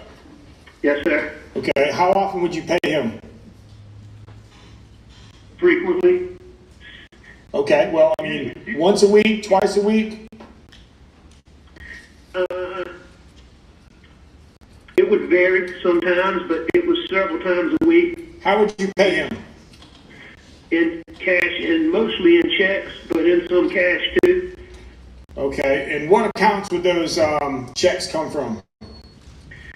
The vast majority of them would come from the Bank of America account, but there would also be some funds that would come from the Palmetto State account. And whose accounts are those? Mine. The Bank of America accounts are in my name, and then there's another account there that I created that's a DBA, that's my name, DBA Forge, and then my checking account at Palmetto State Bank. Okay, so there's two accounts at Bank of America? Yes, sir. The DBA and then your checking? Yes, sir. Okay. And what is the DBA? Forge, F-O-R-G-E. Thank you. Okay, and then the Palmetto is your, was the other checking account? Yes, sir. Okay, and who was he, so you were paying him the money. Do you know who he was getting the drugs from? No, sir. Al, what did he tell you where he's getting? Oh, well, I was told that he got them from a black guy in Walterboro, and I was told that he had some connection in Beaufort, but I never. Did he give you a name? No, sir. I never saw those guys. I never dealt with those guys, so I don't know. That's what he told me. Would you ever give anybody else money for drugs? Yes, sir. Who else did you give money? I have given Kenny Hughes money. Who's Kenny Hughes? He's a guy that I called up and asked him if he knew anybody that he could buy pills from. Mm-hmm. And I told him I had a client that had issues and couldn't get them medically, and that, you know, and I would pay him as well, but I called him up and asked him to do it. All right, how much money do you think you gave him? I have no idea. Okay, did you write him a check or pay him cash? Both. Okay. Did you pay anybody else? No, sir. So it was just Curtis Smith and Kenny Hughes? Yes, sir. Sure about that? Think about it. In the past, I have paid other people. Okay, who are those other people? I had a lady that worked at our house that, at our mom's house that. And who's that? Barbara Mixon.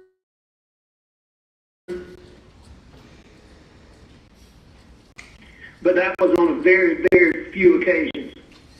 And did you pay her cash and check, or how'd you pay her?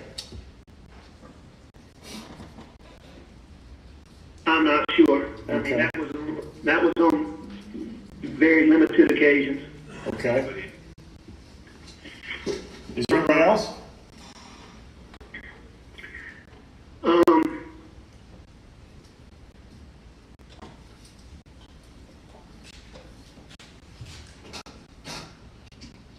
Not that I can think of right now. Okay. So the .38 revolver, it was your revolver? Yes, sir. Okay. Where did you get that from? It was at my mom's house When did you pick it up? when I went up there that day.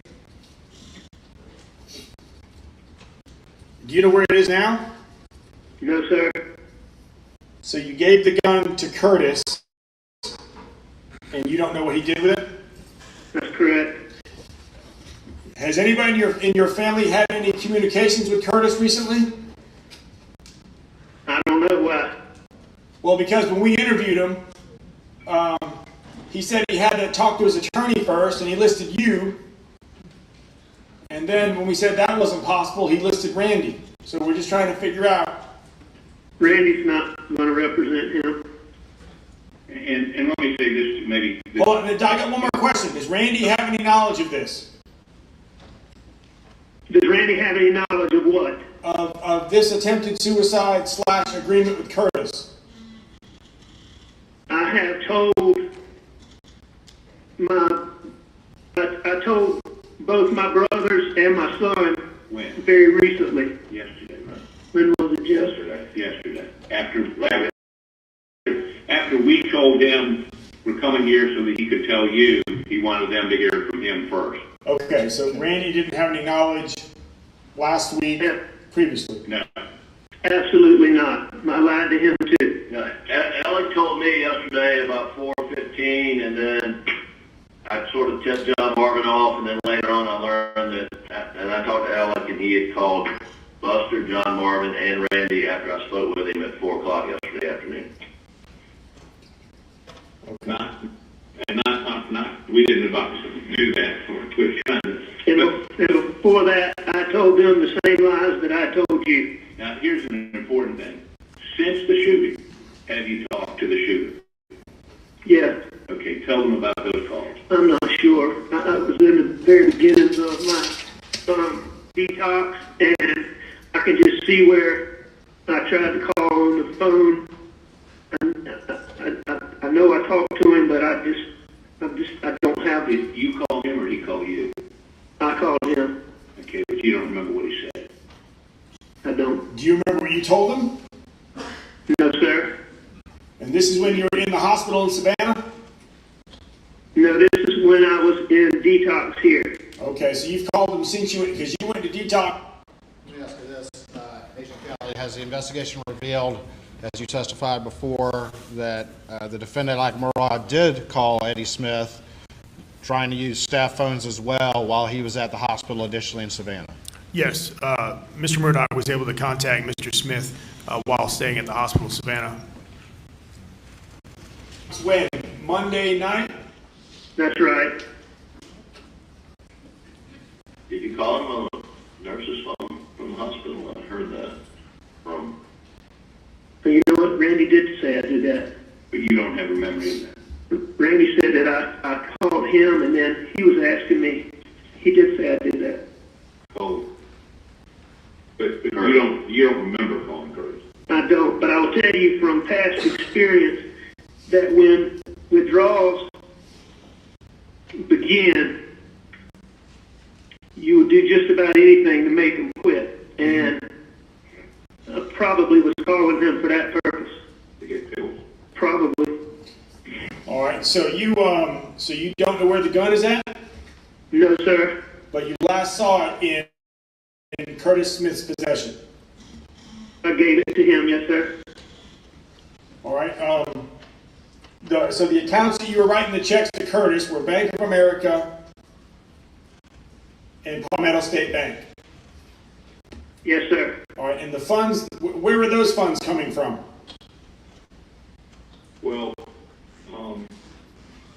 that's maybe an area we don't want to talk about, but just let's say the bulk of them were not legitimately obtained. Okay, and I'm not trying to be coy, it's just that, Mr. Murdaugh is independently wealthy, you know, so, I think, well, I understand that, but, you know, I think it's a pertinent question, so, if, Yeah, no, look, he was independently wealthy, but there's a significant amount of money, missing from clients in the law firm. okay.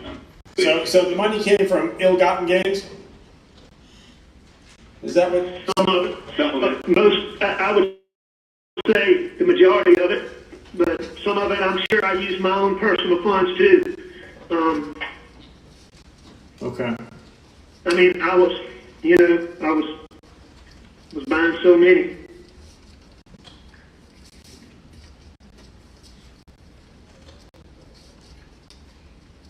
All right, so just let me get this straight. So you entered into did you pay Curtis any money for this? No, sir. You didn't pay him anything, so you just asked of a favor and he did it. Yes, sir. Kill me. That's a great favor. And so, and these checks that you were paying to Curtis, I mean, they were pretty significant, right? Yes, sir. But and when was the last time? I know. I mean, I'm not trying to get you to a. When was the last time you made a payment to Curtis? Was it before the shooting? It would have been.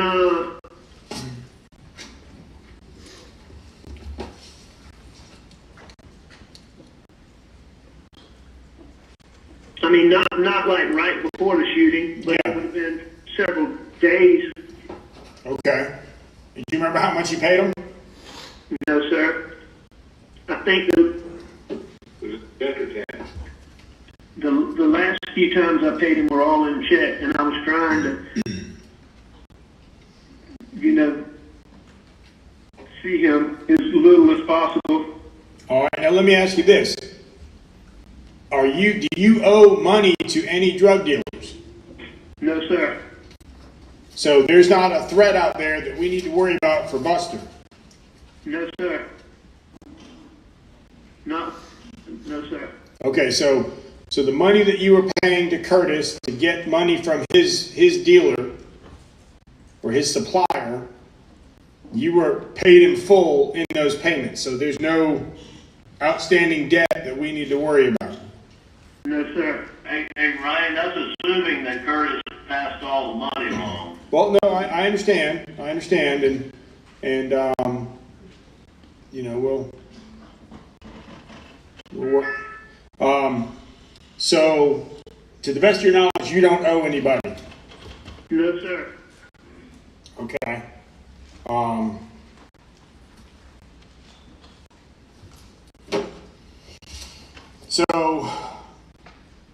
So the money that you paid him, you don't remember how much you paid him, but it was for pills, and you're saying that you didn't pay him at all for him to shoot you. That's correct. Now, I'm gonna be honest, that doesn't make any sense to me. I understand. And I know that, like, you know, whether you did or you didn't, it really doesn't have that much of a difference. So I'm not gonna, you know, but I appreciate you're being forthcoming and you're making every attempt to be honest at this point. But so, you know, I just want to make sure that we're all on the same page. So you did not make any financial payment to Curtis to have him shoot you. No, I did not. Okay, but you entered into a verbal agreement with him to set up a scheme where he would shoot you. It would be a suicide set up as a robbery homicide, and you doing so was in order for your son to get your life insurance policy. I don't know about a robbery, but everything else is true. Hold on. So let me say this to you. He's had this policy for 10 years. Suicide. I've had a policy No, I understand that policies, I mean, what is the policy with? Where's it at? I don't know where the actual policy is. Okay. Did you intend to have that paperwork in the Mercedes, like the will and all that information? Was that left in there intentionally? Well, I've been down to meet with some lawyers about some things, and it was in there from that day before. I can't call her name now. My Buster's girlfriend's employers, Kathy Olivetti. Yeah. And you're meeting with them about why did you have wills signed? Just getting things cleaned up. I've been down and met with them one time before, And Ryan, there's a 2-year statutory ban on any suicide exclusion. In other words, if you have the policy work 2 years, you can commit suicide and still collect. Yep. Okay. So that's not, now, what he thought really doesn't matter, but he may have thought Yeah. that there'd been a problem. Okay. But you still entered into an agreement, basically, to have him kill you, so your son would then reap the insurance benefits. And Yeah. Okay. Okay. You in? Is that true? yes, sir.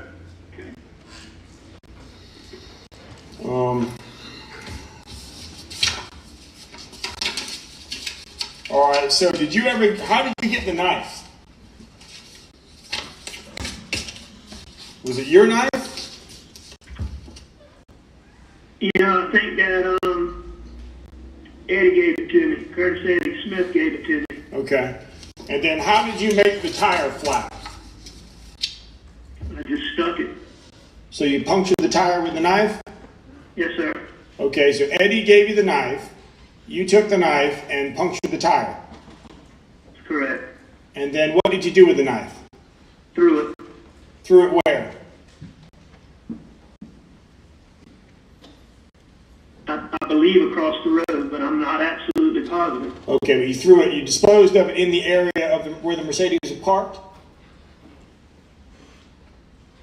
I think I threw it across the road from where it was parked. Okay. Do you know if they disposed of the gun out there? I do not know. Okay. Was that gun registered to anybody? Probably. Probably to who? Should have been. I believe that I purchased it, so I believe it would be registered to me. Do you remember when you purchased it? No, sir. Where would you have purchased it? Yeah. I got no idea. Okay.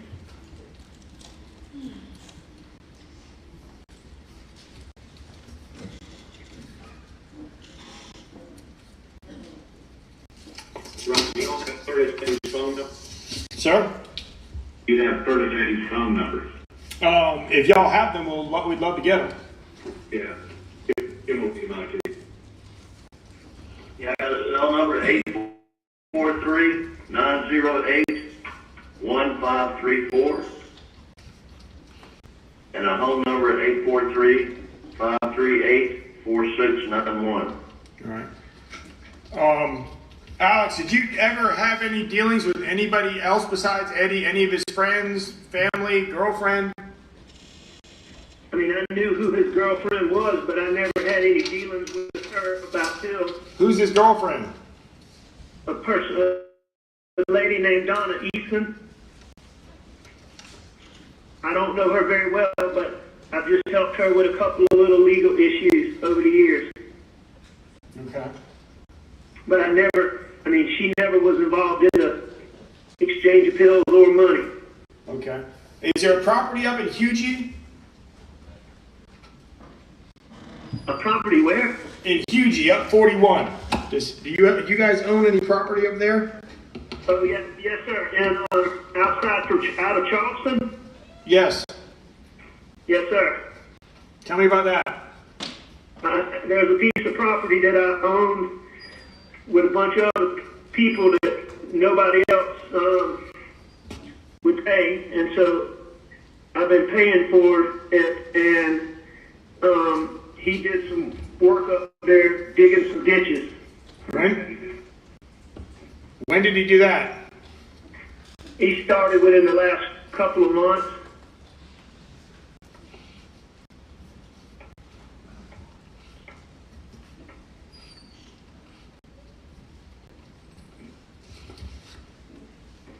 And that property, where's it at in Hughie? Just It's off of United Road, United Drive. okay. I think it's called Redbeard and 0 United Drive.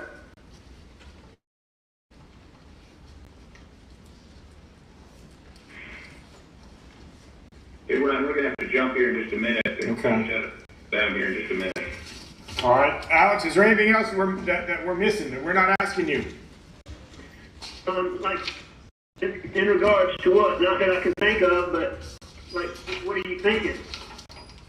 I was just kind of leaving that open-ended. Like I said, I'm not trying to get, I'm not involved in the other aspects of whatever other investigations. You know, we're keeping those separate. So you communicated with Curtis. You would communicate with him over cell phone? Yeah.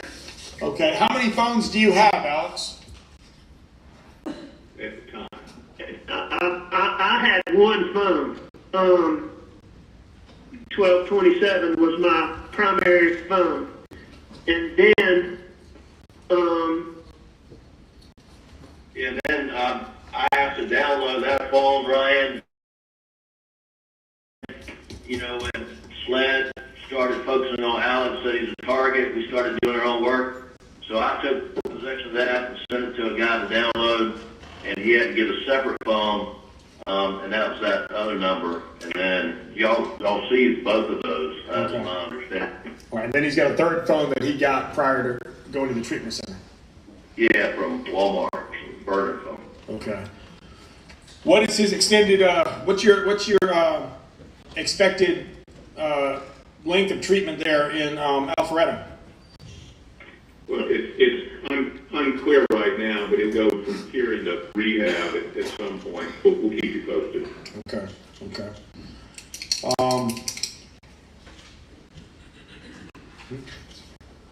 So anytime obviously this is, so you've identified Curtis Smith as the individual who shot you. And y'all entered into an agreement, so y'all kind of were hand in hand in this. very much so. And he never tried to talk you out of it?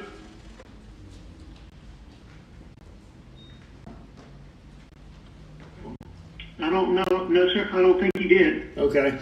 Did anybody know about this plan besides you and Curtis? No. Okay. All right. And if you're all about done, we put this on the record. Alex, did you tell us the truth?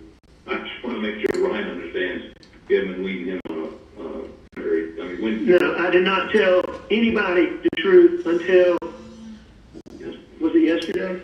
Yep. Until yesterday afternoon. Okay. I've been really, really sick, and it's really the first day where I had any coherent thought process. And I sincerely apologize again for lying to y'all about everything that I did. Yes, sir. And you have no idea where the gun is? I do not. Alex, you're right-handed, right? I'm right-handed. Okay, and you did not shoot yourself, correct? I did not shoot myself. Did you? Were there? And what was the plan for Curtis to follow you out there and you would immobilize your vehicle.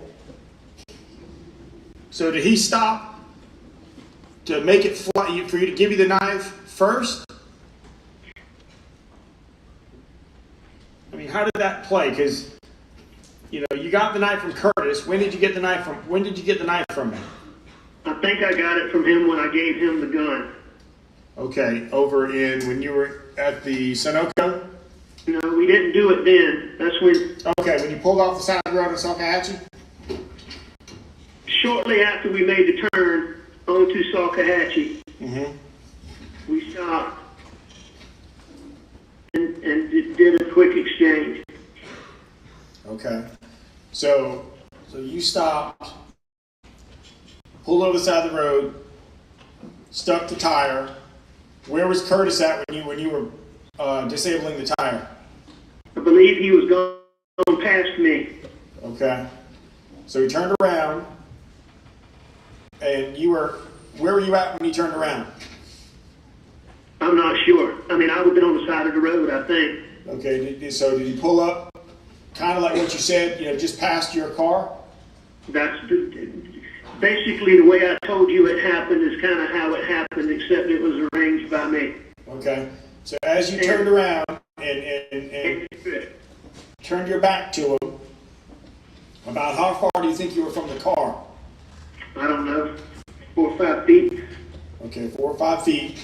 And did you just stand there and wait for him to shoot you? Yes, sir. Okay. And I'm assuming he just fired once? Yes, sir. And then you fell to the ground or stumbled off?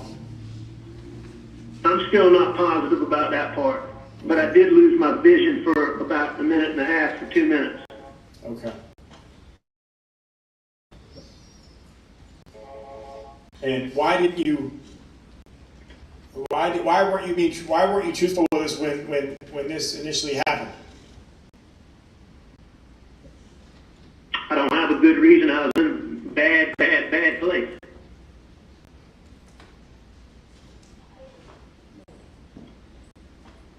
Okay. All right, gentlemen. Well, I know our time's cut short, but And Ryan, I'll call you from the car once we get out of here in just a couple minutes. And then I'll call you while we're driving back to the airport. Okay. Yes, sir. Okay. All right, gentlemen. So we'll finish this. We are finishing the recording with Richard Alex Murdaugh, his attorneys Dick Harpoolian and Jim Griffith, and Special Agent Ryan Kelly, Special Agent Joe Albayalde. It is now 4:58 on Monday, September 13th. Thank you all, gentlemen. Thank you. Thank you, sir.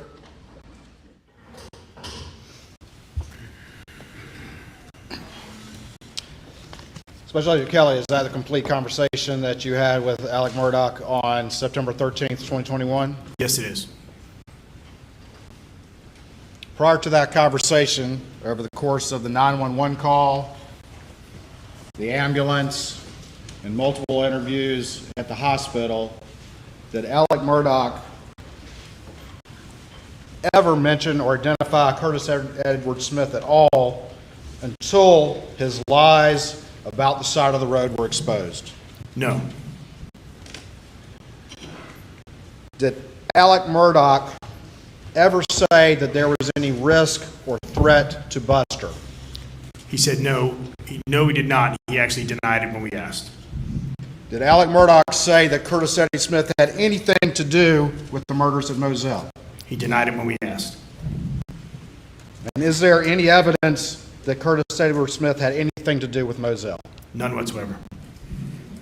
Thank you. Nothing further. Mr. Harpoolian? Your Honor, I understand we have a 4:30 cutoff. You just want me to go as far as I can go? Or we can adjourn now for the day. I don't, this is going to take a while, and I would suggest perhaps maybe one adjourn. Hey, ladies and gentlemen, we're going to adjourn until 9:30 tomorrow morning. Let's have order in court. I'm speaking to the jury. We're going to adjourn until 9:30 tomorrow morning. Have a good evening. Please do not discuss the case.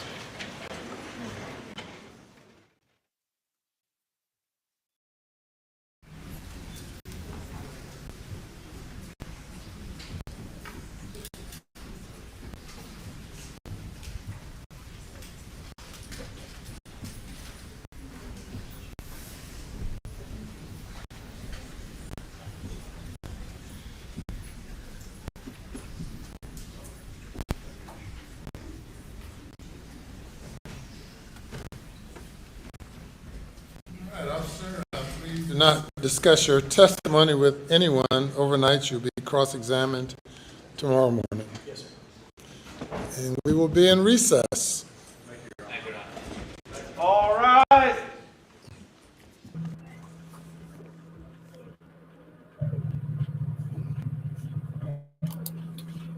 All right, everyone. That brings us to the close of today, of day 17 of the Alex Murdaugh trial. Today was largely focused on the analysts and the crime scene reconstruction. The prosecution presented testimony today designed to help the jurors understand what investigators believe happened that night. The prosecution called Dr. Kenny Kinsey. He walked the juror through the physical evidence and explained how investigators reconstructed the sequence of events.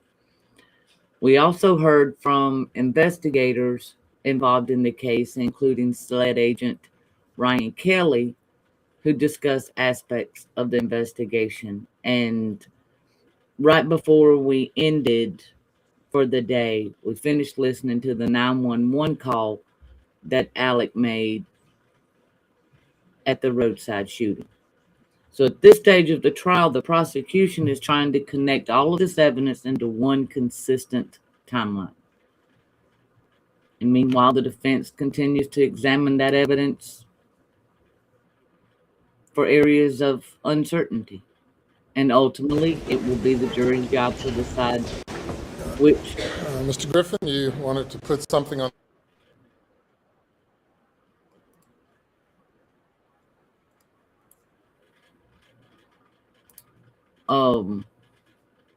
Sorry about that. I had something go off in my ear. And it's the jury's job to, ultimately interpret what they believe actually happened.